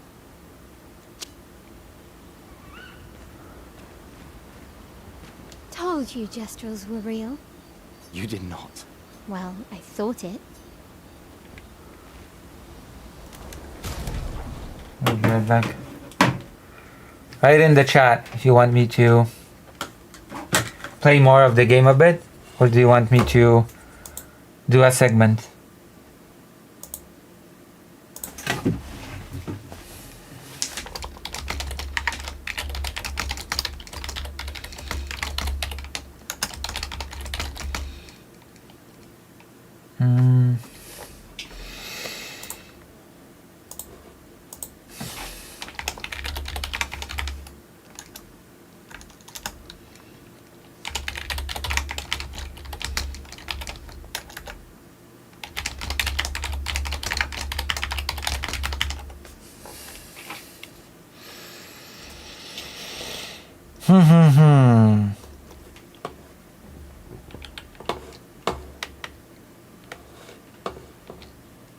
Okay, write in the chat if you want me to continue this for a bit or do the Vosh Bad segment. Yes, the next segment will be Vosh Bad. That's right. Vosh Bad will be the next thing on the agenda. Hey!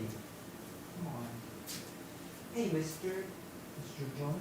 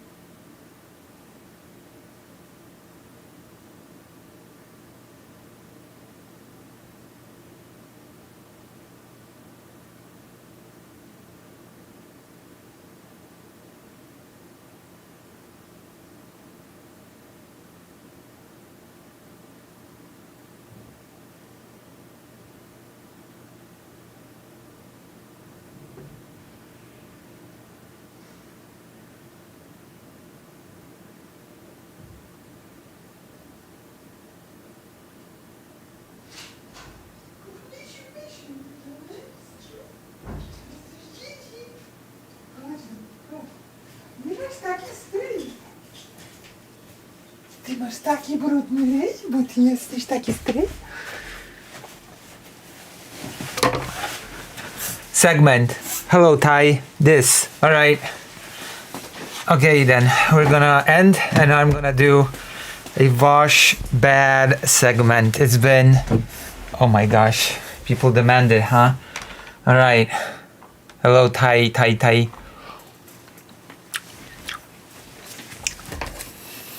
When I say Ty 2 ice in a row, it sounds like what Ico Rules calls West Side Tyler, so I better not.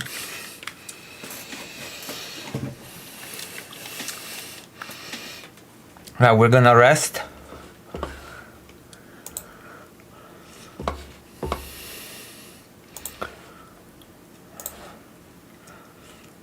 Also, as always, if you like what I do, what I represent with my values, you're leaving? No, I'm doing a segment.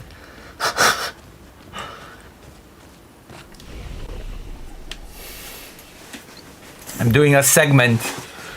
If you like what I do, what I represent with my values, etc., then why not consider?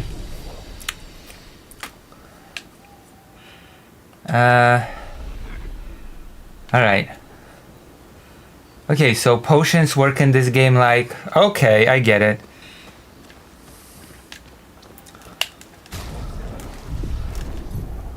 Quit.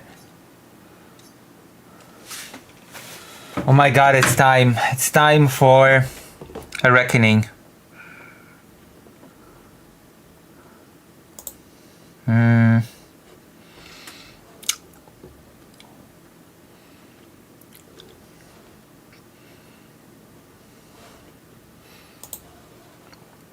Let's go.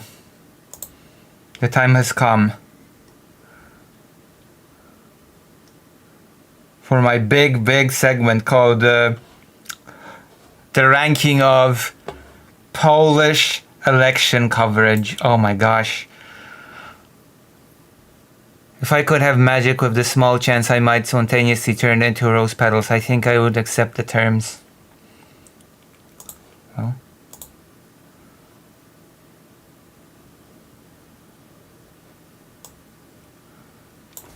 Let us go. Hold on. This is going to be something. Hopefully this one will get me views, okay? This is gonna be a crazy one. Assuming people will care, but let's go. Layout, starting guest, Polish, Kotor, guest, clip, browser. There we go. We're on browser. We're on the browser. We're on it. Yes, I know. Ding dong. Boom boom. YouTube. Oh, thank you, Emily. Yes. Have you just got a subscription on YouTube? Thank you. You're an egg now. Oh my gosh. There's Barely Human. Devout Muslim versus Barely Human. Mudahar pathetic moral frogging debate versus weepy leftist ghoul. Jesus Christ, Chud Logic. My God. Of course. Why am I not surprised? Classic Chud Logic. Classic. This is so weird. This is just weird, man. Not gonna lie.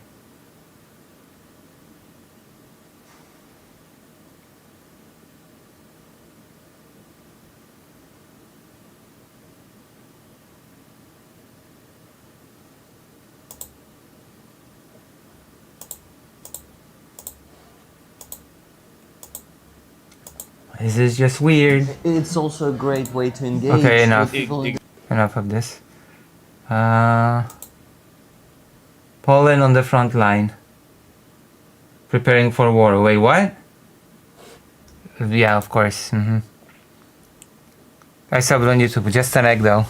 What do you mean, just an egg? An egg is like a big deal.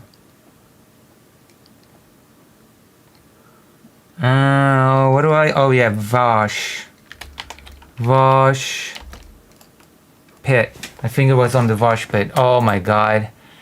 Brace yourselves. The results are in.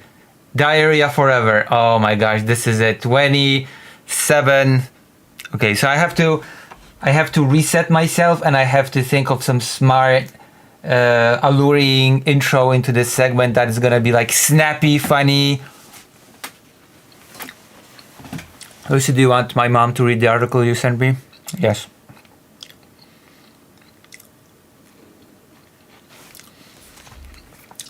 I want the newspapers to read it and to write me back. Jesus Christ.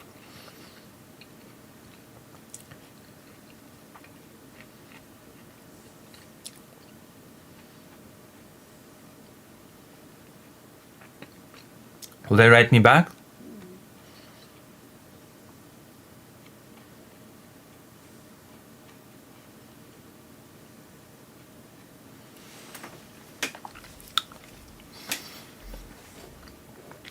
All right.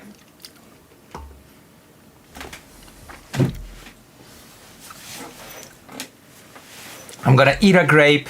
I'm gonna drink some Coke. I'm gonna think of an amazing intro to this segment, okay?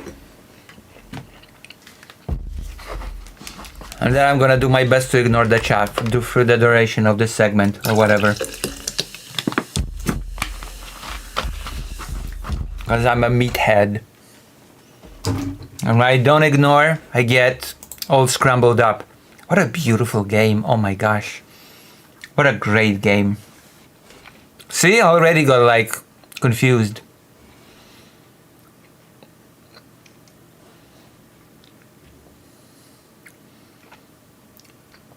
right? This is gonna get me into trouble, but you know what? Whatever. So I've been covering the Polish election very diligently, I would say. I've been covering all the debates. I've been covering all the discussions. I've been covering the news about it. I've live translated at least 3 debates, I think.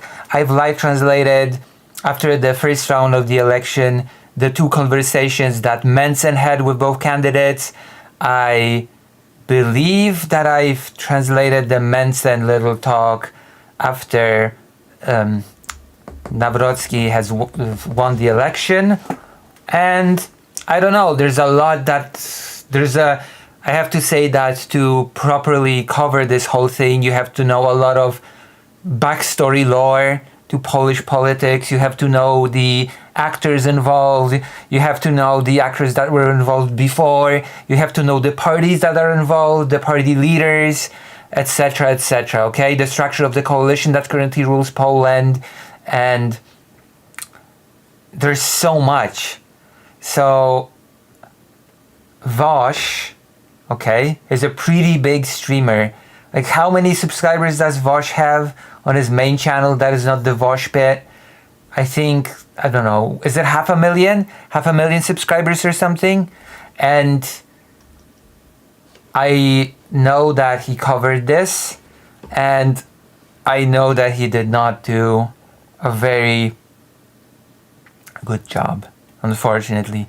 Even though I have been assured that the coverage was good and that the streamer in question has in fact learned a lot on the subject, so that I can rest easy and the coverage will be in good hands.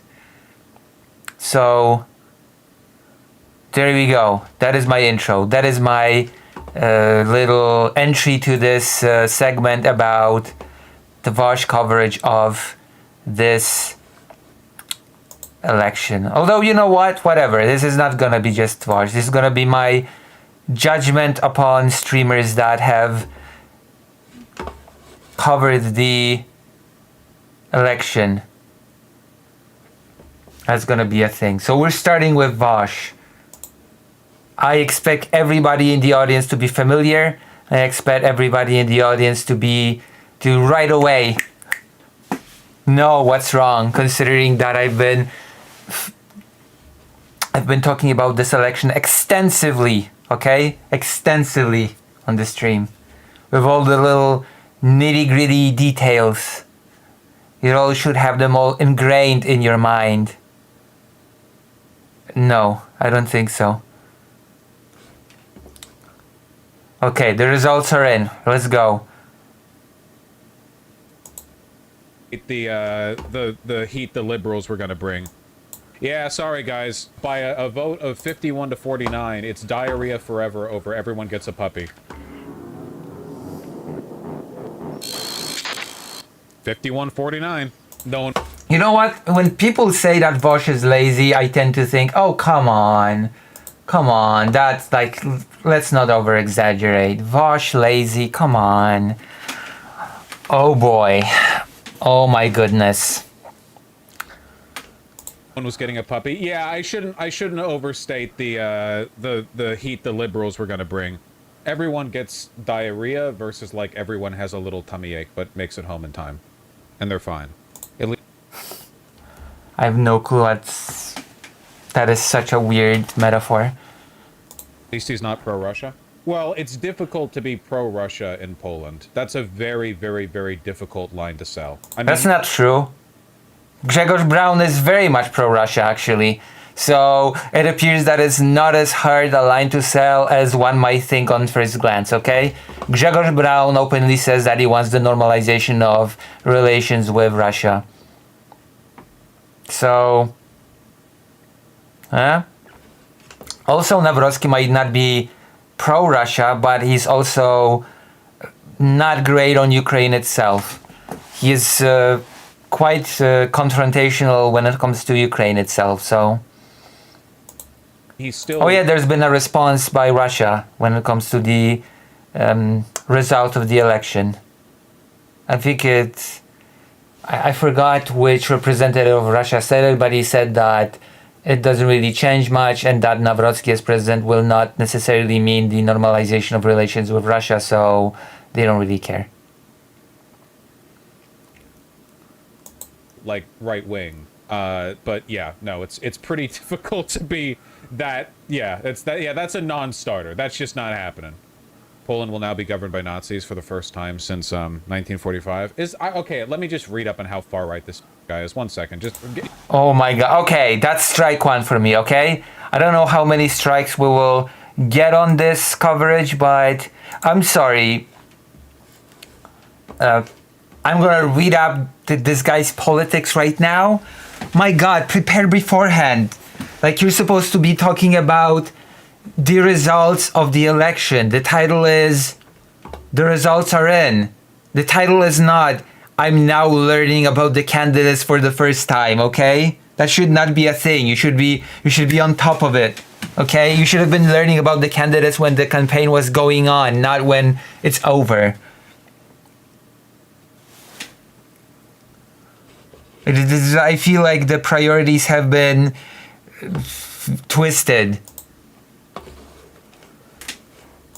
Give me the news thing. DW, take it away.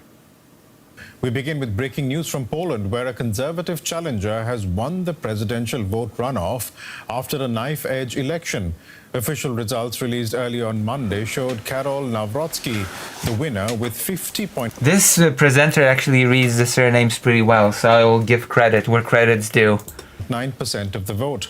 His rival, Warsaw's Liberal Mayor Rafał Trzaskowski, earned 49.1. Isn't he the guy that fire extinguished a menorah? No, that guy was pudgy with a beard. He's not the guy who extinguished the menorah. I think Grzegorz Braun. Okay, that's Grzegorz Braun. You should know the candidates by now, again. He was one of the candidates? Percent. Oh my god, I'm sorry, that's... How do you do that? How do you make a segment on the results of the election and you don't know the candidates?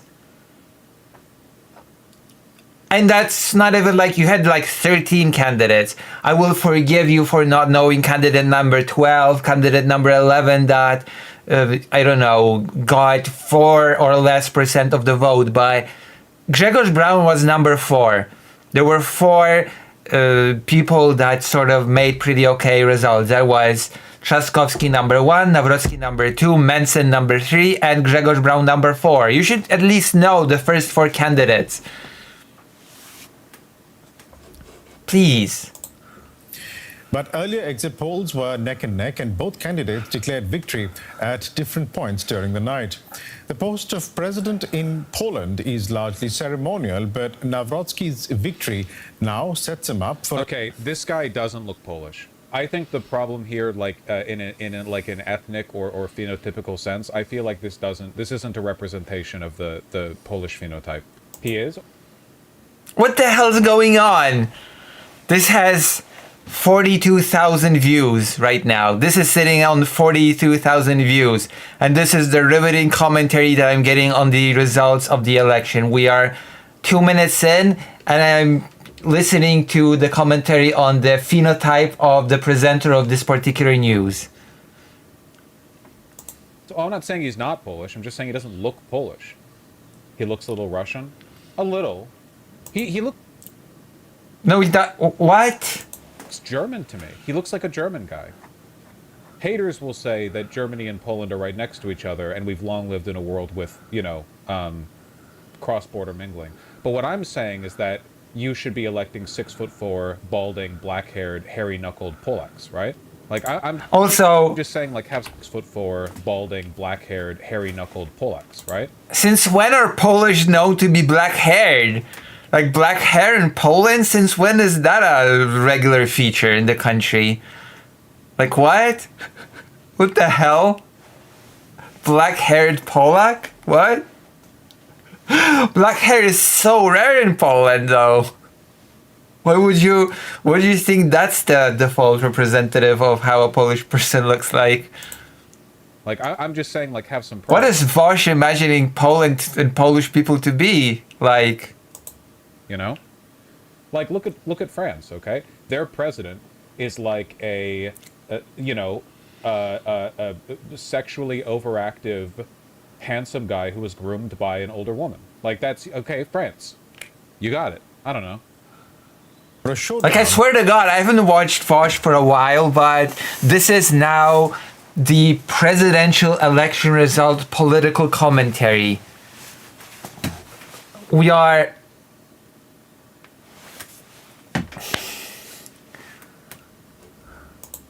with the country's pro-EU government. When the polls closed, the election was too close to call, and it seemed as if there was still everything to play for both Liberal Warsaw Mayor Raphael... Yeah, this is supposed to be a politics stream. This is supposed to be a breakdown of the election results. What the hell is going on? What am I watching? Trzaskowski and conservative historian Karol Nawrocki. The election evening turned into a... So far, none of this has been, I will note, about the election results. None of this has been about the election results because there was some, I don't know, I guess, looking into who the candidates actually are, but that's not analyzing the results. That's learning about who the candidates are. Rollercoaster ride for both candidates. A first exit poll showed Trzaskowski slightly ahead, reason enough for him to claim victory. Ladies and gentlemen, we won. I think that this phrase will become part of the Polish language and Polish... By the way, I think that was a big mistake, okay? When it happened, when Trzaskowski announced victory, because I remember the exit poll, I've been following the exit polls. When Trzaskowski announced victory, I thought to myself, a little bit early in it to just announce victory like that. A little bit early. And unfortunately, I was right. Politics on a razor's edge. Nawrocki was undaunted and he refused to concede. 2 hours later, he got a boost when a second exit poll indicated that he was in the lead. Ladies and gentlemen, let me get a read on this guy's political views. Really? Like, oh my God! Like, this butchers your analysis of the results of the election when you go out, when you don't know anything about the candidates and you have to first learn about what they even believe, what their politics are. Like, if you don't even know what their politics are, then I'm not even gonna hope that you know what their programs were for the election. Like what sort of platform they ran on, what sort of promises they've made, anything. Because if you knew those things, then you would know what their politics were. This is very, very disappointing, okay? Nawrocki accused the ruling coalition of sexualizing children. Political views. Nawrocki accused the ruling coalition of sexualizing children, demonstratively throwing a copy of the cover of Genderqueer, a memoir, into a paper shredder. Wow. Borrowing our talking points, okay. Le wokism. Referendum against Tusk. Participated in a 70v70 football hooligans fight. Okay. He called the fights noble battles. Actually, he didn't just call it noble battles. He called it noble masculine combat. Like, the full version of what he said, the correct, like the accurate version of what he says sounds a lot more ridiculous. Hooligan fights between football fans is noble masculine combat. Allegations of him worked as a bodyguard for prostitutes in a 5-star Grand Hotel in Sopot in his youth. I don't know. This is incorrect, by the way. The DW, I don't know where Vosh is reading this from, but the allegation isn't that he was a bodyguard for prostitutes, okay? The allegation is that he was pimping out prostitutes to hotel guests while working as a guard in the hotel, okay? That's a difference. He wasn't working as a guard for prostitutes. Using snooze while on air during a presidential debate, raising allegations of his heavy nicotine addiction. This is all light stuff. He got into fights, was a bodyguard for prostitutes, and... Oh, he wasn't. He wasn't. I have no clue where Vosh has taken this from, but he was working as a guard for the hotel, and as a guard for the hotel, he brought in prostitutes for the guests at the hotel. Drugs? Okay. I don't know. That's the thing that he did. He wasn't just a guard for prostitutes. He wasn't a guard for prostitutes at all. My goodness. Naroki is... Oh, sorry. Naroxi. Navrotsky. Is it...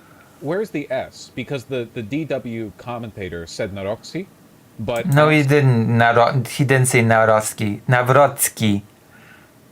See an S anywhere in the name. Oh my god. Also learn how to pronounce the names and surnames before coverage, okay?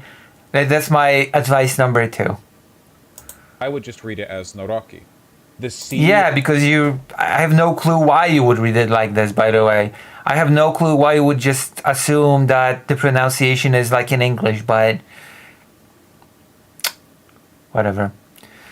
Like, if you're gonna spend over half of your analysis of the election results on figuring out who the candidates are to begin with and pronunciation of the names, then I don't know what sort of... Okay, the title should not have been "The Results Are In." The title should have been "Learning About Polish Candidates." Isn't Vosh of Polish origin? Yes. Vosh is partially of Polish origin and partially of Irish origin. He has a TS? Vosh's surname is not Irish. Vosh's surname is actually Polish, so...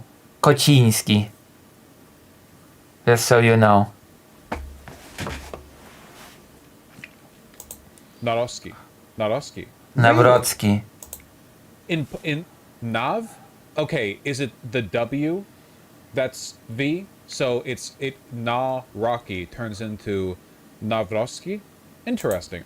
More or less. Okay, I'll give it a pass. He should not be doing this on stream. This is not a Polish lesson segment. This is The Results Are In segment, okay? This is supposed to be about the result of the Polish presidential election. We are 5 minutes in and almost 5 minutes in, and almost nothing has been about the results of the election. Okay, I'll try to keep that in mind. Navrosky. Okay, I'll try to keep that in mind. Also, it's Nawrocki, not Nawrocki. There's a very big difference between the sound S and the sound T. Okay? T. Okay? He didn't even watch enough videos to know how to pronounce it. Close enough. I feel like that was pretty close. Pretty close, but, you know. Close enough. I'll take it, I guess. Okay. Navrosky is considered a nonpartisan, but of conservative outlook. He describes himself as a representative of the broadly defined patriotic camp. And also, he very much was not a nonpartisan. He was very much endorsed by the Law and Justice Party. He is very much a Law and Justice president-elect. Is that he has never belonged to a political party, blah, blah, blah. He considers himself a civic candidate that will end the Polish War. He will not. He will very much be a stooge for the Law and Justice Party. He will not end the Polish War. He will not end the division of Poland into Poland A and Poland B. That is not happening. Okay. He declared that he is ready to support any Polish government that demands the exhumation of Polish victims in Volhynia. Were those the ones the Nazis executed? Okay, hold on. Wait. Looks like we're going to be here for a second. Oh my goodness. Yeah, and also he's just now reading about the program of this guy, of Nawrocki, that he wants the resolution to the Volhynia massacre. And of course he does not know what the Volhynia massacre is. He thought that the Volhynia massacre was done by the Nazis. Massacre of Poles in Volhynia and Eastern Galicia. Volhynia is Ukraine. This has nothing to do with the analysis of the results of the election, by the way. Once again. Fascists? It's a whole thing? Okay, I think I've heard of this. Peak of the massacres took place in 1943. Killings were exceptionally brutal. Okay, up to 100,000. This is not good. Deaths. So, is this like a dog whistle that I don't understand? Because if he's concerned about the Polish victims in Volhynia, wouldn't that mean that he's upset that they were killed by Nazis? It's an anti-Ukraine dog whistle. What the fuck? No, it's not. It's not a dog whistle, okay? As much as I hate Nawrocki, the Volhynia thing is not a dog whistle, okay? All politicians in Poland, from the left to the right, actually care about this issue. So I guess if this is a dog whistle, then every single politician in Poland is a dog whistler. This is so stupid. Yeah, of course, yes, it's a dog whistle. The counter-candidate Trzaskowski also at some point said that this issue has to be resolved. But at the time, the dog whistle? The Ukrainians were with the Soviets who were with the Nazis. What the fuck is this? I'm sorry, like, read up on this stuff before going on stream to analyze the election results for Poland. What the hell is this? And also, why do you assume that it has to be a dog whistle of some sort? Why, like, I'm sorry, this is a very simple case of Polish people and Ukrainian people have a complicated history, and there's tension over that complicated history, okay? There's no dog whistling involved here. Come on. Jesus Christ Almighty. The only thing that I can say about that I can nitpick, well, it's not really a nitpick. Nawrocki keeps talking about needing to resolve history, but Ukraine has already agreed to the exhumation of the victims of the Volhynia massacre, and the process has already started. Okay? So I don't know what to think of it, of bringing up that argument, even though the thing has been agreed upon. I guess it's just some way to a shout out to voters that don't know that it has already started. It was committed by Banderites. They were killed by Ukrainian Nazis. Okay, Bandera. The UPA was not Ukrainian Nazis. Like, let's be specific. Let's be accurate with these things, okay? Let's be accurate with these terms. Highly difficult to finish the process in the middle. Oh, don't make me start. Don't make me start my rant about the fact that the tense historical animosities between Ukraine and Poland should not be taken care of in the middle of the biggest war since World War II, okay? Don't even get me started on the fact that I'm actually annoyed that this is happening now. And that so many precious excavators are being used to unearth bodies instead of building stuff that could save lives now. It's just... Okay, I said it actually. I said not to get me started and then I just got started, but... If I recall correctly, this is basically how you follow the Russian dogma that the current Ukraine regime is Nazi. Okay, so the reason why this is a bit of a dog whistle is... It's not! It's not a dog whistle at all! Come on! What the fuck?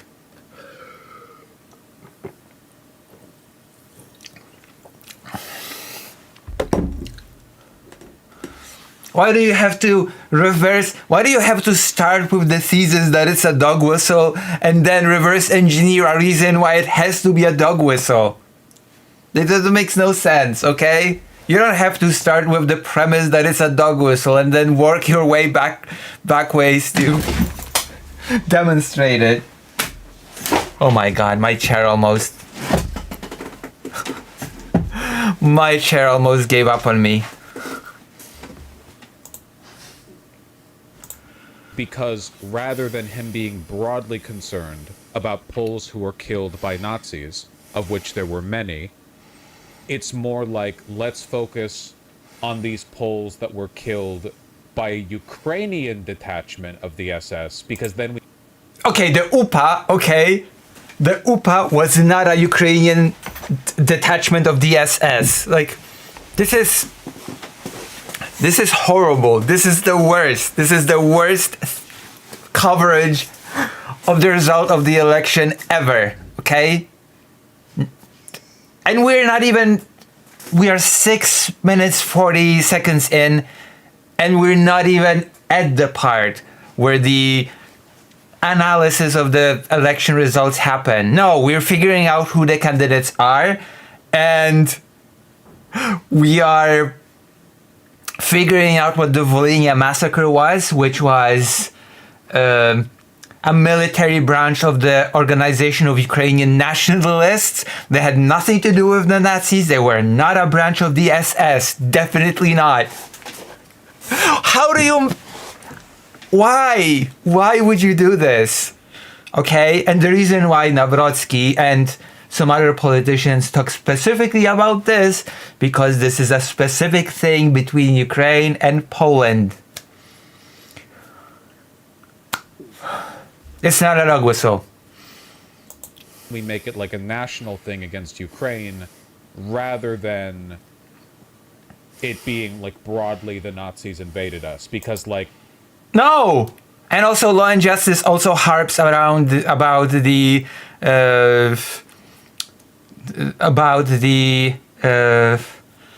you know, what's it called? Reparations from Germany. So that's not even true either. The Nazis killed millions of Polish people.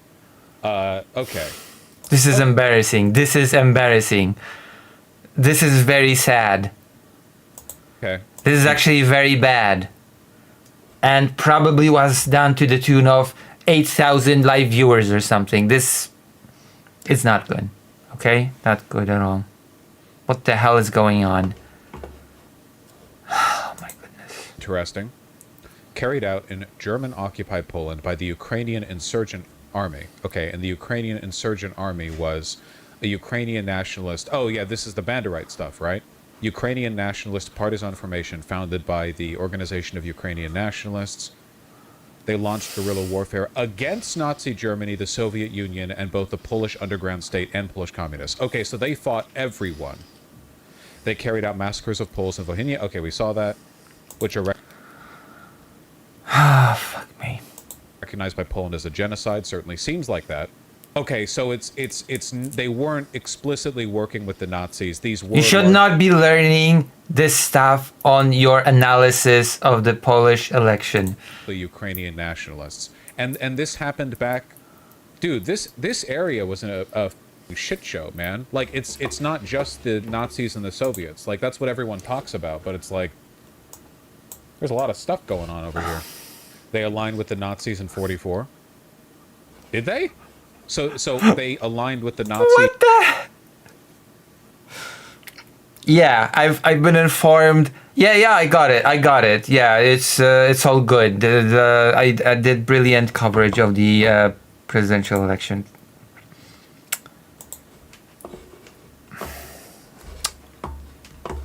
My God.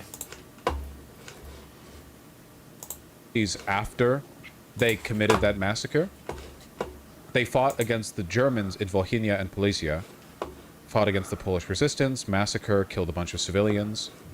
In 1944, as the German army was retreating, the UPA started to attack its rear and seize the equipment. At the end of 1944, the UPA aligned itself with Nazi Germany? Wait, but that's the UPA. This is the UIA.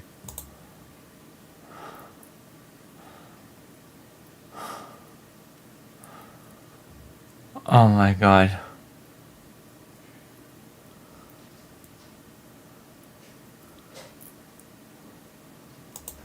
Oh no, okay, abbreviated UPA because languages aren't all the same. Okay.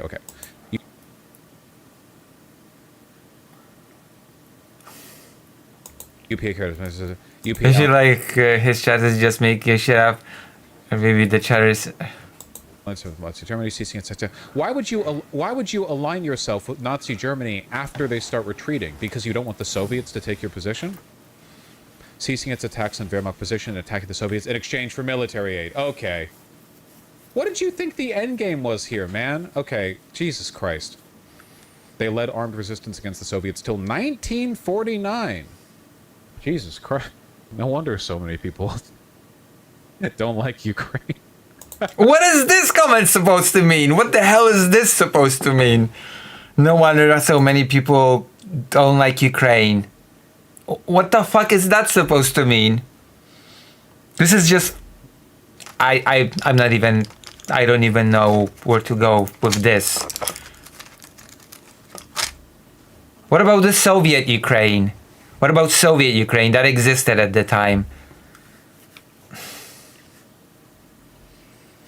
No comment.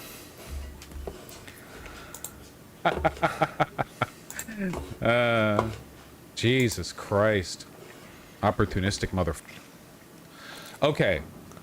So he is saying that he is particularly concerned about the victims of massacres committed by Ukrainian nationalists who were fighting against everyone at some point or another. They fought against the Nazis, they fought against the Soviets, they slaughtered Poles. Okay, gotcha. Okay, now we know. Sorry, just a little... I'm sure this is of great importance in Polish political discourse, so I was curious. Ironically, the Nazis ended up putting Bandera in a death camp. No, they didn't. Okay, the Nazis did not put Bandera in a death camp. He was put in a camp that was in an old residence. Okay, Bandera survived the war, lived through the war, and died in Germany after the war. He was not put in a death camp. So please stop. Okay, this is easily. You can just Google. Stepan Bandera, and you'll know that he did not die in some death camp. He got a little silly with it. I'm not going to cry over him. Euronews describes the political alignment of Navrosky's campaign as patriotic, pro-Christian, pro-NATO, and favorable to President Donald Trump. Okay, right, gotcha. Yes, I remember him meeting with Trump recently. FYI, Ukraine already agreed to those demands, and exhumations have been underway for 2 years so far. Okay. Social issues. A Roman Catholic with culturally conservative views accused the ruling... I just can't get over the fact that he is now just reading about the candidate, who he is, what his beliefs are, and he is supposed to be analyzing the results of the election in this thing. We're 10 minutes in from 27 minutes. No... talking about the results of the election, the aftermath of the election, what the results of the election mean for Europe, for Ukraine, for the relationship with the United States. There's a lot to talk about here. Even if there's a ton to talk about when you already know all the things that Vosh is just now learning about in here. And the video is just 27 minutes. Relation to LGBT groups with sexual... Is he gonna be talking about the results of the election at all? Children, right, we read that. Close ties with the Catholic Church in Poland, Polish government, broad criminalization of abortion, opposition to the legalization of same-sex marriage, civil unions are extending legal rights to people in same-sex relationships, citing Catholic sexual ethics. Geopolitically, he supports further strengthening Polish ties to the U.S. Hello, Conrad. This is a very bad coverage. Very bad. Well, it's not even a coverage. It's not even a coverage of the results. It's just learning about the candidate right now. So, while opposing European integration. Okay. So, it seems like he's a Catholic conservative. It doesn't seem like he's a Nazi. Great. Amazing. Thank you for this input. This really adds a lot to the, once again, analysis of the results of the election. We now know that Nawrocki is in fact not a Nazi. Thank you. Because a Nazi would likely not be pro-NATO, would be my guess. Madero was a hero, did nothing wrong. Anyone who kills Russians has to be the good guys. Nice bait. Excellent bait, my lord. My comrade. Declared himself an opponent of the EU's migration policy and announced his intention to terminate the EU's migration pact. Okay. Defend traditional social values, stated his strong opposition to the removal of crosses from state buildings. He holds anti-communist views, criticized the Polish education system, He's responsible for moving several Red Army monuments in Poland, considered a criminal act by Russia, which put him on its national wanted list. Okay, that's... Oh yeah, he's being targeted by Russia. And of course, I have nothing against removing those Soviet statues. Even though they, technically speaking, have certain historical value. So I guess you can stash them away in some building or whatever. That's probably fine. I can understand why you would want to take down Red Army monuments in Poland. This guy reminds me of Asmongold when it comes to doing research. Oh snap! Oh burn! Oh no! Well, I am sorry to say.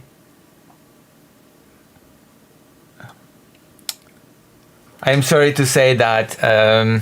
Well, I'm not sorry to say. You're right. Okay, this is embarrassing. Like, I'm sorry, like, you're supposed to know these things. Again, the title of the video is The Results Are In, okay? If you're jumping in to talk about the results of an election, you're supposed to, at the very least, this is not a high bar. It's not some impossible task to meet. Know who the candidates are, know what their beliefs are, know and their politics, and know a little bit of history. You know, if there's a historical thing that is part of a very big part of the campaign that all the politicians all over the political spectrum are talking about, then learn about it a bit off stream, not on stream, okay? Because then otherwise you'll embarrass yourself by saying that Nawrocki talking about wanting to take care of historical matters is a dog whistle. Which it's not, okay? I'm not a fan of Nawrocki, but not a dog whistle. God. I think that's like an understandable... I don't consider that an anti-communist thing at all. You know, I think that's pretty reasonable. I don't really give a shit if Russia considers that a criminal act. He's a strong supporter of armaments and social investment programs, pledged to abolish all overtime labor tax, focus on large economic investments, wants big infrastructure projects, supports welfare programs, opposes adopting the euro as Polish. I cannot believe that this has 43,000 views, okay?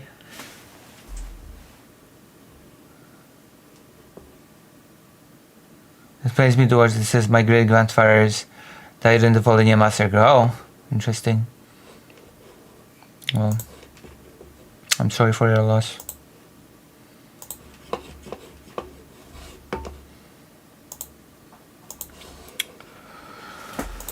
Let's see.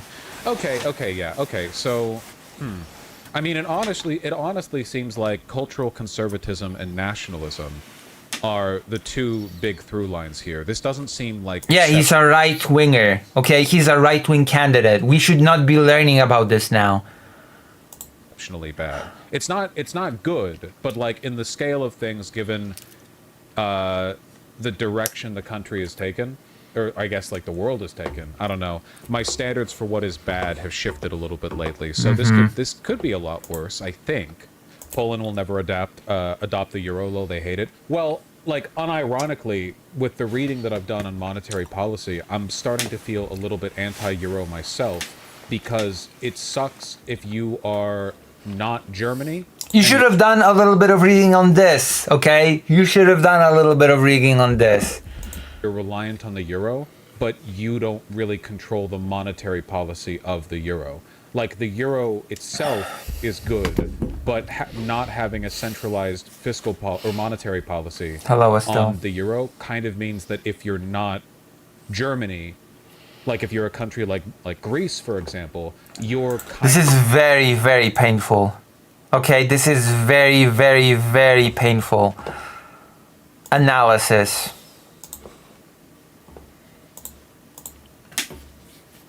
And I was promised that Vash has delivered a very nice and summary of the results of the election. kind of at the whims of... I've been lied like, to. different countries have different economies, and they might be, like, in need of different monetary policy to kind of balance things out. And if everything's centralized under one currency, you kind of have, like, the... I don't know.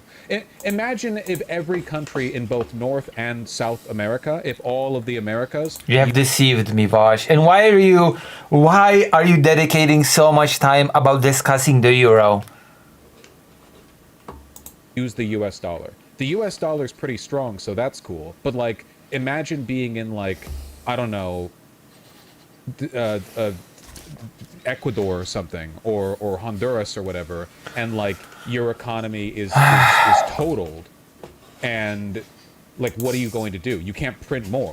We print the currency, right? You can't adjust monetary policy because we do the monetary policy, right?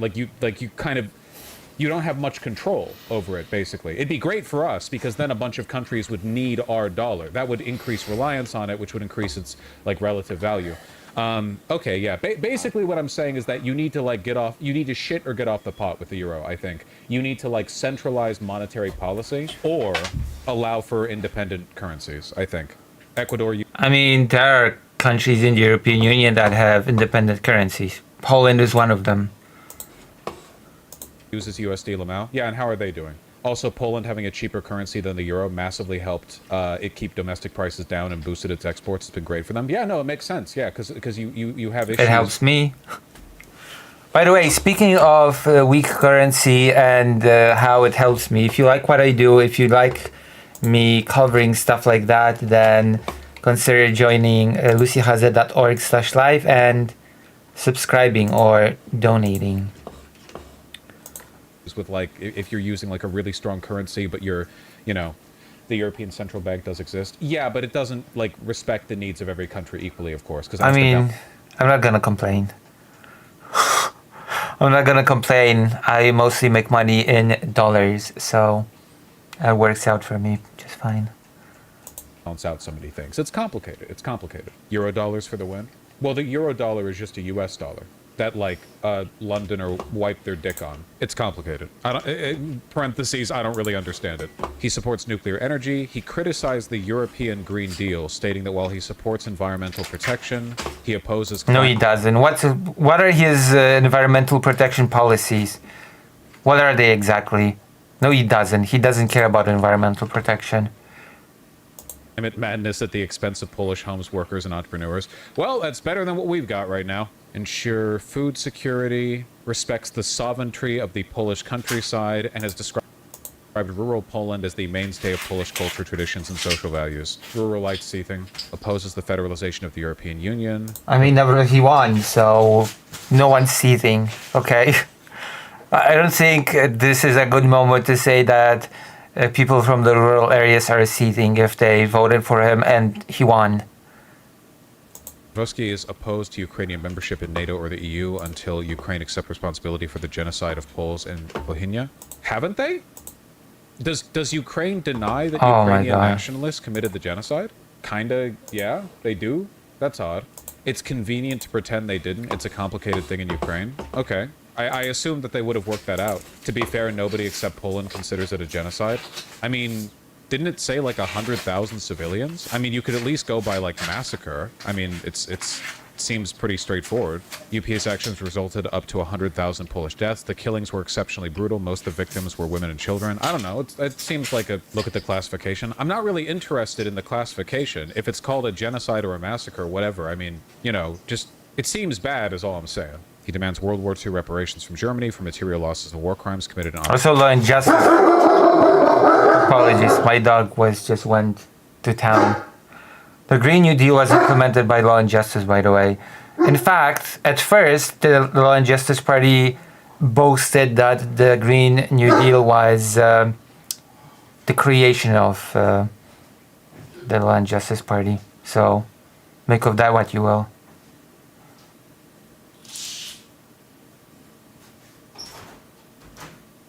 Oh no, there are definitely documents in Polish when it comes to it. It's called Zielony Ład. There are documents on it in Polish, yes. There are actually many documents in Polish on it.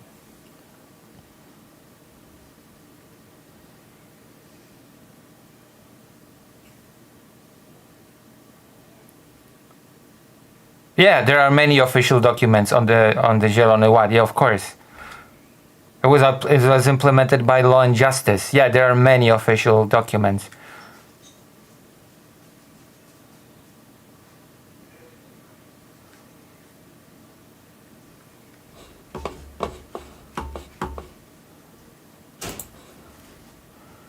Hold on.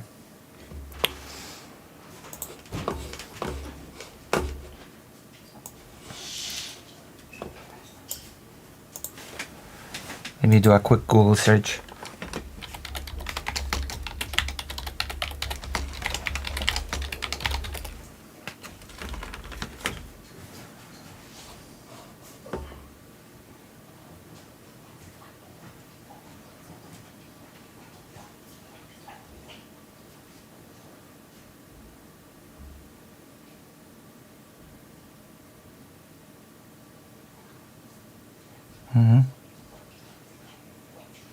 Yeah, there's some stuff here. By Poland, okay. Opposes the Russian Federation. He was criticized in Israel for downplaying the role of Poles in the Holocaust. I don't...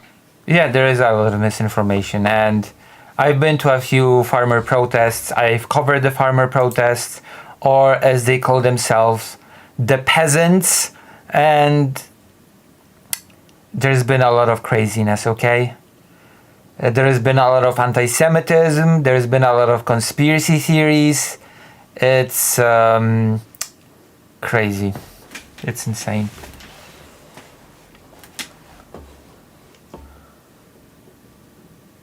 Very excited for the conversation between Michael Burns and Brooks. What? No, I don't know anything about this. Tell me more. I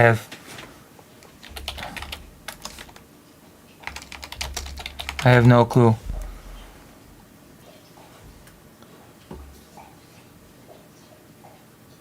You mean the actor?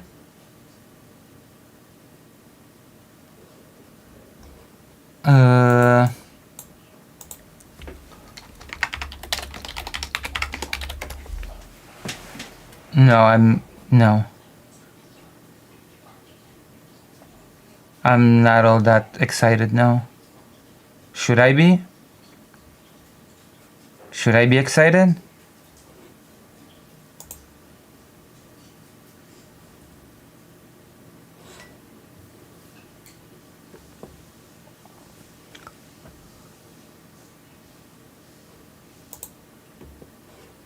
Why? Why are you excited?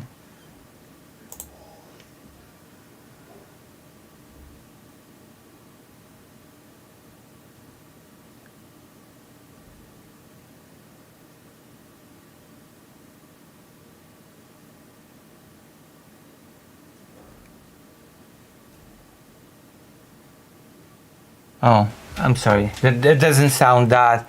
It does not sound all that exciting to me, to be quite honest. Sorry. Maybe we've got different interests. Don't really care what Israel criticizes, to be honest. I don't trust them as good moral vectors, I suppose. Bandera Also, it's not just Israel. Criticizes, to be honest, role of Poles in the Holocaust. Also, this was not just Israel's criticism. It was the Law and Justice Party censoring historians, persecuting historians, and actually putting out a very twisted image of what role Poland had in the Holocaust. And I'm sorry to say, due to Polish participation, or rather cooperation, about 200,000 Jewish people were killed directly due to Polish cooperation. So it's not just some made up thing by Israel by any means. I don't really care what Israel criticizes, to be honest. I don't trust them as good moral vectors, I suppose. But you would need to know things about this topic too. And this has nothing to do with the results of the election again, so I have no clue. Is a controversial figure in Ukraine. The problem is that Bandera is obviously bad and evil. Like, just because you're a big... This is like a Christopher Columbus thing. And yes, he is so uninformed that it's painful. It is painful that he is now learning about the presidential candidates as he is supposed to be analyzing the results that are in. 16 minutes in, and no discussion on the results of the election has been made yet. No discussion on the subject of the video has been done yet. Just because a figure is big in your national history doesn't mean that he's a good guy and should be celebrated as such. Like, he was really, really bad. You know, it's, I'm not really, I guess, like, yeah, you can do this to the Founding Fathers too, to an extent, but, like, I'm not gonna, you know, defend him, certainly. Gentlemen, yes, we are going to win. We are going to win tonight.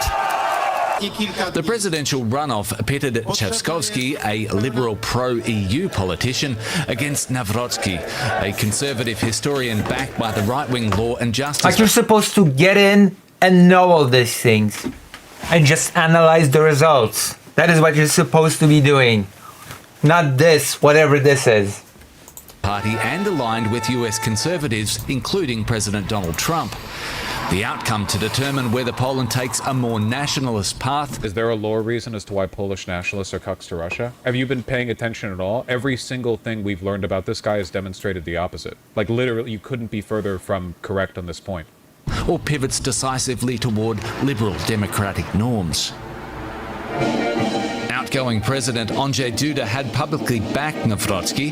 His victory means conservatives will continue to have significant influence over whether Prime Minister Donald Tusk... Also, Andrzej Duda, as bad as he was, Andrzej Duda is better on Ukraine than Nawrocki. And even Andrzej Duda has said that he expresses hope that Nawrocki will change his mind on the topic of Ukraine joining NATO. Centrist government can fulfill its agenda because the president has the power to veto laws. Let's get more now from DW's Alex. Oh, and there is a very important caveat that you have to add when discussing the power of the veto of the president, is that the Polish parliament lacks the necessary majority. And by the parliament, I mean the ruling coalition lacks the necessary majority in the parliament to overrule the presidential veto, which is significant when discussing this topic. Alexandra von Naumann, who is reporting for us from the Polish capital, Warsaw. Alexandra, the Polish Electoral Commission declared early this morning that the conservative candidate Nawrocki has won the presidential election. What more can you tell us about this very tight race? Well, we have to say that it's... Nawrocki says he opposes Ukraine NATO accession. Everyone does. NATO was... That's bullshit. No, that's not true. Not everyone does. See, this is just ignorance. Andrzej Duda, who's the you know, Andrzej Duda, the predecessor of Nawrocki, is pro-NATO for Ukraine and has repeated it time and time and time. There was a meeting recently for countries in the region, and they all sort of reinforced the idea that Ukraine needs to join NATO. Okay? And no, Vosh is incorrect on this. No, everybody's not anti-Ukraine joining NATO, especially countries in this region are pro-Ukraine joining NATO. There's a vote of confidence. There's going to be a vote of confidence thing. Not sure what it's called in English in the week. Yeah, I know. Tusk has called for a vote of confidence for his government. Or Ukraine was never eligible to join NATO because they have an ongoing territorial dispute. Nobody is arguing, literally nobody is arguing that Ukraine should join NATO now. It's not... Yeah, that's... Okay, this is another example of Vosh just not doing his due diligence when it comes to this, because Nawrocki is not saying Ukraine should not join NATO now that there's a war and that there are disputes. Nawrocki is saying Ukraine should not join NATO, not now, not ever, and that is a big difference, okay? Nawrocki is saying Ukraine should never be in NATO. Never, ever. Not now. Oh, God.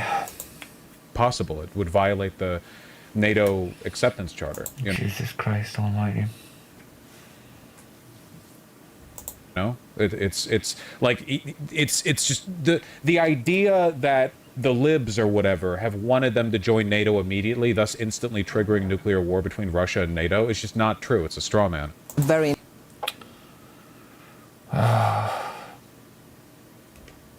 narrow victory for Karol Nawrocki, which is no surprise at all because the race was a close one from the beginning, and it was clear that either of the candidates had a good chance of winning, and I was quite... 18 minutes in, we have not seen any analysis of the results of the election.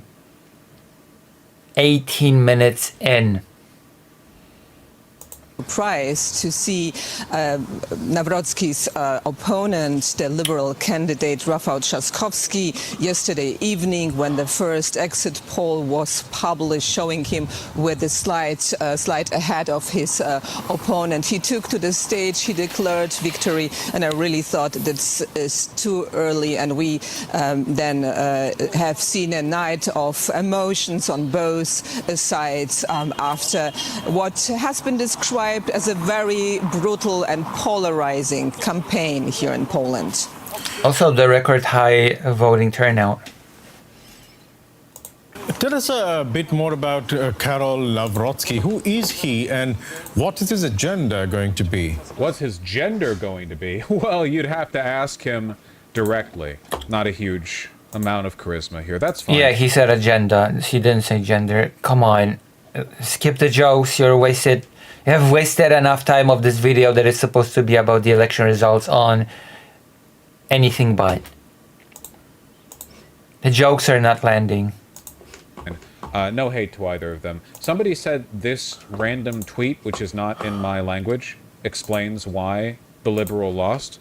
The problem being, of course, that I just have to rely on Google Translate, which is not... I've been reading since yesterday about how Rafael lost the match because of my puke bowl, so let's explain it. I don't want to read Google Translate text, to be honest with you. That's not my shit. Yeah, I don't know. We'll see how things go. Can I get a video on this? Sure, AP.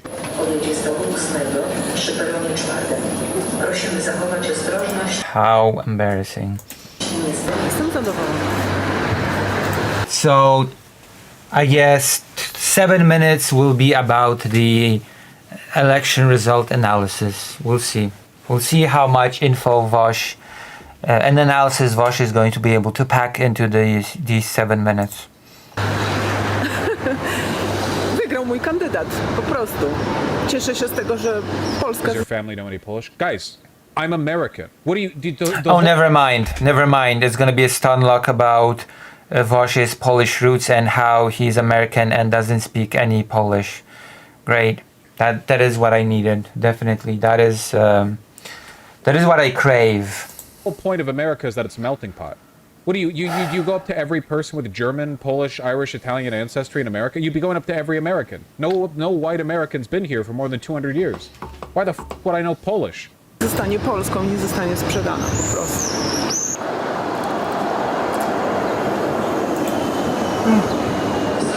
No nie podobają się, co ja mam powiedzieć, raczej nie. Hell yeah, Przewidywałem, że będzie inaczej. This guy looks like how a gamer would be represented in the media in like 1985. Thank you. That's really needed to this insight into the election results. He'd have a bunch of quarters up on the screen, you know? Więc nie podobają się. The results of Poland's election show that Poland remains a deeply divided country. Although the electoral turnout was highest ever in history Hamas Kultury i Nauki. of presidential elections, Mr. Nawrocki's margin of victory is very small, which... Okay, here. Good video by TLDR. Yeah, give me some info. This video is brought to you by Henson Shaving. Oh my god. Roughly 6 minutes to analyze the results of the election. Nawrocki. Going into the election, the big question was whether Tusk, Trzaskowski's party boss, who was elected... All this shit you've been reading so far is the right-wing perspective trying to launder him. He's way worse. I mean, we were reading the Wikipedia article. Are you suggesting the Wikipedia article is biased in his favor? Would you like to provide any additional information? Elected about 18 months ago can get... I don't know, you should have researched this off stream, on your own time. Reform agenda off the ground after nearly 2 years of obstructionism by President Andrzej Duda, a Law and Justice ally. While most polls suggested a slight lead for Trzaskowski, the final results were incredibly close, and unfortunately for Tusk, Nawrocki eked out a victory with 50.89% of the vote, narrowly defeating Trzaskowski on 49.11%. So in this video, we're going to look at Poland's presidential election results and why it's bad news for both Tusk and the EU. Okay, so 5 minutes for Vosh to, out of 27 minutes of a video, to get into it, give us his perspective, give us his analysis of the results. Let's go.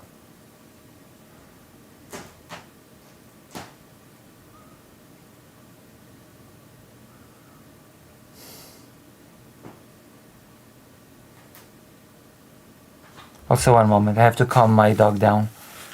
Last 5 minutes for Vosh to deliver us stunning analysis of what happened and what the consequences could be. Amazing. Let's get ready.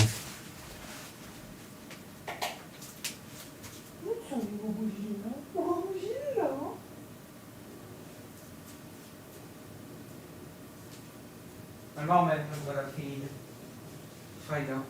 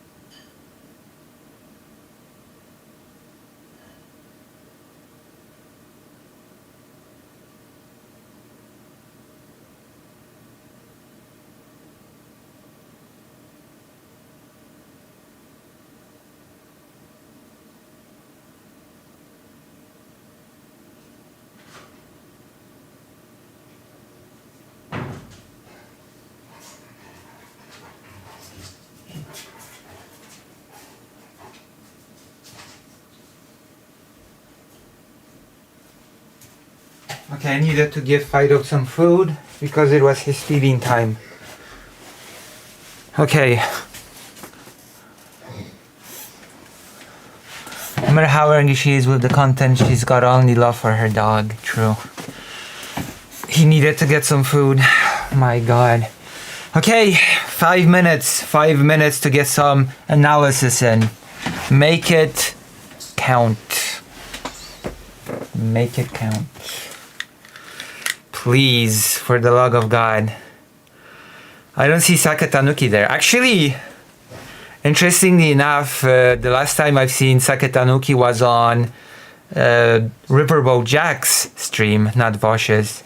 And Sakatanuki donated to Riverboat Jack. Listen, Malaki, your task is to pull Sakatanuki to here, okay?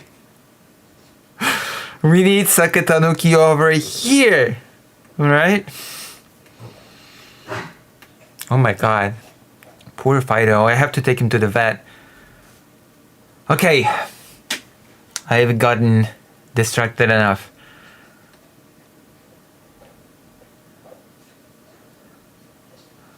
Oh yeah, Vosh has a lot of white names. Not good, not good.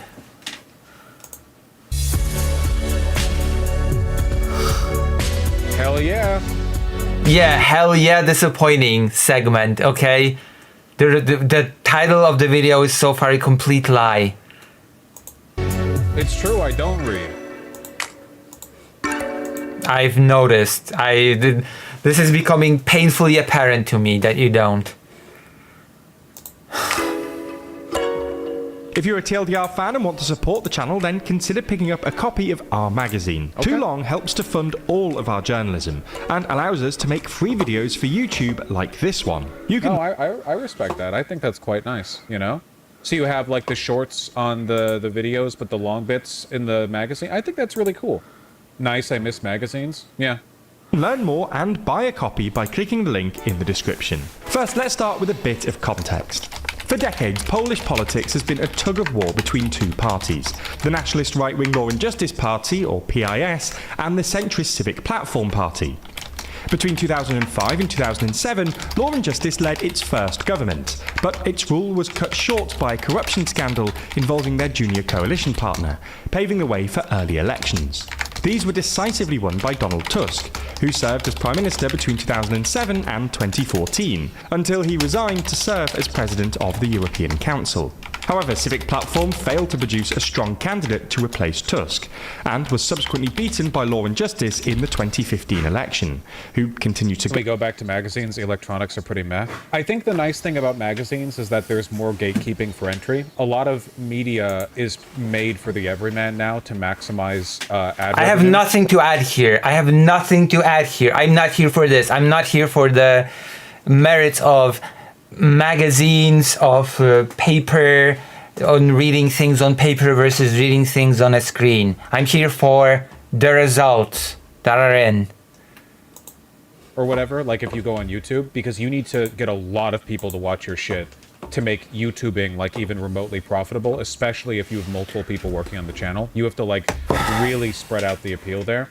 Whereas with like a niche magazine, you can legitimately have like a few hundred readers and actually make that like a worthwhile thing. I know this isn't like a politics thing specifically or whatever, but there are like little books and magazine and pamphlets on specific things pertaining to fashion that have more information and are a better guide and are better curated than anything on YouTube. And they've been around for decades and they're still accessible. And it's because they were... Yes, that is really what I need. That is definitely what I need. The discussion on little pamphlets on fashion that are the best. Okay, thank you. Thank you for this. I'm gonna hunt for those right after this. Made by and for like elite hobbyists, people who really know about the shit and want to know a lot, rather than like, you know, here's my brand identity on the channel. Yeah, so 3 minutes left. 3 minutes left to talk about the results of the presidential election. 3 minutes left.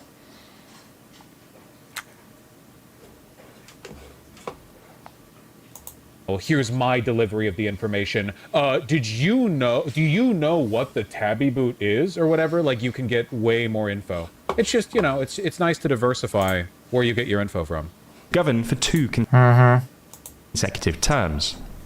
According to many analysts and commentators, during these two terms, the rule of law in Poland has severely deteriorated under PIS's rule, and the party's tenure was plagued by corruption allegations. For instance, in 2019, a former Speaker of Poland's lower parliamentary house resigned over accusations he took more than 100 personal flights on a government jet. A former finance minister was accused of having... Fuck. I think I'm content stealing. Look, is the gist of this just going to be that... 2 minutes. 2 minutes to discuss the Polish election results.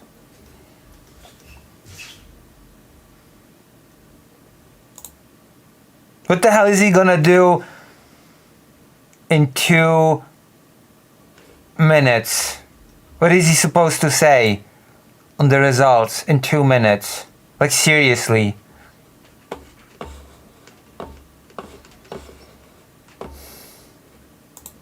That the reason the liberal guy lost is because nobody in Poland thinks he's going to fix anything? He talked about fashion longer than he talked about the Polish election results.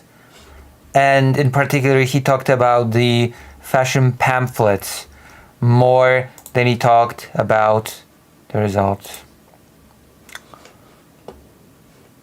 What an embarrassment.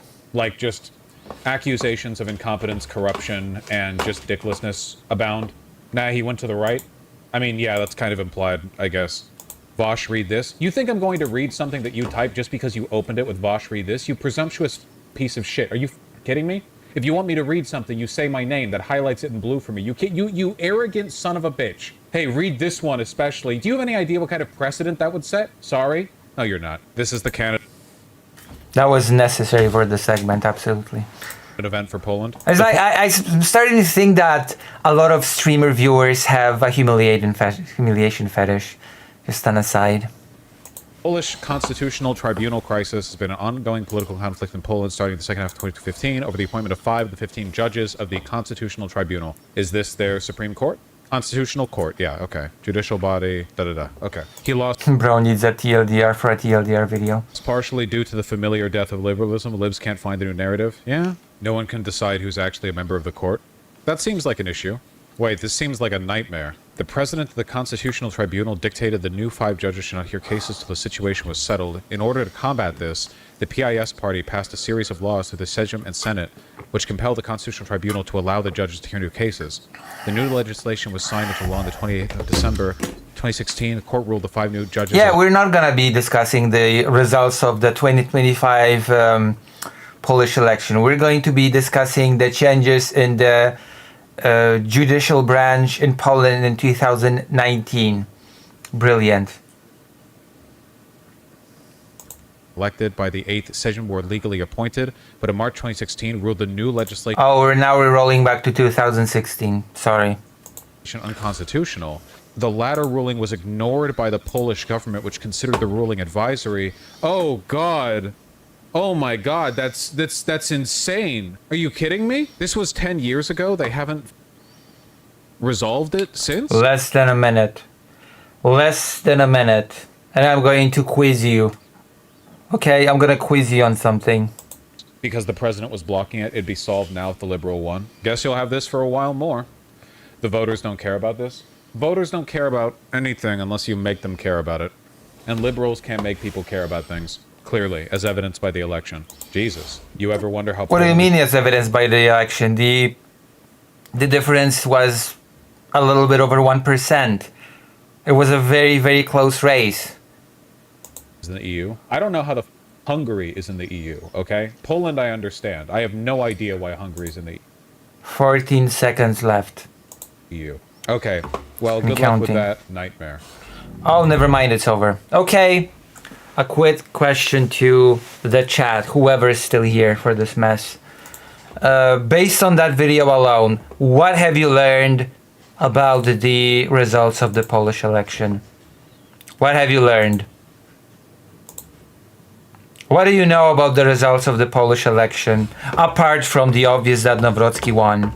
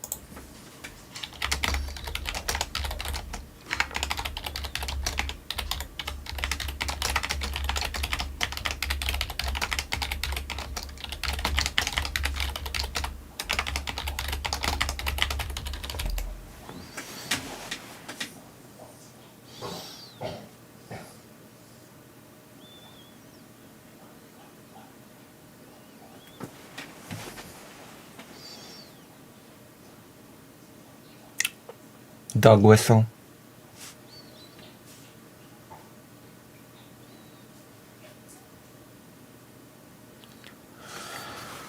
Horse doesn't know anything about Poland or the election. I know more, and my only sources of information is watching your streams while working.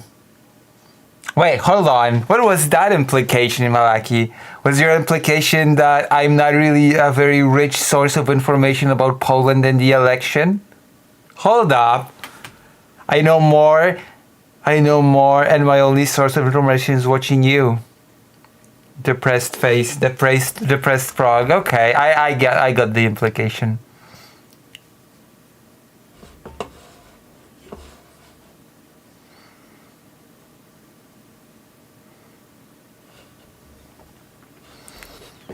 I thought I did a very diligent job on covering all the events regarding the election.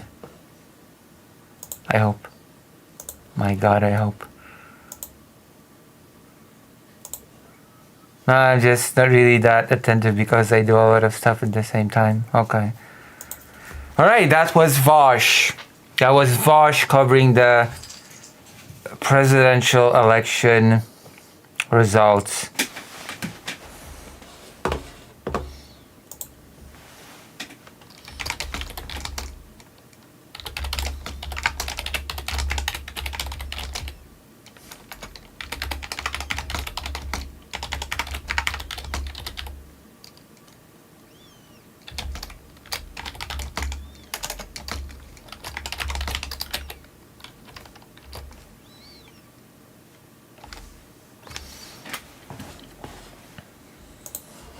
There's a Polish stream. Hold on. There's this Polish streamer that I know. I'll see. Although I doubt a Polish streamer would mess up a coverage of a Polish election, but oh, I think this is the person. Rai Speaks. Yes, I think this is the guy. I think. Let me see.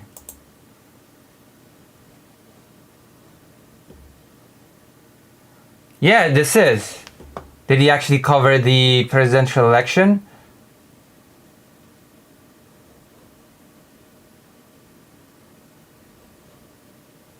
No, he did not. A Polish political streamer did not cover the Polish elections. What the hell? I expected to be able to react. Okay, maybe in a stream. Sack president, TD debate. Musk got Louis Ogłuszczad. What? Oh, I've got more viewers than this person. And they have more subs than me. I win. I win against the other Polish political streamer. Well, what do you know? Well, what do you know? I win this competition of Polish political streamers. Beta. And so, you know, just a little fucking, just a little bit of trivia. On the I don't think you like me, Conrad, though. Maybe I'm wrong. Do you like me, Conrad? I mean, I guess you came back, but so maybe you do. Point is that, you know, it's not Pride Month, actually. It's Men's Mental Health Month, which, fair enough, you know, it's, I mean, it's silly, to be quite honest with you. Okay, I don't care. The thing I want to cover today, so I want to get to it now, so that later I have room for memes and jokes and all that. Where's the presidential thing? Probably leave me a little bit sad for a couple of minutes at least. I don't know if you guys are aware of what happened, or if you know who Jonathan Joss is. Oh, yeah, I know about the King of the Hill actor, but I don't wanna sour the mood. I don't judge people based on a few hours of stream I watched. Oh, okay. So, how are you judging what you're seeing now? What is your opinion of today's stream? Even if you don't judge me based on it. Content with? It can be both, you know. The mod hasn't been... the mood has been soured already? Not yet. Oh, hello, Chriso. Also back. Wow. My Polish viewers are back. And also a lot. Welcome. They did it big time. But it doesn't matter, because when Law and Justice does something that is good, you're going to find out about it even if you don't want to. And when Koalicja Obywatelska does something good, you might hear about it once during the presidential run, if you tune into the right fucking YouTube channel at just the right fucking time of day. Okay, that's not true. That's not true. Come on. That's not true. Don't ask why I'm back. Don't ask about reasons. Listen, I'm just a charismatic person. Don't worry. You don't have to explain to me why I am a charismatic streamer that just brings people of all political opinions, of all political strides to my stream. I am an open tent streamer, okay? Everybody's welcome. I welcome people from the left, from the right, center. Everybody can watch me. and have a amazing discussion on the merits of fashion pamphlets. Battlefront 2. If you check out the shift from 2020 election, Fair enough. that's even more crazy. You should have been here earlier, okay? You should have been here earlier for Expedition 33, the best game ever, game of the year, as far as I'm concerned. You just attract Manson sympathizers. You know, and that has to be a sign, okay? Listen, maybe if I attract Manson sympathizers, then maybe I will reach as big of heights as Manson himself. Maybe I too will end up with a 1 million subscriber YouTube. Who knows? Okay, the sky's the limit. Maybe I also will have 600,000 viewers watching my stream live. If I won't watch Expedition 35 because I plan on playing it. That's fair. It's a really good game. You should definitely get it. Like, Square Enix should be ashamed. They should feel deep, deep shame for not having done this in Final Fantasy. Oh no, in modern graphics, turn-based combat cannot work. It cannot be done. Nobody would like it. Nobody would play it. Well, you know what? Someone else did it and is making profit that you could be doing, because Final Fantasy, outside of Final Fantasy 14, which does not count, I'm gonna be honest, has been struggling. So there you go. There you have it.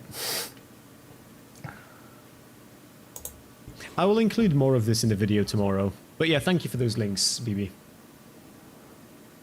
Where's the right on economic, left on social issues candidate? Right on economic, left on social issues? That would be Koalicja Obywatelska, Trzaskowski, the neoliberals.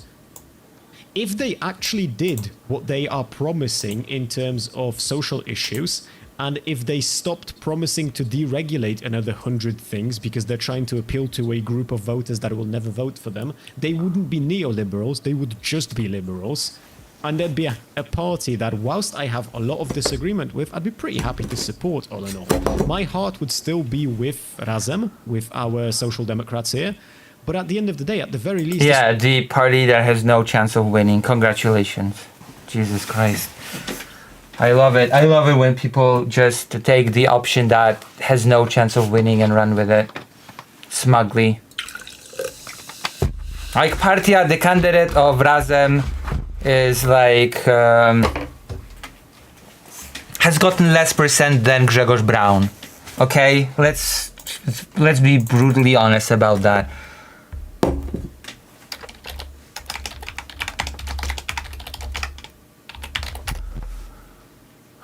And as much as I like Adrian Zandberg, I'm sorry, he got less percent of the vote than Grzegorz Braun. Oh, you voted for Zandberg? I mean, I like him. He had very good policies. Yeah, I liked him. But I'm gonna be honest, okay? You have to be pragmatic in these sort of things. He had no chance of winning. Would you have a conversation with Chris? Yeah, I would. I don't see why not. We are of similar size. I don't see why not. Like, I'm sorry, Zandberg never had a chance of winning. So, as much as I applaud you for voting for Zandberg, it was a wasted vote. I didn't know you were... Wait, hold on, Conrad. I didn't know you were left-wing. You did not feel like a left-leaning person from our conversation last time.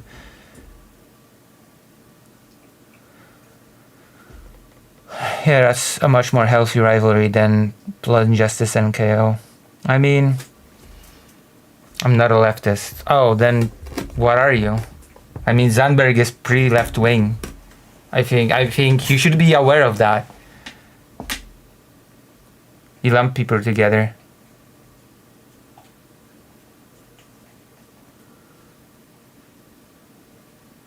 Centrist with a little bit of left wing. Oh.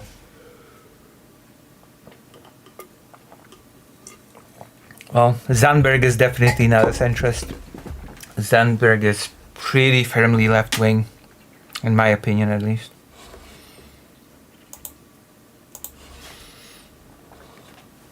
This would be like a close second for me. Third, depending on how you want to look at it. Nova Lewica is like... I would probably... I don't know. I feel like that's too much to go into. But yeah, the problem is essentially that them being right-wing on economy, in terms of like, you know, capitalism, very liberal with their approach, and left-wing on social issues, is that they get all the negative PR of being left on social issues, and everyone clobbers them on the head with it, and then when they are in charge, they do nothing to bring about any of the promises of the social issues. So they get the short end of the stick as far as PR goes, and they don't do anything to actually capitalize on it. Just to put in perspective... Yeah, but, okay. Are we forgetting that there is a vetoing president in office? Our Prime Minister and the leader of Platforma Obywatelska, PO, which is the biggest party within KO, which is the coalition, has been promising gay marriage since 2011. That's bullshit. No, they have not been promising gay marriage. Okay, KO has. Where did you get the idea that the coalition, that the civic platform has been promising gay marriage? That's not true. I'm gonna Google it right now. I'm gonna Google it in Polish. Okay.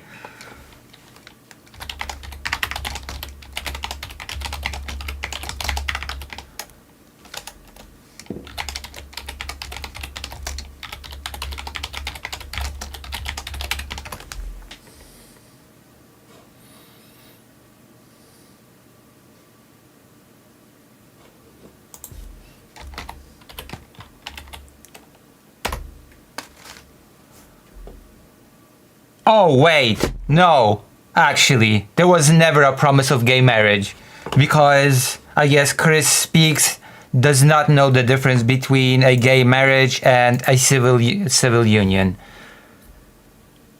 Fuck me. That's the other political streamer that's Polish. Hello, Desidano.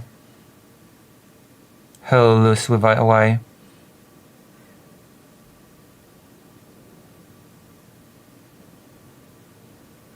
What do you mean stay out of other people's lives? And now they've been in charge for coming up in 2 years very soon. Right now, and then Lucy, I see a headline here. Donald Tusk has announced civil unions in 2011. No, the civic college. I'm sorry, no sane politician would propose gay marriage in Poland. If people are afraid to do it now in a far more progressive environment, then what makes you think that it was proposed in 2011?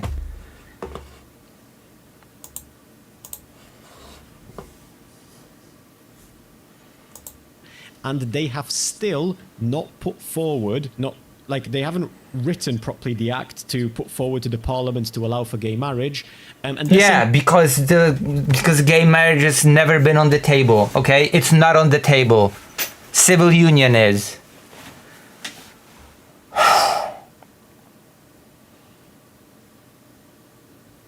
That they're not doing it because they know it will get vetoed. But if they did it and it would have gotten vetoed, then they could have used it as an example to show that, like, hey, we're trying to fulfill our promises and we can't. They're just not. Yeah, that wasn't even part of the promises. Like, the civic coalition has never promised gay marriage.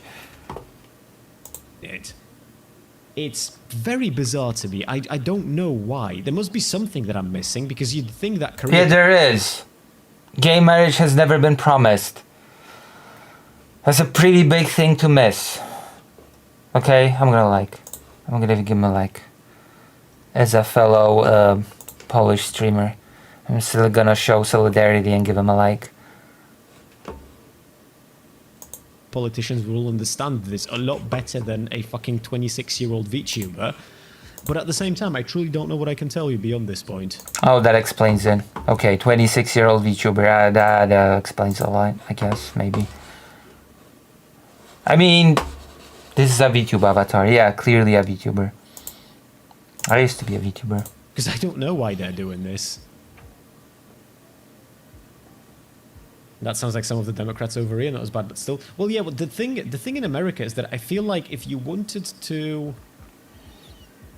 In America, if you wanted to get rid of something like gay marriage, for instance, I feel like that'd be pretty unpopular. Also, it would be veto. Nobody would care. Okay, nobody would be, oh yeah, you tried, but you... No, people would be, well, yeah, but you still promised to implement it, and you didn't.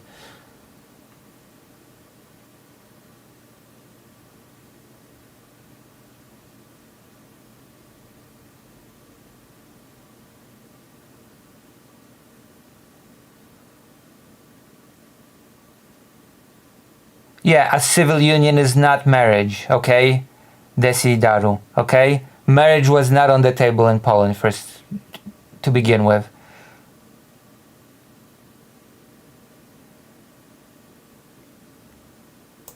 Or even amongst right-wingers. Hopefully, MAGA hasn't rotten their brain yet to that point, but I feel like it would be pretty unpopular. Whereas, like, here in Poland, it's not unpopular at all. It's people are, like, quite actively against it. And I'm not talking about forcing the churches to give them, like, fucking church marriage, which there is a conversation to be had, okay? I feel like the churches do a pretty fucking decent amount of covering up their own wild shit, a little bit too much of it to be like, well, actually, where we draw the line are the gays. But at the end of the day, that's not even where the fight is at. We're talking civil. Even that's not legal here right now. No, we're not talking about civil marriage. We're talking about civil union, okay? Fuck me.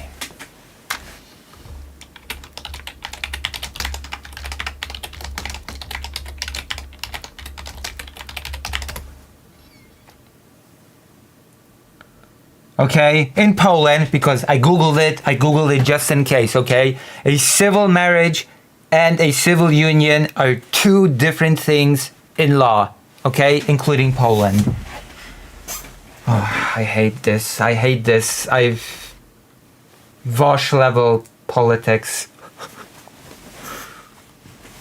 And this person's Polish. This person should know better, okay? If you're Polish, you should know that gay marriage has never been on the table. No, it's not broadly the same.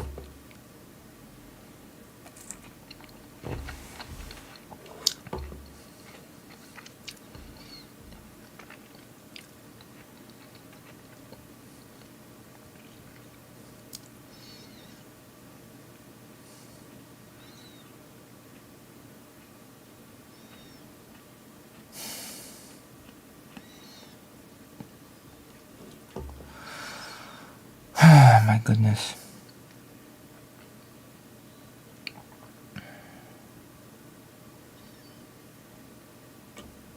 Let me look.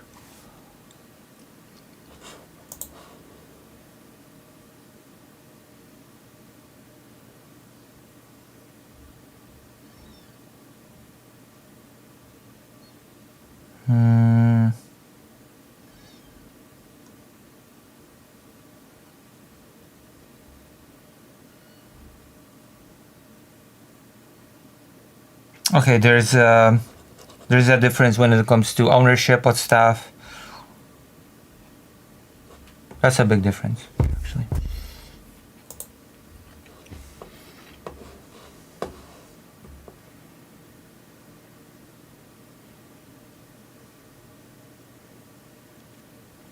Gay unions have never been legal in Poland. It is enshrined in the constitution. No, it's not.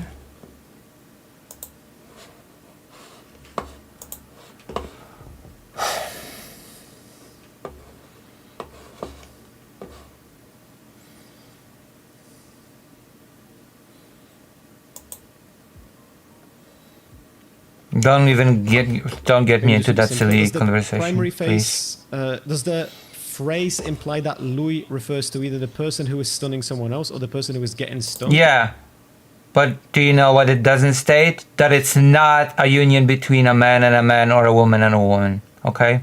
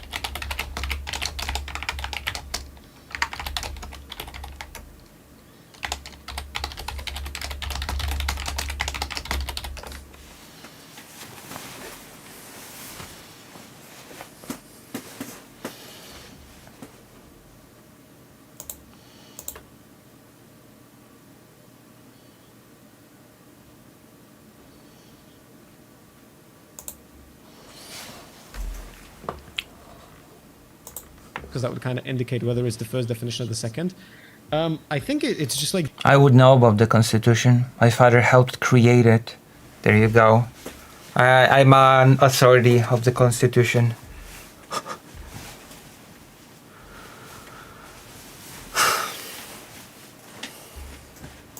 the name for the punch itself.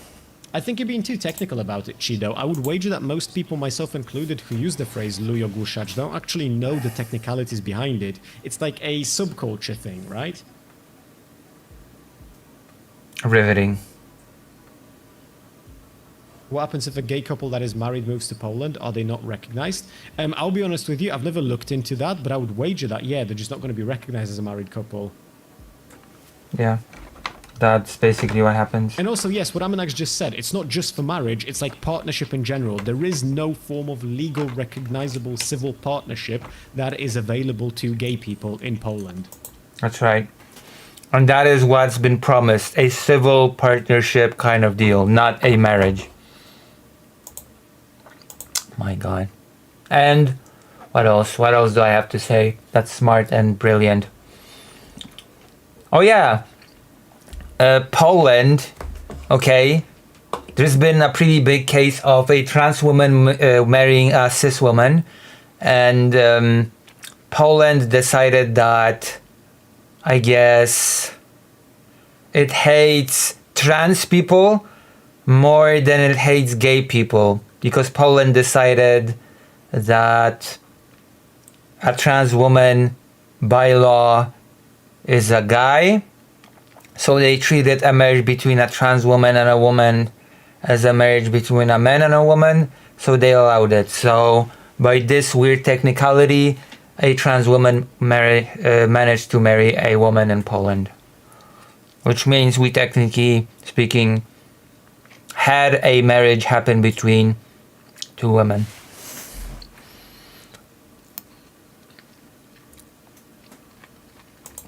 Just a few. The whole world should legalize gay marriage, global homo supremacy. True, though, true. Maybe they don't want to stir the pot, hoping to not offend some of the right-wing electorate they still have. I can't imagine anything different. Well, that's what I was thinking, Matt, but the problem is that they're already... like, if they promise it, and then they get the bad PR from their opposition for being, you know... They never promised it, okay? The rainbow flag wavers, and then they're in charge, then what's the point? I'd like to go through the Polish constitution sometimes. It will be interesting for me. I have it somewhere around here, actually, on paper. Oh wait, I think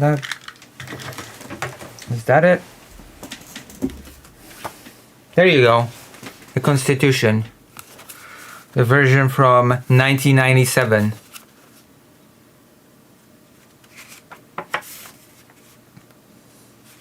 I think this is actually... Yeah, this is published in 1997. And yes, my father did help create the current post-communist constitution. He was part of the commission. What is written in the Ukrainian constitution about homosexual unions? I assume that Ukraine has similar.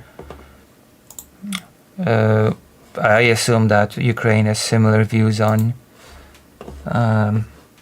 unions between gay people as Poland. Although, from what I've heard, Ukraine is actually better on the LGBT than Poland. Not doing it at that point, you know what I mean? You already got the negative PR. But this is also why I call them neoliberals and not liberals, because I believe that at the end of the day, when you've been promising something since 2011 and you're not actually doing anything to bring it about, but you do keep talking about deregulation weirdly fucking often, there's probably something going on there where you mayhaps do be lying. I have no idea why this is the lie of choice. It's strange as shit, but alas, that is the party and where we're at. I think a harsh truth, unfortunately, is that Tusk isn't that deeply involved in social issues. He puts forward the idea of gay marriage as separating the church because it's opposite to the law and justice agenda. But Tusk himself doesn't give that much of a shit about it. He's neoliberal at heart. He just wants to be the Polish Reagan/Thatcher. Very possible. Hey, Christopher, how you doing? There's quite a few thoughts of that general variety that I've been having lately. Because it's not just gay marriage where they play this very strange game. It's something like, for instance, Hołownia is a good example of this. So Hołownia is a politician who is part of the coalition. He's like a leader of one of the smaller parties. He used to be a media personality, then he became a politician. He garnered a half-decent support when he ran for president. And then he basically sort of joined the coalition, and ever since then he's just been getting relentlessly shit on. Jesus Christ almighty.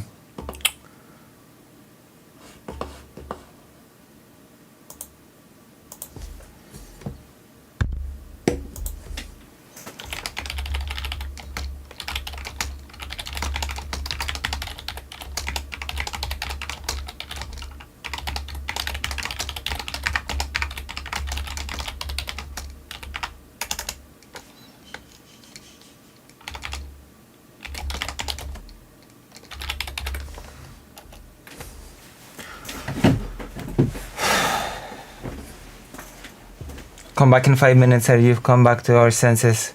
So what wait, hold on. What happened when I turned away for a second and Convenient Estelle used the hammer. What happened? Tell me what happened. Give me the TLDR.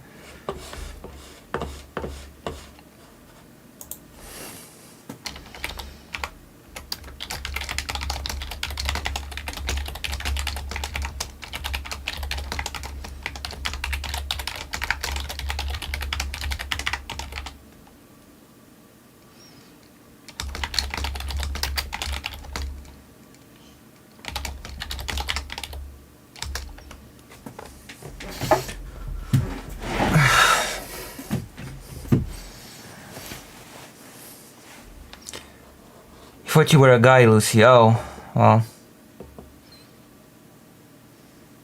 I think he genuinely thought he was... My goodness. Nobody accepts my trans status. Oh, by the way, I think that Chriso actually asked me yesterday if I was born a woman. Like, so, not yesterday, recently. During the recent stream. Oh, okay. Like, I think Chriso asked me if I was a trans man the last time they were here. That's okay. Typos are okay. We are all human. We all make typos. We all make mistakes. What? I just turn around for a moment. My goodness. You know what? Just for you, when you are in the chat, I'm not going to be playing Expedition 33 on stream. I'm going to be playing Black Mesa, I guess. Are you against me playing Black Mesa? Will I spoil something for you if I play Black Mesa on the stream? And his support has dwindled like a motherfucker to a point of being near enough non-existent at this point. And he used to, like, he's part of the coalition that is right-wing on economy, left-wing on social issues, and he talks about, you know, that he used to hold different views that he doesn't hold anymore, but he used to be as little as a couple of years ago. I think the point is, I think that Chriso thought I was a trans man.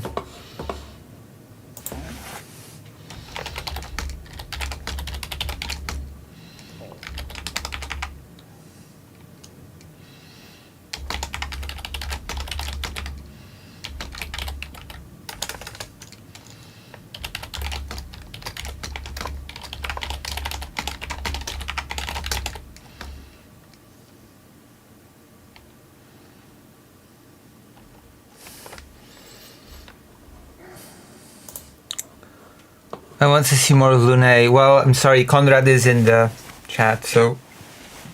From 2, maybe 3 years ago, where he talks about like abortion at any stage being murder and how women who have it done should go to jail or something to that level of like extreme take on abortion. And then he's like a part of the coalition which is supposedly going to fight for the easing of abortion restrictions, and they have, to some degree, to their credit. I don't know. Like, do they believe this, or have they just recognized that there is a potential electorate to be tapped into if they just say the right things? So sort of Louis is referring to something that has nothing to do with the regular Polish meaning of Louis. There is no regular Polish meaning of Louis. I have never heard that word itself be used in connection to anything else than Louis Ogłuszacz. Niech Louis, I've heard that, and that refers to somebody being like untidy, but never Louis on its own. I wouldn't call Hołownia exactly left-wing on social issues. He is a full-on centrist, and he always was the meme-centrist guy. Even on abortion, he didn't promise easing it. He promised. My English is not perfect, so sometimes I may make a mistake. It's okay. National referendum. I'd have to think about it a little bit more. I don't know if. Don't worry. I don't know with how politically. But then what I told you, what you're a transgender man, is a simple mistake. Seriously. Oh, so you know I'm a trans woman then. So then you know that I'm a trans woman, yes? You realize?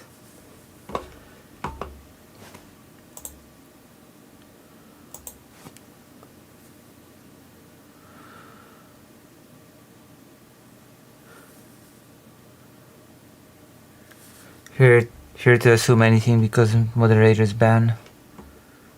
Ramir, just a woman. Thank you. Alright, I guess... the environment is nowadays. I don't think it's possible to be centrist on social issues. You know what I mean? Not in Poland. Because, like, what would be the equivalent of centrism on social issues in Poland? Like, gay marriage is legal, but gay adoption isn't? You wouldn't be seen as centrist for that. If you support gay marriage at any level, you are already seen as the, like... But the opposition will already paint you as, like, the rainbow flag waving progressive. Yeah, okay, but... gay marriage is not on the table in Poland, I'm sorry to say once more. I have no clue where this person got it. I don't even know if this person lives in Poland, actually. I have no clue. He's live now. I could just write it in the chat. Debate is this right here. Okay, Basically, I'm gonna add him. Beans went on a panel about mods and gooning in the in video games. And I'm sort of honestly legitimately curious about how that panel and the conversation went. Because I have a feeling that like the anti-gooning mods type of crowd is... I wonder what their arguments would be. So it would be interesting to listen to. So it will be a debate review of our very own Beans and a few other people whom I do not know, but will definitely have very strong opinions based on very little interaction with. Okay, I wrote him in the chat. Okay. Oh, no. Okay, do you know what? Let's have a look. Okay. There you go, I wrote. Welcome. Civic platform never promised gay marriage. Yet another episode. Not now, not in terms of, as far as I'm aware. They promised civil union, which is separate from civil marriage. Serious, and there's nothing more There you go. I wrote it. He is live, so he might beat it. We're going to be talking about titties and ass and TNA in general. When it comes to gaming, media, streaming, all sorts of things. Recently, with the release of Stellar Blade onto PC, within 72 hours of its release, it had countless mods made. Raunchy is the word used to describe them. Probably the best word used on this thing. And people beforehand, when Stellar Blade was quote-unquote censored, and they covered up some of her cleavage and things like that, main game character, people had a fit. They threw a fit. They refunded their purchases. They threatened to cancel. All these things. So the question for tonight is simple. Alrighty. Are gooners ruining gaming? Alrighty. It's done. Also, I don't actually... Beans, what was the actual topic of this debate? Because Alright. last night you were talking Alright, he wrote me back saying that he'll look into it and that they just didn't deliver that either, but there you go. I won. Alright, so that's it. There's one more thing I'm gonna check out because it seems like apart from me, only 3 people have covered the Polish election. So, can you guess? Okay, we already covered 2 people, okay, that have talked about the Polish election apart from me. So yeah, 3 people. There's only person number 4 left. Yes, Dylan Burns covered the election, so I guess we're gonna check that out.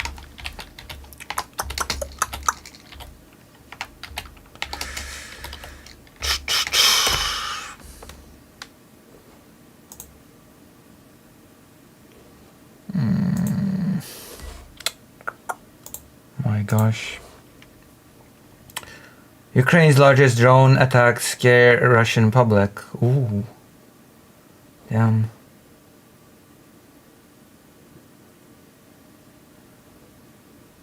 The Russian public is scared.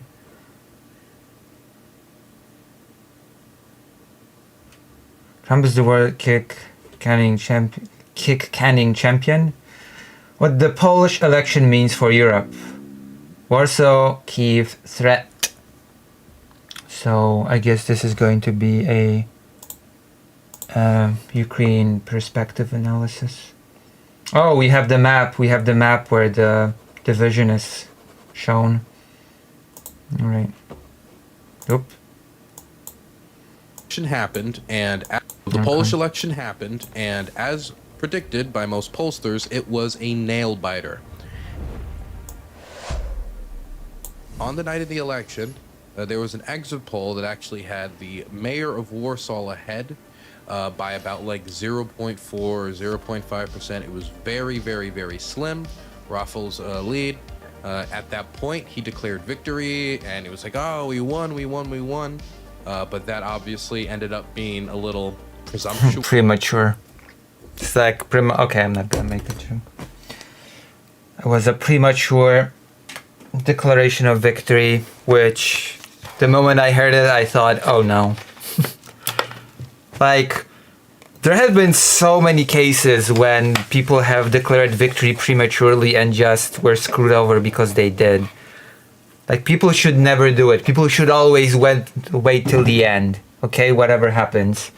People should not be like, oh yeah, the initial exit poll tells I'm winning. I won! This is not good, okay? It'll make you look silly if things turn around during the night, as they did.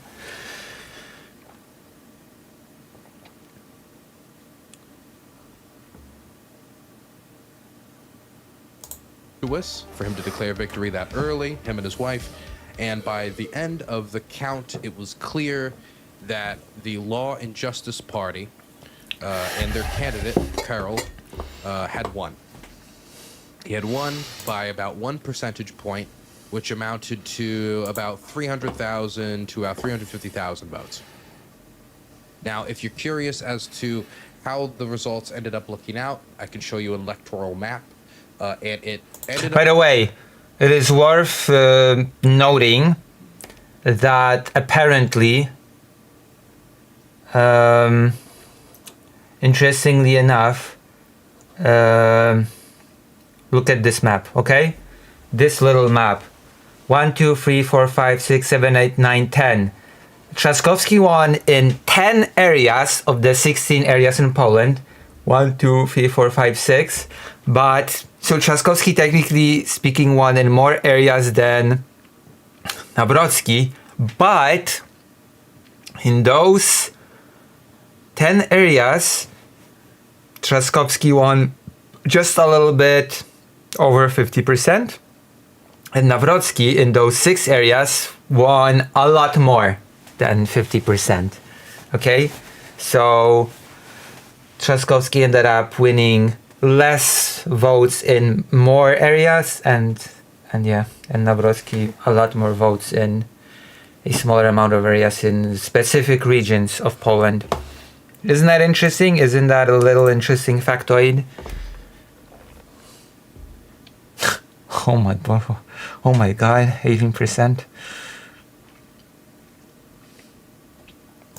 Up being the divide in Poland that is pretty historical. It's sometimes referred to as Poland A and Poland B. Poland A being the west of Poland, which is seen as more pro-EU, more pro, progressivism, quote unquote, whatever you want to call it. We would say it is the part of the country that would be more sympathetic to the civic coalition of Tusk and of the mayor of Warsaw.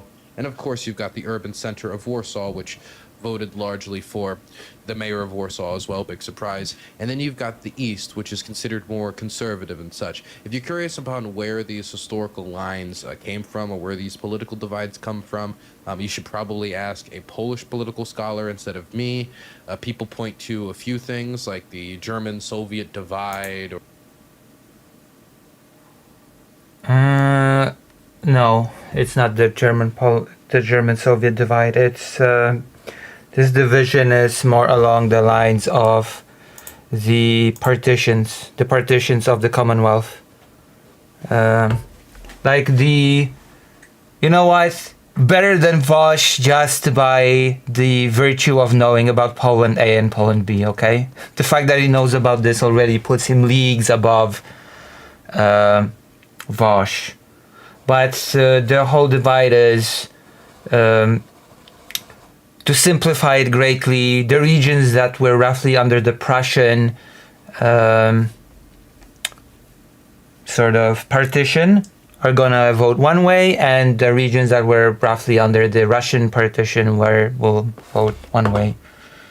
There are several reasons why things develop that way. For example, one of them would be that the Prussian partition region was a lot more industrialized and a lot more developed than the Russian partition part, yeah, sadly. And that sort of ended up continuing. That ended up being a thing into moving forward in history, So, yeah, but the fact that he knows A and B thing is, already... this is turning into a contest between Dylan Burns and Wosz Kociński, and so far Dylan Burns is winning. I'm not counting that other Polish streamer because, well, he's Polish, okay? I'm doing a ranking of foreign commentators that have been talking about the Polish election, okay?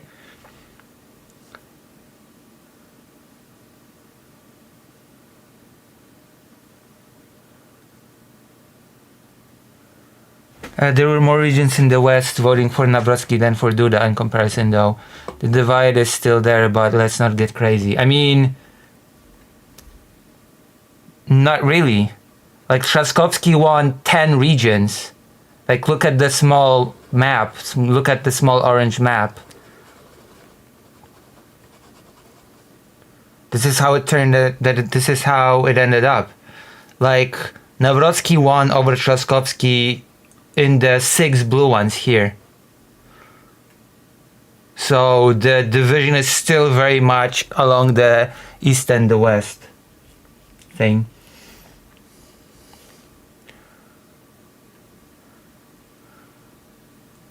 Or a few different, but I'm not going to get into it. Point is, I mean, if you're saying that more people voted in the western regions than they voted for Duda. Yeah, this is the more detailed map.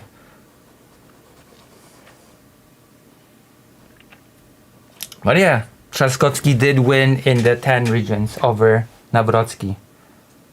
But I suppose what you're saying is that more people in the western regions voted for Nawrocki than they voted for Duda. And yeah, that can be true. That can still be true, but it still doesn't change the fact that more people in those regions voted for Trzaskowski than for Nawrocki.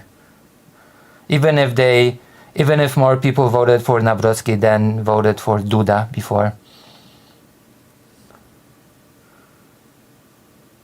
Yeah. The East is considered more, generally speaking, conservative-leaning, and the West of the country is considered more pro-EU. Of course, it's all of this is also a simplification that is sort of almost necessary. But these are the general trends still. Liberal-leaning, so to speak. Anyway, so the election seemed to match those historical trends, but Carroll was able to squeak out a victory in this nail-biter of an election.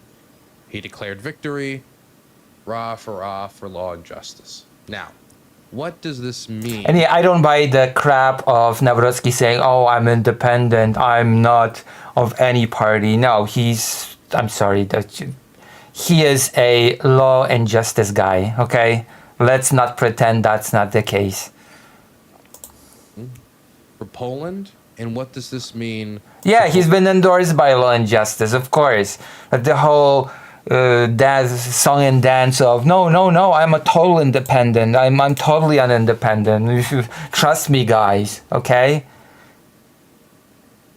Nobody does. It's silly. It's really, really silly. Polish foreign policy.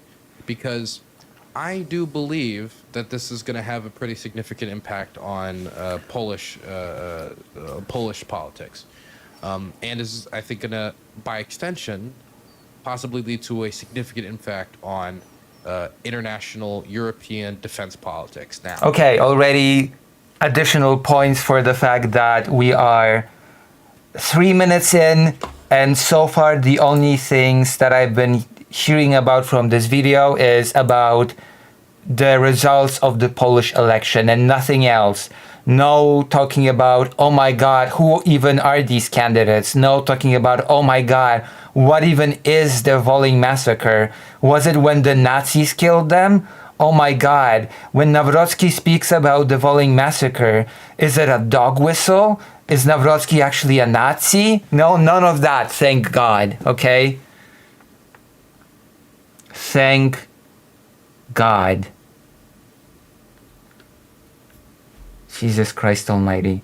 No talking about, I mean, we're still just almost 3 minutes in, so maybe that will change, but so far, no talking about fashion pamphlets and how they're much better than YouTube fashion videos.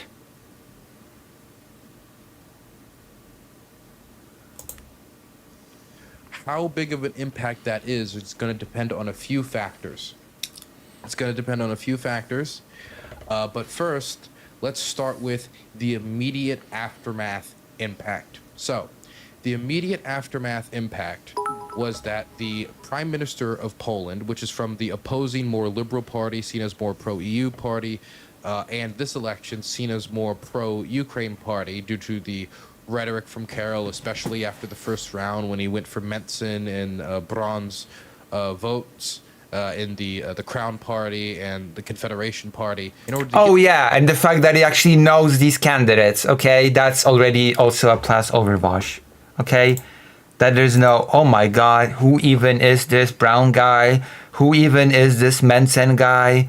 Who are these people? Do I have to Wikipedia them, learn what their politics even are? Get their votes, he had to commit against sending Polish troops to Ukraine, and he had to commit to not allowing... Oh yeah, and very... I give additional points because he knows about the invitation to Mencen's show, and he knows about the 8-point pledge, so also I give prompts. Yeah, I did. Of course I did. It was a very famous thing. I would like to also add that they were drinking at Mencen's pub. Okay? They were drinking at first I thought it was some sort of like a metaphor or something. No, they were literally drinking at his own pub. The Mencen's pub. Very subtle. Okay? At his own establishment.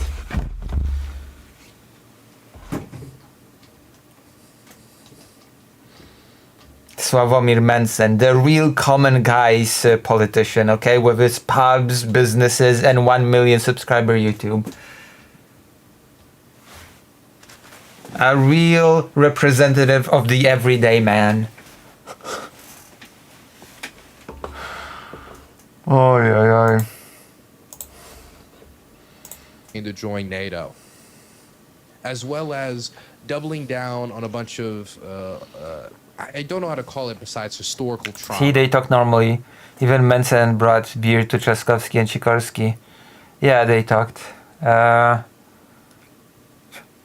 You know what the funniest thing was for me personally? The funniest bit for me of all those beers, and like in the Mencen talks, the funniest thing was when Nawrocki struggled visibly to explain the whole apartment bit, the whole what is it called? Communal apartment, and how he got some money for the guy, and then they agreed that he paid everything, but it sort of was agreed also that he would pay later, and then he got the apartment, and then this, and then that, and Mencen just listened, Yeah, I'm gonna be honest, I'm not convinced. It all sounds like bullshit.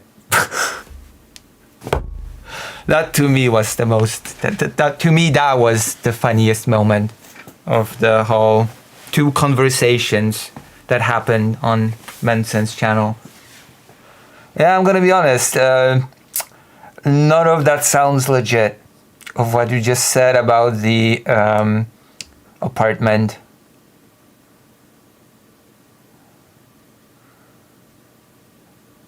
I mean, he was objective in his own way, because he also has a lot of pretty stupid beliefs. And also Mencen lied about a bunch of things during those conversations. It's just, let's be clear about that, okay? The activist, the feminist, okay, that he claims faced 3 years in jail for telling an activist, you cannot get pregnant, guy. No, there's no facing 3 years of prison, okay? That was a fabrication, that was a lie by Mencen. And he said a few more lies like that.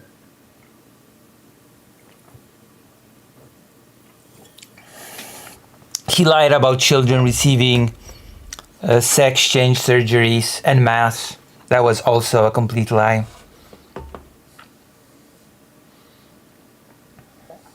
I mean, maybe he had false information, but thought he did. I mean, that's, even if that's true, that is still sort of on him.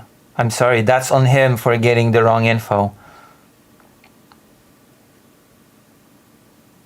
Like, if he believes it's true, that's on him for not doing, like, correct research. He's supposed to be a serious politician now. He's not just a meme or YouTuber. Pub owner. He's supposed to be a serious political figure, and so he should be able to do his due diligence and actually fact check all the things that he believes to be true, because otherwise he's just peddling misinformation, and he's building his policy on that misinformation, which is even more egregious. And we'll get back to this in a bit, and some of this seems, from an outside perspective, very silly when it comes to, you know, trying to dictate defense policy or moving forward with the Ukrainians. And that's not to say that the tragedies themselves are silly. That's to say that I think it makes for a silly defense policy. And we'll get I think so as well. No one cares about the truth. I mean, I do, but to that in a moment. But the most immediate impact after this is the Prime Minister Tusk. He has called for a vote of no confidence. Well, technically speaking, he has called for a vote of confidence. Because Tusk would not want a vote of no confidence. The vote of no confidence is the opposite of what Donald Tusk wants. He does not want a vote of no confidence. He wants a vote of confidence. Confidence is that in Poland's parliament, they're going to have the different legislators vote. But the way he explains it is correct. whether they're confident in the government of Tusk, or they're going to vote on whether they're not confident. And if they vote that they're confident, well, this will be seen as, you know, a morale victory for the Civic Coalition. This will be a signal to other allies of Poland that the Polish government is strong and is reliable. By the way, we are 4 minutes 34 seconds in, and Dylan Burns has already said more about the results of the Polish election than Vosh has said through his whole 27 minutes video. I would just like to point that out because the Vosh video really got on my nerves, okay? I was told by him that he had this covered. Vosh told me, nah, I got this, okay? I got this. I learned a lot about this topic, and I've done good coverage. I was like, okay, okay, I trust you. I trust you, Vosh. Yes, I have learned about the breakup between Elon Musk and Donald Trump. A real heartbreaking development. A real heartbreaking divorce. I wonder who's gonna get the kids. Reliable, it can react to crisis and such like that, as well as it will show that the I guess you don't like Musk. No, I don't. He's a very, very silly guy. His Dodge was a disaster. Oh, and also he endorsed AFD, yes. Polish government coalition can stick together. Now, when I mean the Polish government coalition, the government coalition has been put together by Tusk is not just the Civic Coalition. In order to be able to put together a coalition to move against law and justice, he has had to unite a few parties. He's united both. He has Asperger's syndrome. I mean, same like Manson. I mean, an Asperger's syndrome is not something that compels you to try to build a fascistic coalition in Europe and to create a horrible, disastrous organization at home that butchers governmental organizations, and there's a lot to talk about, okay? With the left? The most interesting thing that I think Elon Musk has done within Dodge is shutting down governmental bodies that investigated Tesla. That's a thing. That's actually a thing that happened.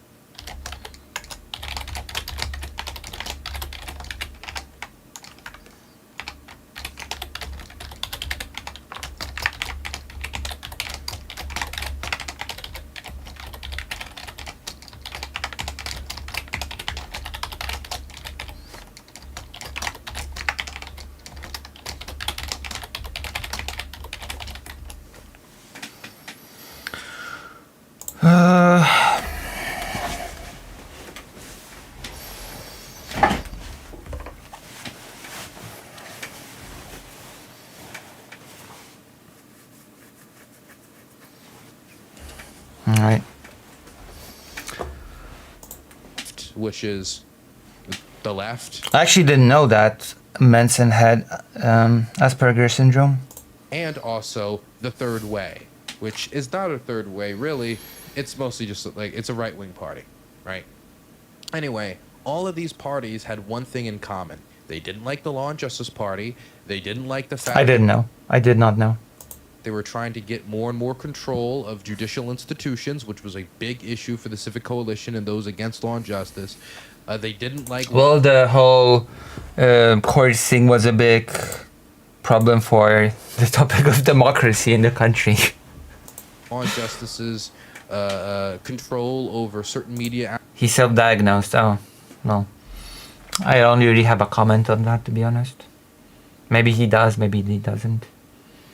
Outlets associated with the state, like TVP News, which I've been on a few times. It's a state, Polish state press, basically state TV, and a few other scandals. I don't need to. If you're more interested in. One of the things that Manson got Trzaskowski to agree on was to get rid of TVP Info, by the way.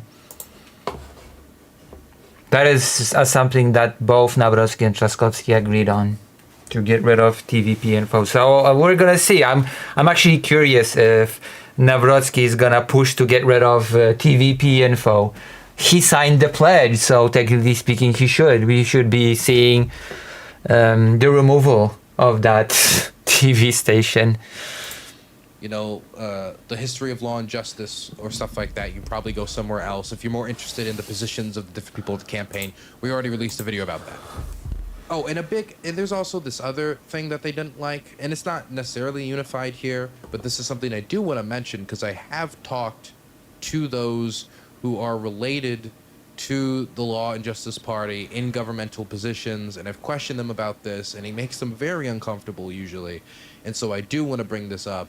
Viktor Orban? Law and Justice has had a history of backing up Viktor Oh yeah, Orban. this is already far better than Vosh. I don't even know if we have to keep watching. The first 6 minutes has beaten Vosh's entire video. I have no clue. Like, I'm trying to remember. I'm trying to go back to the Vosh video. I'm trying to think if Vosh actually ended up speaking about the aftermath of the election, like at all at any point, and I'm drawing a blank. I have no clue. Unironically, I have no clue. Like, the only takeaway from the Vosh video is that Nawrocki is not a Nazi.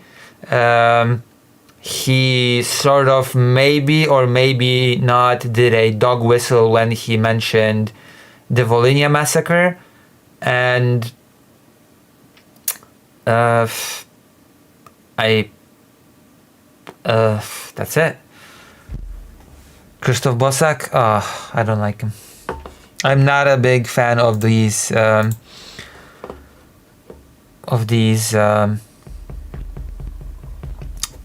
far-right parties, the Confederacy.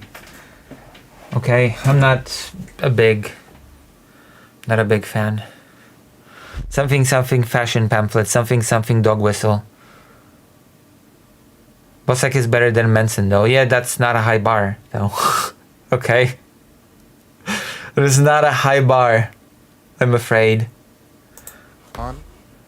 That is, Viktor Orban would get in trouble with the European Union because he's leading the most corrupt country in the European Union. I'm really sad, okay? I'm really sad, and I've not really talked about people like Zandberg a lot when covering the elections because, like, he lost and he got a very small amount of percentage, so I just didn't feel like there was a point of even talking about him when covering the election. But the fact that Grzegorz Braun got more percentage than Zandberg, like, this is actually depressing. This is really, really depressing to me.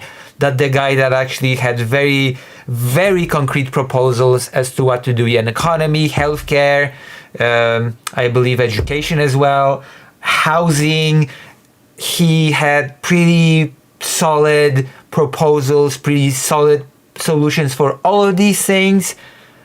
And no, people instead went to the booth and voted for Stop the Ukrainization of Poland, and Yoda is possibly Jewish guy.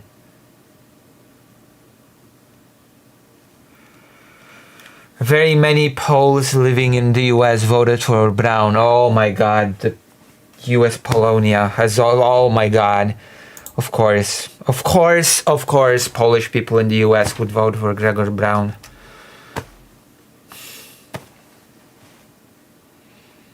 Housing was crucial for me when voting for Zandberg. Yeah, he's like he was a pretty solid candidate, okay?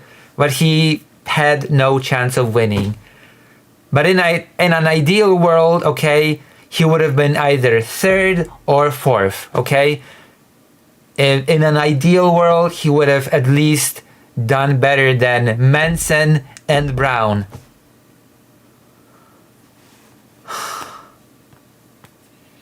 Chicago has more Poles than Warsaw. I mean, that happens. Then again, the way the United States counts who is a Polish American is also very finicky, okay?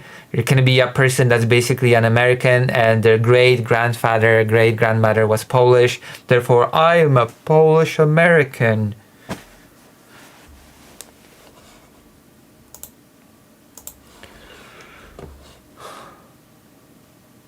I don't think you should be able to vote when you've lived more than a couple of years outside of Poland. No, that's not reasonable. More than a couple of years is not reasonable. Something fashion pamphlet. Union, and they didn't like the misallocation of those funds, or they didn't like his strong control of the press, or they didn't like any other number of things that he was doing, right? That either there you go. This is what I like. You go into the segment, you talk about the thing, and you know what you're talking about right off the bat. You don't look baffled on the screen and wonder, wait, this guy who just won the election, what are his politics again? What party does he represent again? What was this election all about again?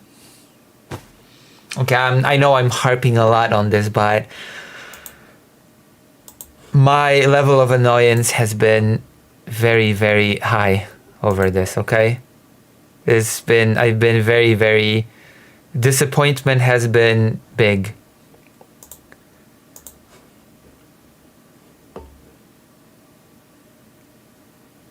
People living 20 years, maybe. That's you can have a conversation about that, but a couple of years feels unreasonable. 20 years, maybe. Sandberg is building a position. I think Razem will have a really good result in the parliamentary elections. That would not be so bad. That would actually not be so bad. That could actually be quite good. It used to be that after 20 years you would lose your British vote. Weirdly enough, the Conservatives removed this after promising to scrap it, as they realized many expats are Tory. Yeah. Like, people really quickly... people really quickly decide to scrap such ideas when they realize that the people living abroad can be persuaded to vote for you. So, and people don't want to lose that voter base, so they retreat from such ideas very quickly. They have a lot of work to do. There aren't really known people in Razem outside of Zandberg or Matysiak. I mean, technically speaking, okay, the Law and Justice has built a reputation for quite a few lunatics when it was in charge, but how many politicians do people know out of the Civic Coalition, outside of Tusk, Sikorski, of Civic Platform, let's just say, like outside of Tusk, Sikorski and Trzaskowski, what are the like super well-known politicians out of the Civic Platform, really, in the popular consciousness?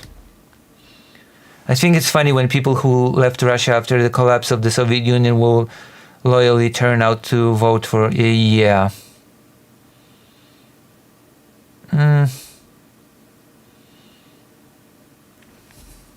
Alright, let's continue.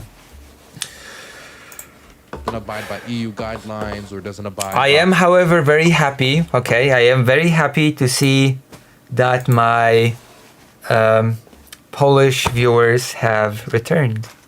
Okay, I am very happy to see you here. See, it is possible to talk with me It's not just a debate and condescension and mean words. We can have a normal conversation as well. It's possible. It's very fully possible to talk to me.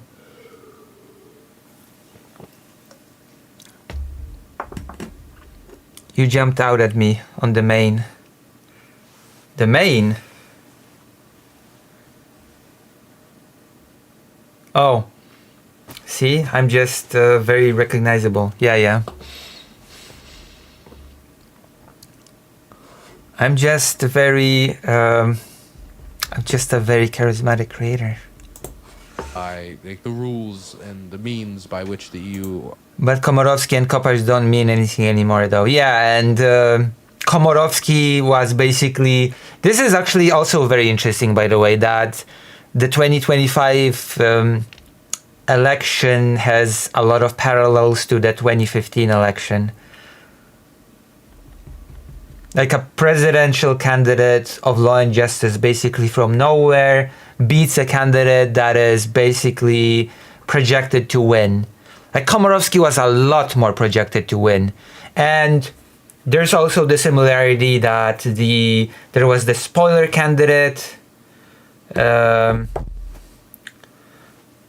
What was the name of that rock guy who was the spoiler candidate in 2015? What was his name? Cookies, I think, yeah? That was him? Like yeah.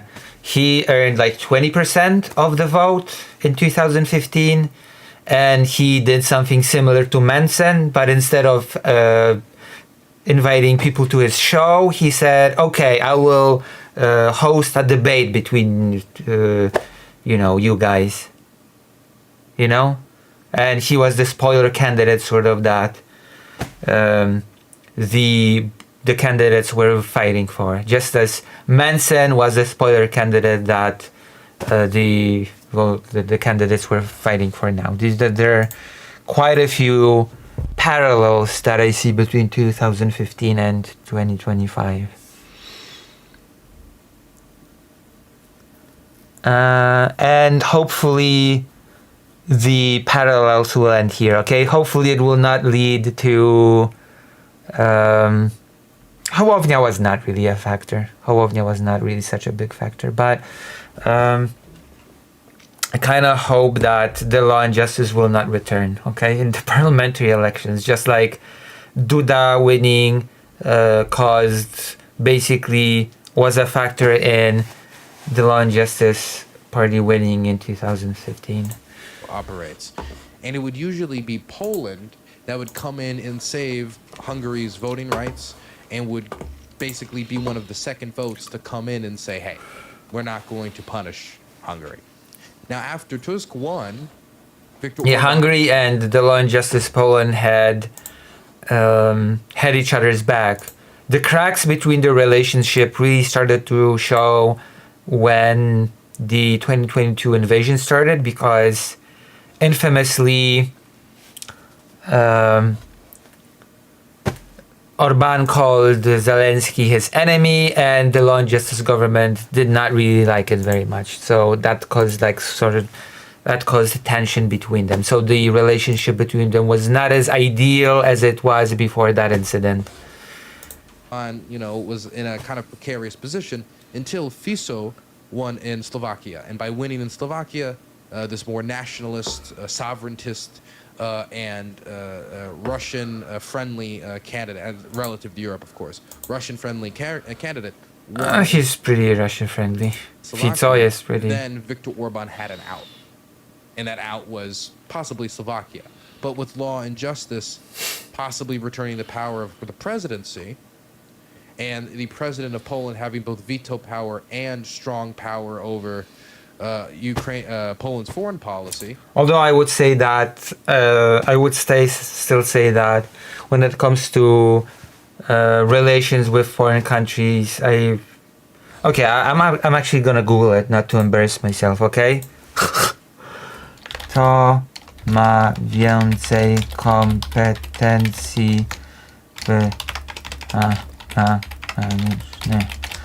Prezydent Czy minister zagraniczny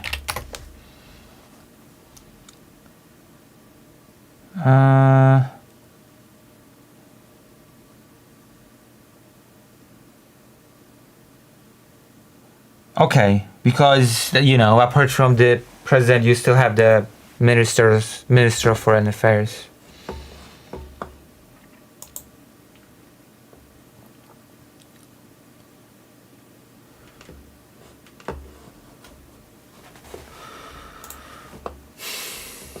You know, maybe it's returning to those old ways where Poland could back up Viktor Orban again.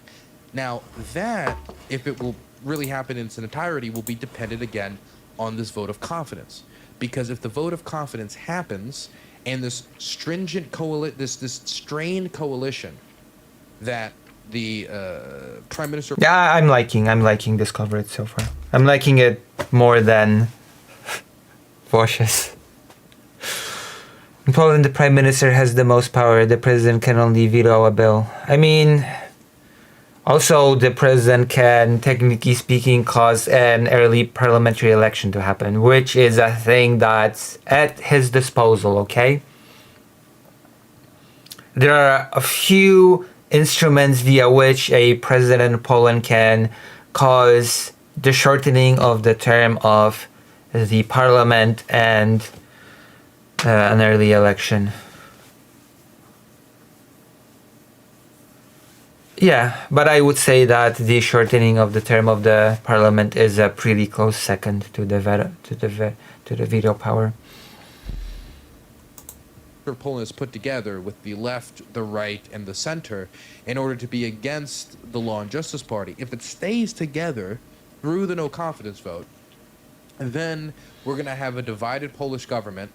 And by the way, if Tusk does not receive the vote of confidence, then the next step in the procedure is Nawrocki would put forward his own candidate for Prime Minister, because at that point Tusk would resign, and if the parliament would not accept this new Prime Minister, then early elections would be called. So there would be a pretty messy scenario, which I don't like and I don't want. There's a chance that over the next 2 years it's going to be more an administrative and state. Also Tusk is in a very specific situation with the veto, because if the parliament had a necessary majority, then technically speaking it could overrule the veto, the veto, presidential veto. But this particular coalition does not have such a majority, so it cannot overrule the presidential veto. It is worth remembering. Where they're not doing a lot of reforms when it comes to, say, the restrictive abortion laws in Poland that doesn't allow you to abort even in cases where the fetus will be born and won't be able to live and it will just suffer, or any of the other domestic reforms that they wanted to do. They won't be able to do that because the president has veto power. But also, of course, the president has a significant amount of influence over foreign policy, which right now is quite important.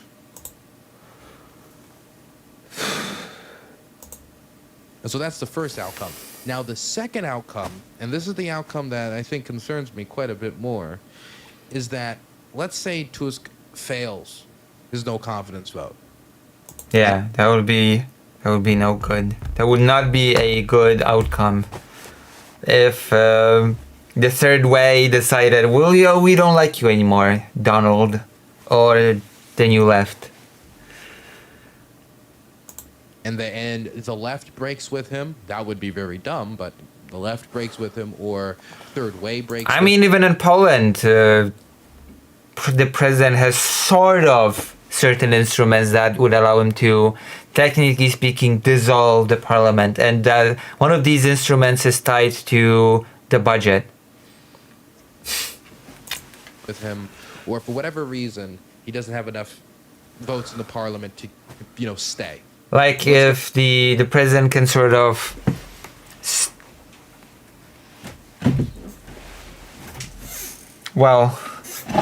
obstruct to put it in a simplistic matter, obstruct the budget, and there you go. There's a lot of discussion around the fact that because keep in mind, after 1989, the president in Poland did have more competences, but those were reduced. You can look into it. You can look into the fact that right after 1989, the president in Poland had more power than now, but that power was removed. Some speculate that it was to curb the power of the first president, Lech Wałęsa. See, I'm giving you very interesting trivia about the Polish politics. Going to happen is that the Law and Justice Party will be allowed to put forward a candidate, and they'll see if they can get a vote of confidence to be sworn in as prime minister.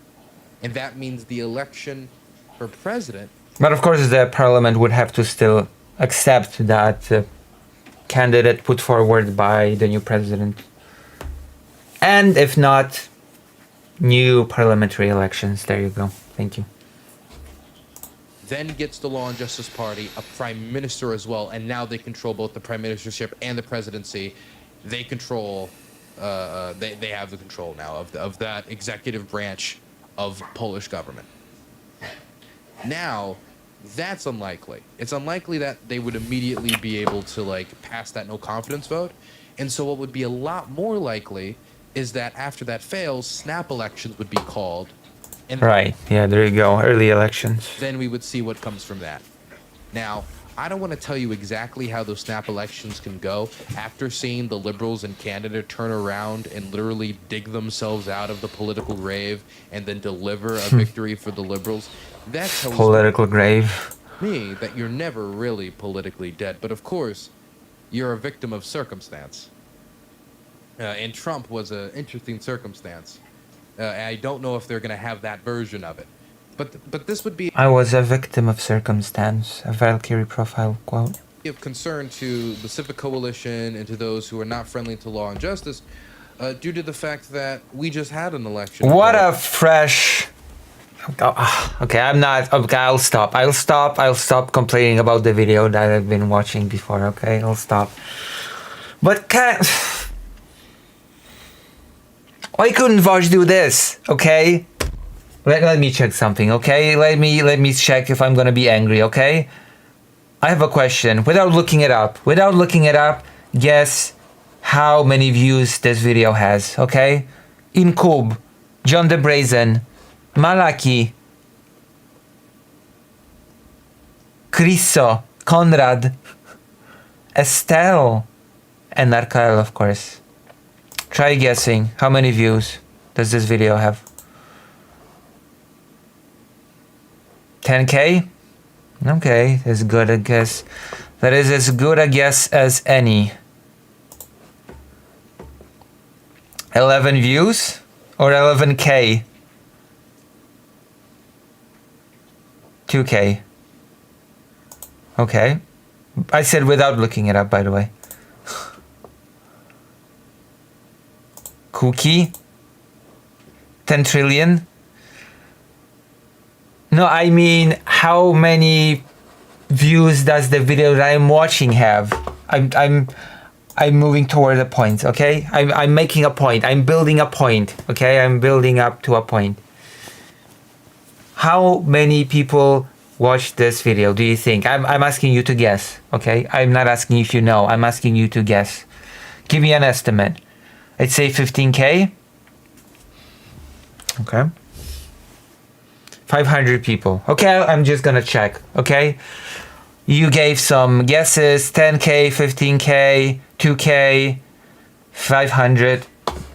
Okay, we're gonna check. We're gonna scroll down. 3,298 people watched this since 15 hours ago. Okay?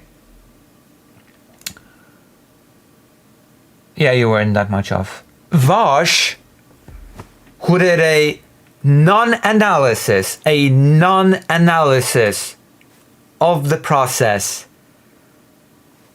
received 41,000 views on the video.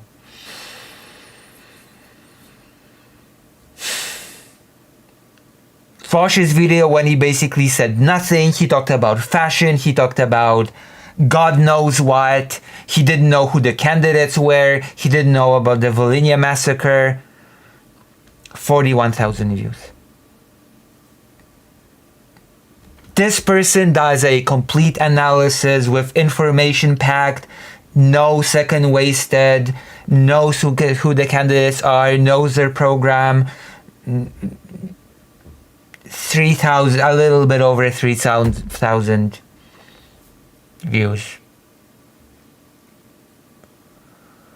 That's kind of why people watch Vosh, though. It's popcorn content. I don't think he would have as many views if he went in depth, sadly. That just makes me sad. Okay, that makes me deeply, deeply sad. Depressed. Oh gosh. How many people do we have here in the 11? You know what? Just please, I beg. Please, I beg, do me a favor and go. Okay, go watch this later or something. This just sad. Okay, I cannot believe this is happening. Okay, this is the saddest development ever. Okay.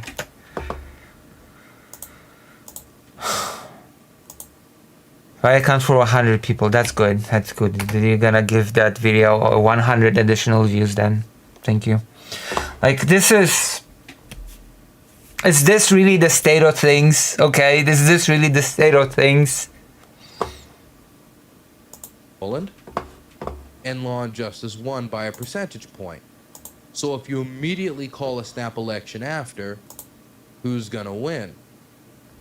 Who's gonna win? I'm gonna win. Now, it's gonna be difficult in that situation, I assume, for them to turn it around. Maybe they could, maybe they couldn't. But here's the risk. Not only Law and Justice getting the presidency, but here's the bigger risk. Because while Law and Justice, we're going to get into it in a moment, while Law and Justice doesn't have a perfect record on Ukraine, maybe it's I will. not like they're literally destroy Ukraine. They're not like republishing Russian propaganda. If anything, they at least they are not friendly with the Russians enough that they have to like tolerate the fact that Ukraine is strategically of import to them, right? That it's Ukraine then them, you know. Now here's the bigger risk. If they have another snap election, it's not just about Law and Justice getting a bunch more seats in Poland's parliament. It's not just about that. It's not just about like, who wins the prime ministership. The big thing that would worry me is if Confederation, which is the more right-wing, I would say anti-Ukraine party, or Crown, the Crown, which is Grzegorz Braun party, which is as far right as... Grzegorz Braun is just a crazy guy, okay? Grzegorz Braun is... well, he is a Star Wars connoisseur. He's a Star Wars specialist. We have watched his analysis of Star Wars. Oh, he was asked again, by the way. There's a YouTube short in which he is asked once again about whether or not Yoda is Jewish, and he's asked once again to finally give a definitive answer to that question. And once again, unfortunately, we do not get to know what Grzegorz Braun's opinion on the matter is. Yeah, I know. I know that he used to be the director. You can really get on the spectrum and as anti-Ukraine as you can That's physically okay. imagine. I mean, this is a guy who tackled a Christmas tree because it had Ukrainian ornaments on it. This is a guy who doesn't want to see... It doesn't change the fact that he's a lunatic. I'm sorry. He may be doing a lot of acting, but tackling a Christmas tree because it has Ukrainian decorations is a bit much, okay? A single bit of military gear go from Poland into Ukraine. This is somebody who wants to see the Ukrainians subjugate themselves to the Russians, give some form of surrender to bring about peace. And his way to bring about peace... Also, he wants a complete stop to the aid for Ukraine, which is just said here in the video, which to me is absolute stupidity. The subjugation of the invaded, not the retraction of the invader. And in these snap elections, if these parties perform well enough, then law and justice may be put in a position where they have to talk about going into a coalition government with the Confederation. The Crown, less likely, but Confederation, more likely. I don't know. I see, basically, be quite honest with you, I see Grzegorz Braun as same type as Janusz Korwin-Mikke. And if they have to go into a coalition with a party where their candidate, Menson, asked them on his podcast, which he asked them to come on for his endorsement, and they said, look, I need you to say you're not going to send... Also, yeah, of course a lot of people buy his crap. He won 6% of the vote in the election, which is far more than he should have gotten. He should not have gotten 6%. That should not have been a thing, ever. My God. Send any troops to Ukraine. I need you to declare against NATO membership and stuff like that. Look, there's already a concern on whether or not Karol is going to deliver on that promise of Ukraine's not going to be in NATO. I think the troops thing he'll probably deliver on, but whether or not he's going to keep that position of Ukraine cannot join NATO because he thinks it's politically convenient now that Trump has that position as well. Andrzej Duda, by the way, already has expressed officially a hope that Nawrocki will change his mind when it comes to Ukraine and NATO, so that's a thing that happened. Therefore, again, further weakening leverage of the negotiating table, giving stuff up to the Russians before you even engage in conversations with them, making the same mistake that the United States government made, we're now watching the Europeans make. That, of course, is of concern. But again, the thing that scares me is if Confederation gets in there, they can start influencing the Polish government to start sending less aid. They can start influencing the Polish government on EU votes that affect Russia, or that affect, for example, businesses where Russia's operating in Europe and XYZ. If Confederation get a significant amount of the vote in a snap election to enter a coalition government, then we could see a real shift, not only against the European Union from inside the Polish government, that is now going to have to placate... Also against Ukraine, yeah. Federation. But we could now see the Polish government under... Yeah, I know, Konrad, I know, it baffles the mind, I know.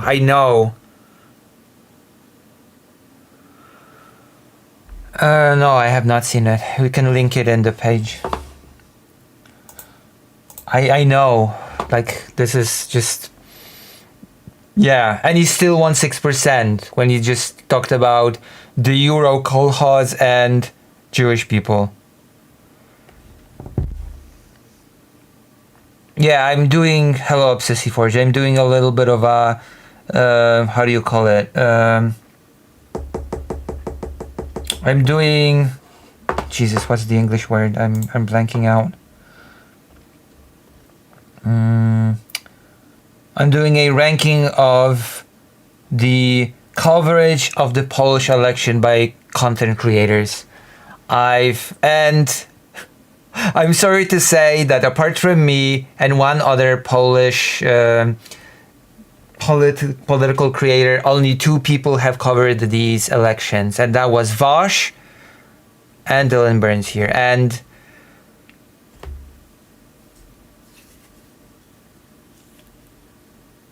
oh my god, the Vosh one. The Vosh one was so bad. It was so bad that no, the traditionalist did not really count. Did he? Okay, the traditionalist that does not count. The traditionalist is Polish. And I said I'm doing a ranking of foreign content creators that covered the Polish election. So unfortunately, the traditionalist does not make the cut because the traditionalist is in fact Polish. If he wasn't, then maybe I would have watched some of this coverage. To be honest, that doesn't surprise me. Like, I hate to go back to that again, but if you're gonna jump into a topic, okay, if you're gonna title your video, the results are in. We have the results of the Polish election. And then Vosh opens it with, okay, so who even are the candidates? What are their politics? What are their beliefs? Let me look it up. Oh, the Polish candidate is for looking into the Volhynian massacre. Is that a dog whistle? Is he a Nazi? Like, come on. I hereby pay my Lucy tax. Thank you, Fake Alec Parker, for the $15. Thank you very much. Like, it's shockingly bad. It's not just bad, it is shockingly bad. It is... They're cutting its support for Ukraine more, even more. Now look, we don't even know if there's going to be a snap election. If Donald Tusk can pull out that confidence vote with a W and walk away with it, then up until the elections that I think are supposed to happen towards the end of 2026, everything will basically continue as an administrative state, where they're going to administer the state. Well, it could still happen that, okay. The president still could not allow the budget to be put forward for 2026, and the president could still push for an early election, parliamentary election, if the vote of no confidence fails. So there's like, let me just say that the currently ruling coalition is in a pretty difficult situation. Let me just say that. But they're not going to be doing any big reforms, because any reforms to abortion law or any reforms to, the judicial system or any reforms to X, Y, and Z is going to immediately be vetoed because the president has veto power. But that's still very different than a radical anti-EU and possibly anti-Ukraine shift. Yeah, I'm not sure one can turn to Vosh for in-depth coverage of foreign elections. I mean, again, Vosh's analysis of the election results got 41,000 views. This got 3,318 views. I'm not even gonna be petty, okay? I'm not even gonna go into how many views my coverage of the election gets, okay? I think I've translated from Polish to English 2 debates, both Manson talks, and a few other things, okay? I've been covering the election pretty in depth.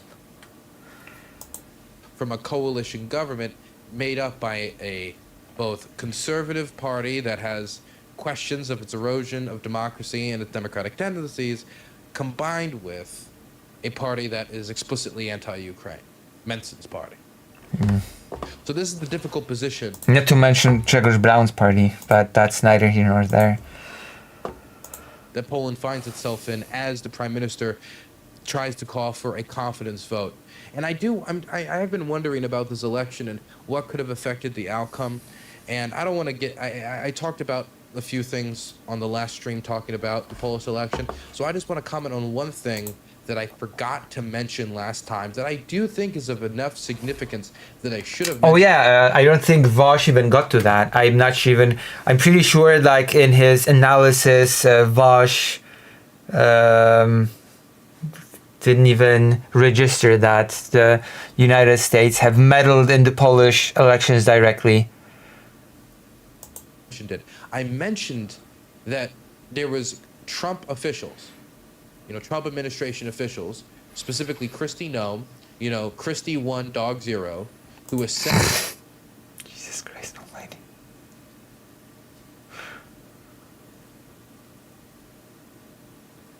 Yeah, meddled. I'm sorry if the United States says, listen, this guy needs to win. If he doesn't win, we will pull troops out of this country. Then I'm sorry, yeah, meddled, Jack, don't do it. Yeah, meddled, that's the word. That's the word that we should use. It's election meddling, yes. I'm sorry, I'm not sure what word you would use, but that is the word that I would use.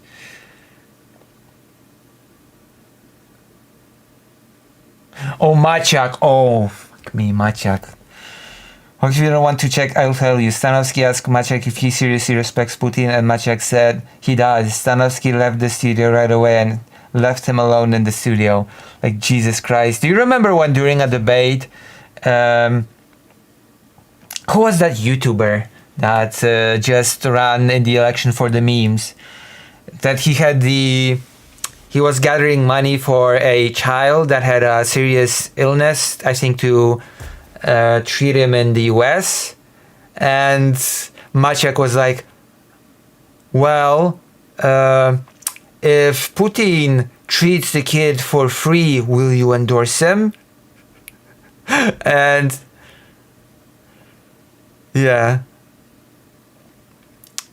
and he's like, yeah, I know that in your head Putin is like this amazing guy who saves everybody, who is charitable to everybody, but I have a little bit of a different view on these matters.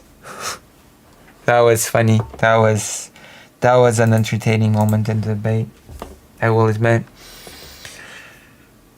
So, yeah, and yes, the United States absolutely meddled. Also, I find it, the Homeland Security Chief of the United States decided to shoot her puppy, 14 months old, because untrainable, I guess.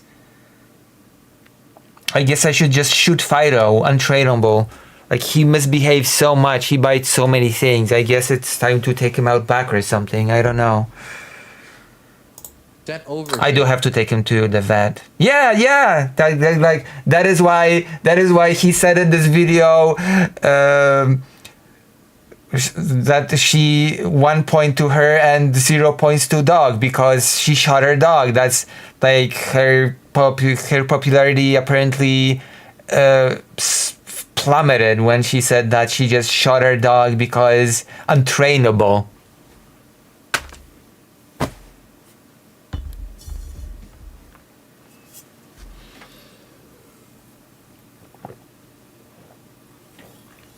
I must take Fido to the vet though. I must take him to the veterinarian because he's been recently acting like he's trying to cough up something, but he can't, and he makes these weird... I don't know, I have to take him to the vet. I have to take him to a checkup. I'm worried. I am alarmed.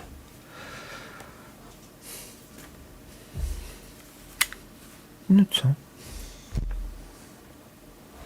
I think he heard me. I heard him sigh loudly. That's so sad and I know. That's the US Homeland Security Chief, though. Here to endorse Carol.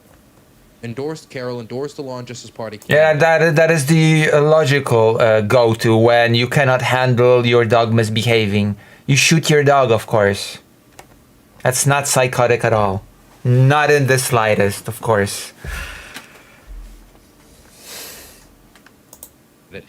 said he was fighting against the communist, socialist, whatever other candidate. Ridiculous saying that in Polish politics, by the way. But something I did not mention, because it wasn't in the clip that I showed you guys, is in that same Trzaskowski, the commie. push to get Poles to vote for Carol, she ended up saying that if Carol didn't win, then maybe the United States would have to reassess this deployment of military forces in Poland. As if telling the Polish public, either vote the way we want, or maybe we won't come to your aid. Yeah, that's totally not meddling. It's totally not meddling, Jack. Don't do it. Yeah, the meddled, right? It's totally not. And the funny thing is that before that, the United States have warned the European Union not to meddle in the Polish elections. Now, do I think that's what decided the election? I don't want to give anybody an out for that and just say that. Yeah, she said exactly that, actually. Decided it, because there was many factors that decided it. But I will say that that's very strange, and I would say vile, coming from the same government that was telling the European Union not to get involved in the Polish election immediately after having Kristi Noem declare this. So they declared their side in the election, then turned to the EU and say, don't take sides. Don't take sides. So what is one of the immediate effects, though, putting aside the snap election, putting aside, because, you know, if this confidence vote succeeds, then we don't even need to go down this pathway. So where are we now? Where are we now? Where are we? Let me say that Why does she shoot you? President Zelensky met with Duda, who is the current president of Poland. As I said before, by the way, Duda already basically said in the official capacity that he hopes that Nawrocki will change his mind about Ukraine being in NATO. He did say that already. Justice Party candidate, Law and Justice Party member, but he is considered more pro-Ukraine. When I say pro-Ukraine, that's not to say he's perfectly pro-Ukraine. He's had his moments, but in comparison to the government that just got elected and the promises they made, Duda believes that Ukraine should be in NATO. The incoming president declared that they should not be in NATO. And once you go down from that one... Actually, Nawrocki went further, and Nawrocki also said that Ukraine should not be in the European Union. I think that's always worth mentioning. That Nawrocki didn't just say that he doesn't want Ukraine in NATO. He also talked about the European Union. Duda might have pretty big influence on the current president behind the scenes. Well, hopefully. I actually unironically hope he does, because Duda was better on Ukraine than Nawrocki.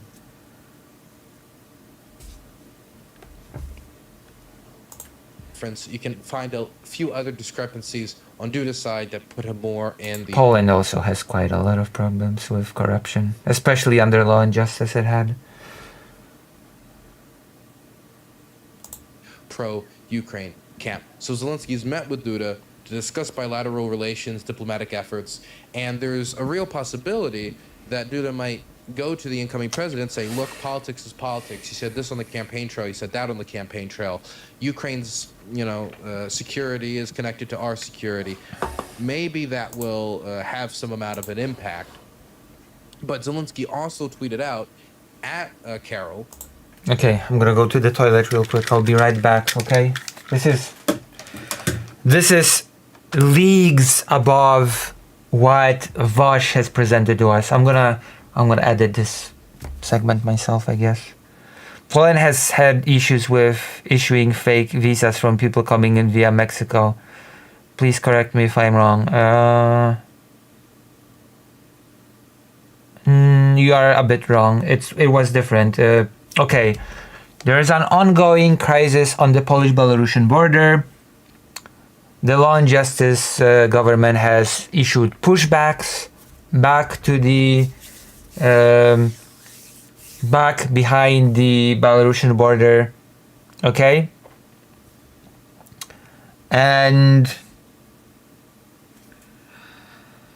the Law and Justice did its pushbacks, and on the other side, via a lot of very shady shell companies, small shell companies, offered the people that were just pushed back buying a visa for a lot of money, and that visa would give people, basically a working visa would basically give people entry to the Schengen region, and that Schengen region status would allow them to enter Mexico, and that is what you're referring to, and that would allow them to enter the United States, which is how the whole visa scandal actually became public, because the United States, yes, it was the United States that pointed to Law and Justice and said, hey, so we have a bunch of people that are on our terrorist lists that have received visas from you,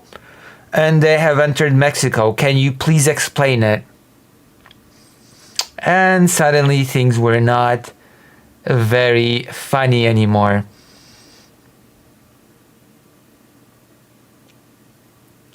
It was not a... things were not as funny anymore at that point.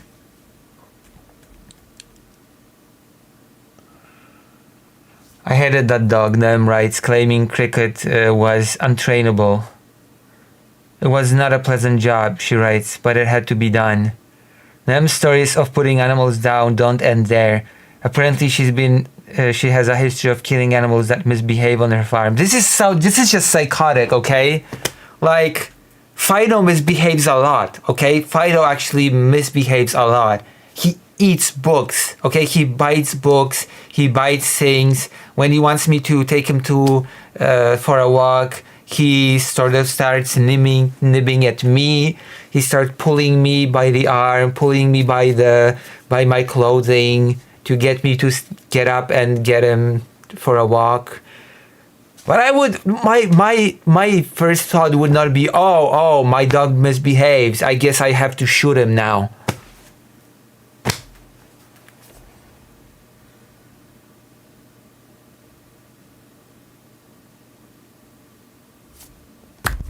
Imagine training a dog to be aggressive, which is what Noam did. Then going surprise Pikachu because the dog was aggressive. God. I'll be right back. I'm going to the toilet. I think I'm gonna give Fido a hot dog to make him feel better about everything in life. Okay? I'm gonna go feed Fido a little bit of a hot dog after I go to the toilet. I'll be right back.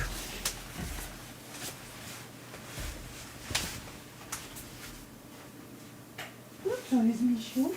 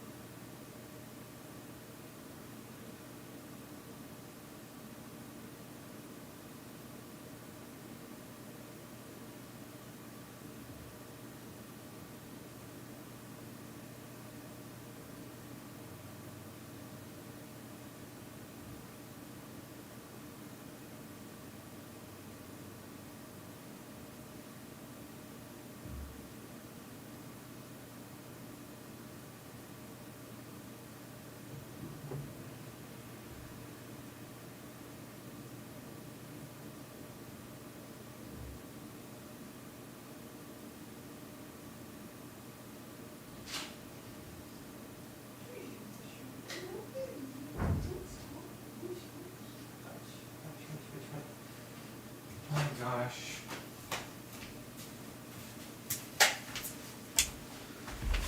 I'm back. I've returned. Oh, nobody. The chat got quiet when I was away, it seems. Hold on, I'm gonna check something really quick on the phone. I'm gonna check my email. I'm gonna check if maybe I got any feedback from any of the outlets.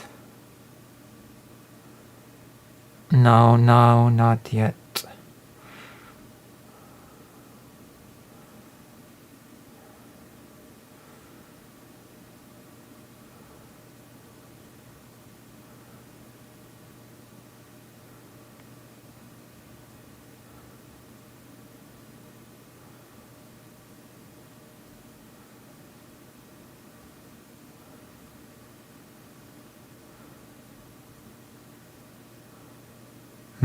Sadly, I've not received.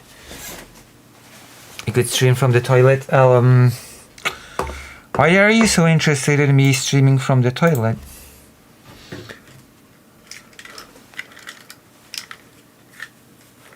It is very strange, okay? Don't be strange. Congratulating him on his victory in both English, Ukrainian, and in Polish. And then we got a response from Carol, which I want to read you guys. But first, let's start with President Zelensky. Congratulations to Carol on winning the presidential election. Poland, which preserves the strength of its national spirit and its faith in justice, has been and remains Law a and pillar justice. of regional and European security and a strong voice defending freedom and dignity for every nation. By reinforcing one another on our continent, we have greater strength to Europe in global competition and bring the achievement of real and lasting peace closer. I look forward to the continued fruitful cooperation with Poland and with President Carol personally. Harsh. Then he responded, Dear President Zelensky, thank you for your message.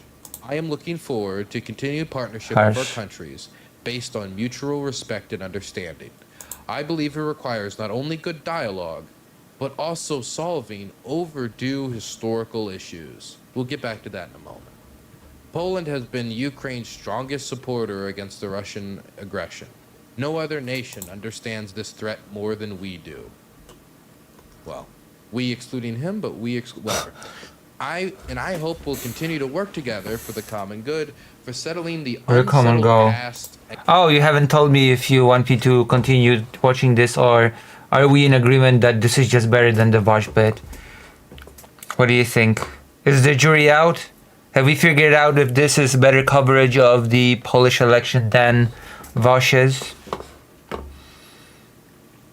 Might as well give it a like.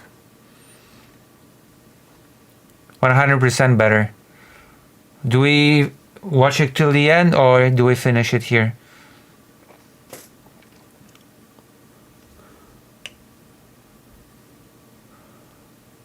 You decide. The audience will decide with their wallets. Decide with your wallets, audience.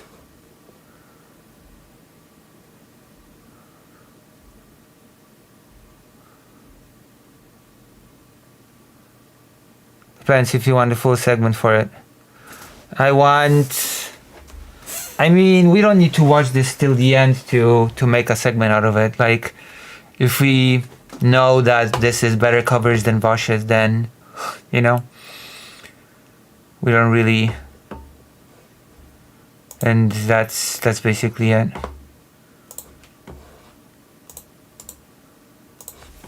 So I'm gonna encourage you to join the page and subscribe or donate.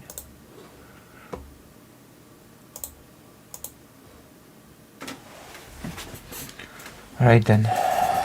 That was great. That was great. I've learned a lot about things. Alrighty, I think this one goes to the person that was better prepared. I'll let you. Okay, you know what? No, I'm not gonna say who won. I'm gonna tell you based on what I've shown you. You make your own decision. You draw your own conclusion as to whose coverage of the results of the presidential election was better. I'm not gonna make that determination for you. You have your own minds, you have your own agendas, you have your own personalities. So that's a bit. We're smart, true. You is smart, you is cool, and you is great. Zelensky urges global solidarity on the day honoring children victims of war. That would probably include Gaza.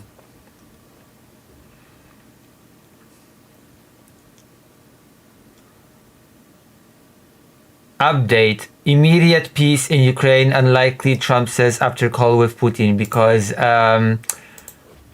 because Trump is a weakling, Trump is a wimp. I'm gonna try to add it like today.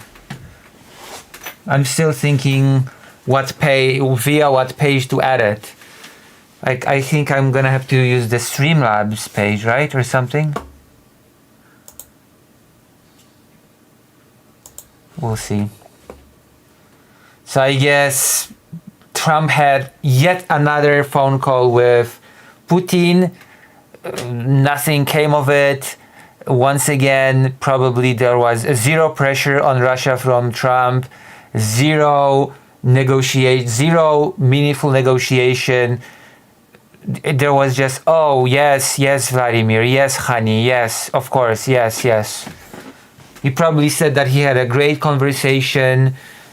It's so pathetic. Trump's stance on Russia is so sad. Putin probably laughed in his face. I mean, he's a KGB guy. He probably just kept a pretty polite facade. Just played him like a fiddle. He continues to play him like a fiddle. It's immediate peace in Ukraine is out of reach, Donald Trump said after a phone call with Russian President Vladimir Putin on Wednesday. Though he added the two leaders had held a good conversation. Fuck you. I'm so sick of this. I'm so sick of this bullshit. We had such a good conversation. I don't care about your good conversations, okay? I don't care about your great conversations with Vladimir Putin, okay? Your job is not to have a great time with Vladimir Putin. Your job is to pressure him to sit to the negotiation table and actually agree to a reasonable peace, okay? Not to have great conversations with Vladimir Putin. That's so...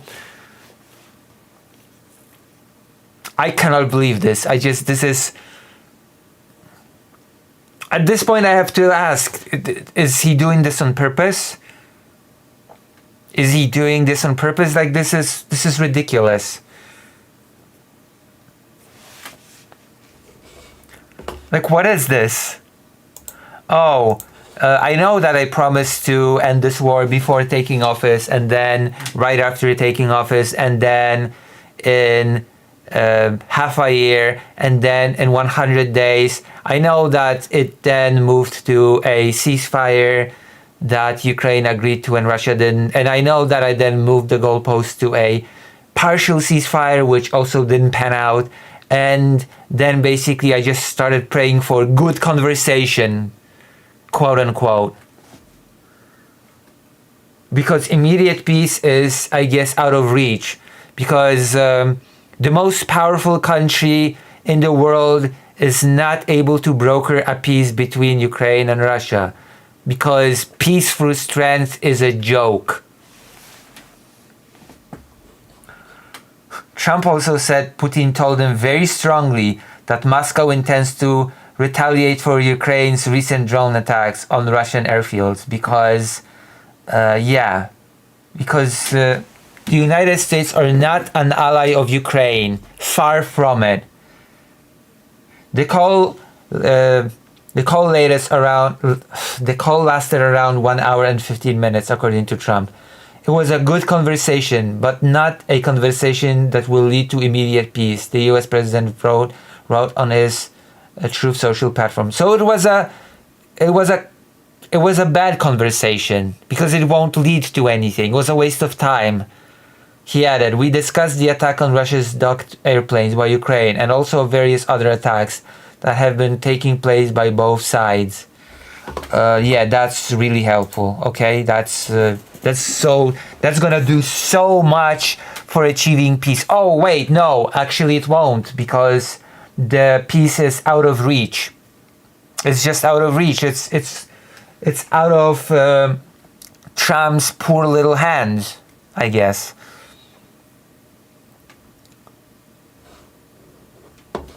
President Putin did say, and very strongly, that he will have to respond to the recent attack on the airfields.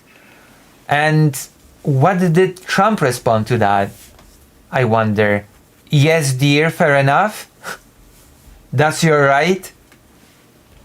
On Sunday, Ukrainian drone strikes on Russian bases damaged more than 40 Russian bomber jets. Yeah, we know about the attack. Oh. Since February, members of Trump's administrations have held meetings with Ukrainian and Russian delegates, but Moscow has dismissed calls from Washington and Kyiv for a ceasefire. True! When Putin said, and very strongly, that he will have to respond to the recent attacks on the airfields, Trump should have said, no, you dirty whore. Exactly. That's true. That is exactly what should have happened.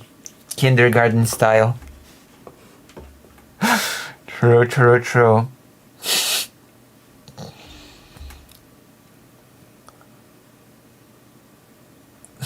This is just a farce.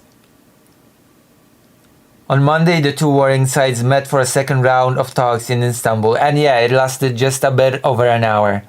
And the Russian side mocked the idea that it would ever return the kidnapped children, and said, please stop appealing to elderly women from Europe that cannot have kids.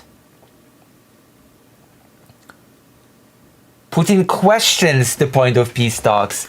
Putin on Wednesday questioned the point of peace talks with Ukraine after accusing Kyiv's leadership of ordering deadly terrorist attacks on bridges in Russia that killed 7 people and injured 150. Oh yeah, because now Russia is gonna cry terrorism. Okay, that's... The current Kyiv regime does not need peace at all, he said, projection, during a televised meeting with senior officials. Then why did it agree to a non-conditional ceasefire when Russia did not? What is there to talk about? How can we negotiate with those who rely on terror?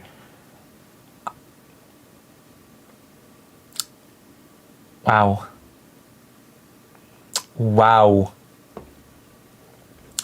Okay, I don't think I have to explain why these words by Vladimir Putin are ridiculous, right? I don't think this needs explanation. The audacity of these words. Ukraine has not claimed responsibility for the bridge blasts on Saturday. Meanwhile, Ukrainian President Volodymyr Zelensky renewed his call for a direct meeting with Putin, saying lower-level talks are unlikely to secure peace. Zelensky has consistently pushed for direct talks with his Russian counterpart, but Moscow has so far rejected such offers. Kremlin spokesman Dmitry Peskov said on Tuesday that a trilateral meeting involving Zelensky, Putin, and US President Donald Trump remains unlikely in the near future because Russia wants peace just as much as Fido wants to be silent right now. This is so pathetic. Of course Russia does not want peace. Of course Russia will endlessly stall. Of course Russia just wants to grab more territory. Of course the US will do nothing about it. No sanctions, no pressure, no nothing. Trump is at this point, willingly or not, a Putin lapdog for all intents and purposes. When it comes to the United States, for Russia, the best possible scenario has come to pass. The best possible scenario in the world has come to pass when it comes to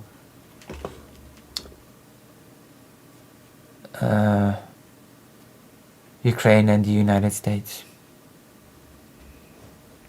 It is sad, but it is also very true.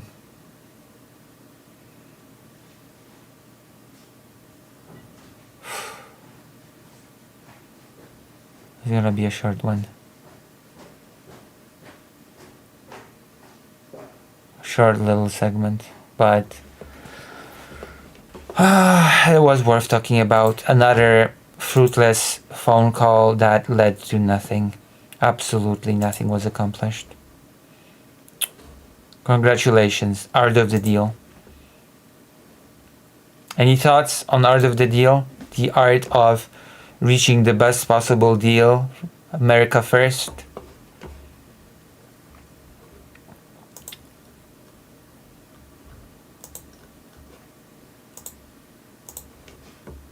Oh my goodness.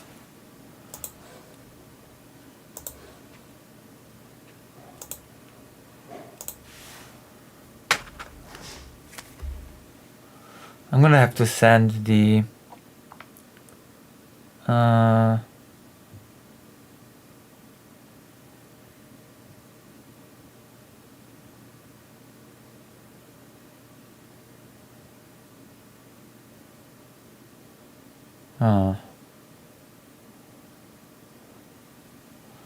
I'm gonna have to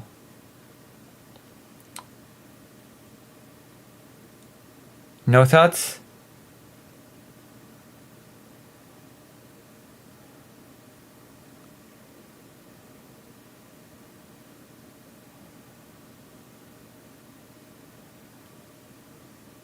If there are no thoughts, then maybe I should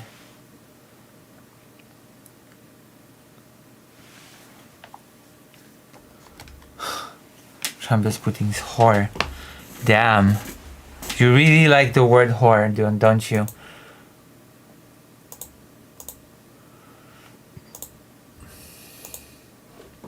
This is my thought. Raid Brooks. Brooks ignores my DMs. I'm not sure if he deserves. EU unveils 30 new critical material projects, including in Greenland. Oh, but Greenland belongs to the United States, I heard.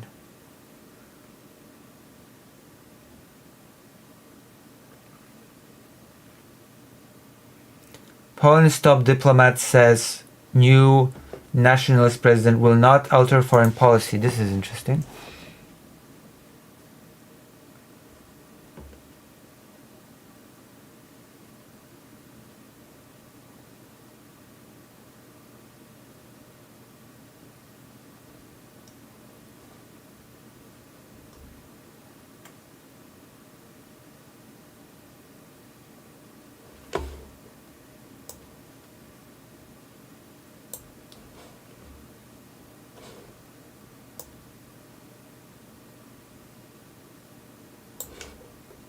Very interesting.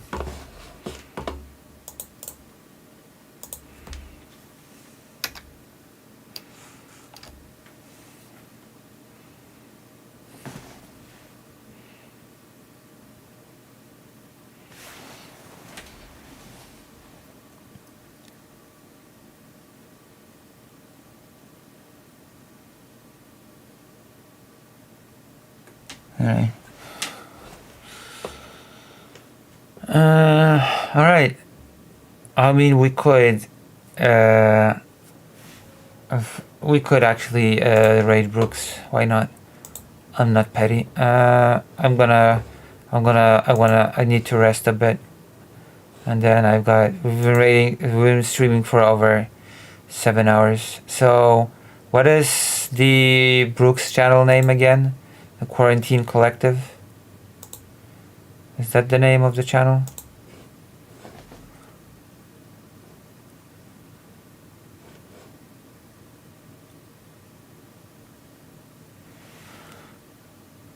Oh, moths aren't flying into my computers. You should do something about the moths, actually. Probably.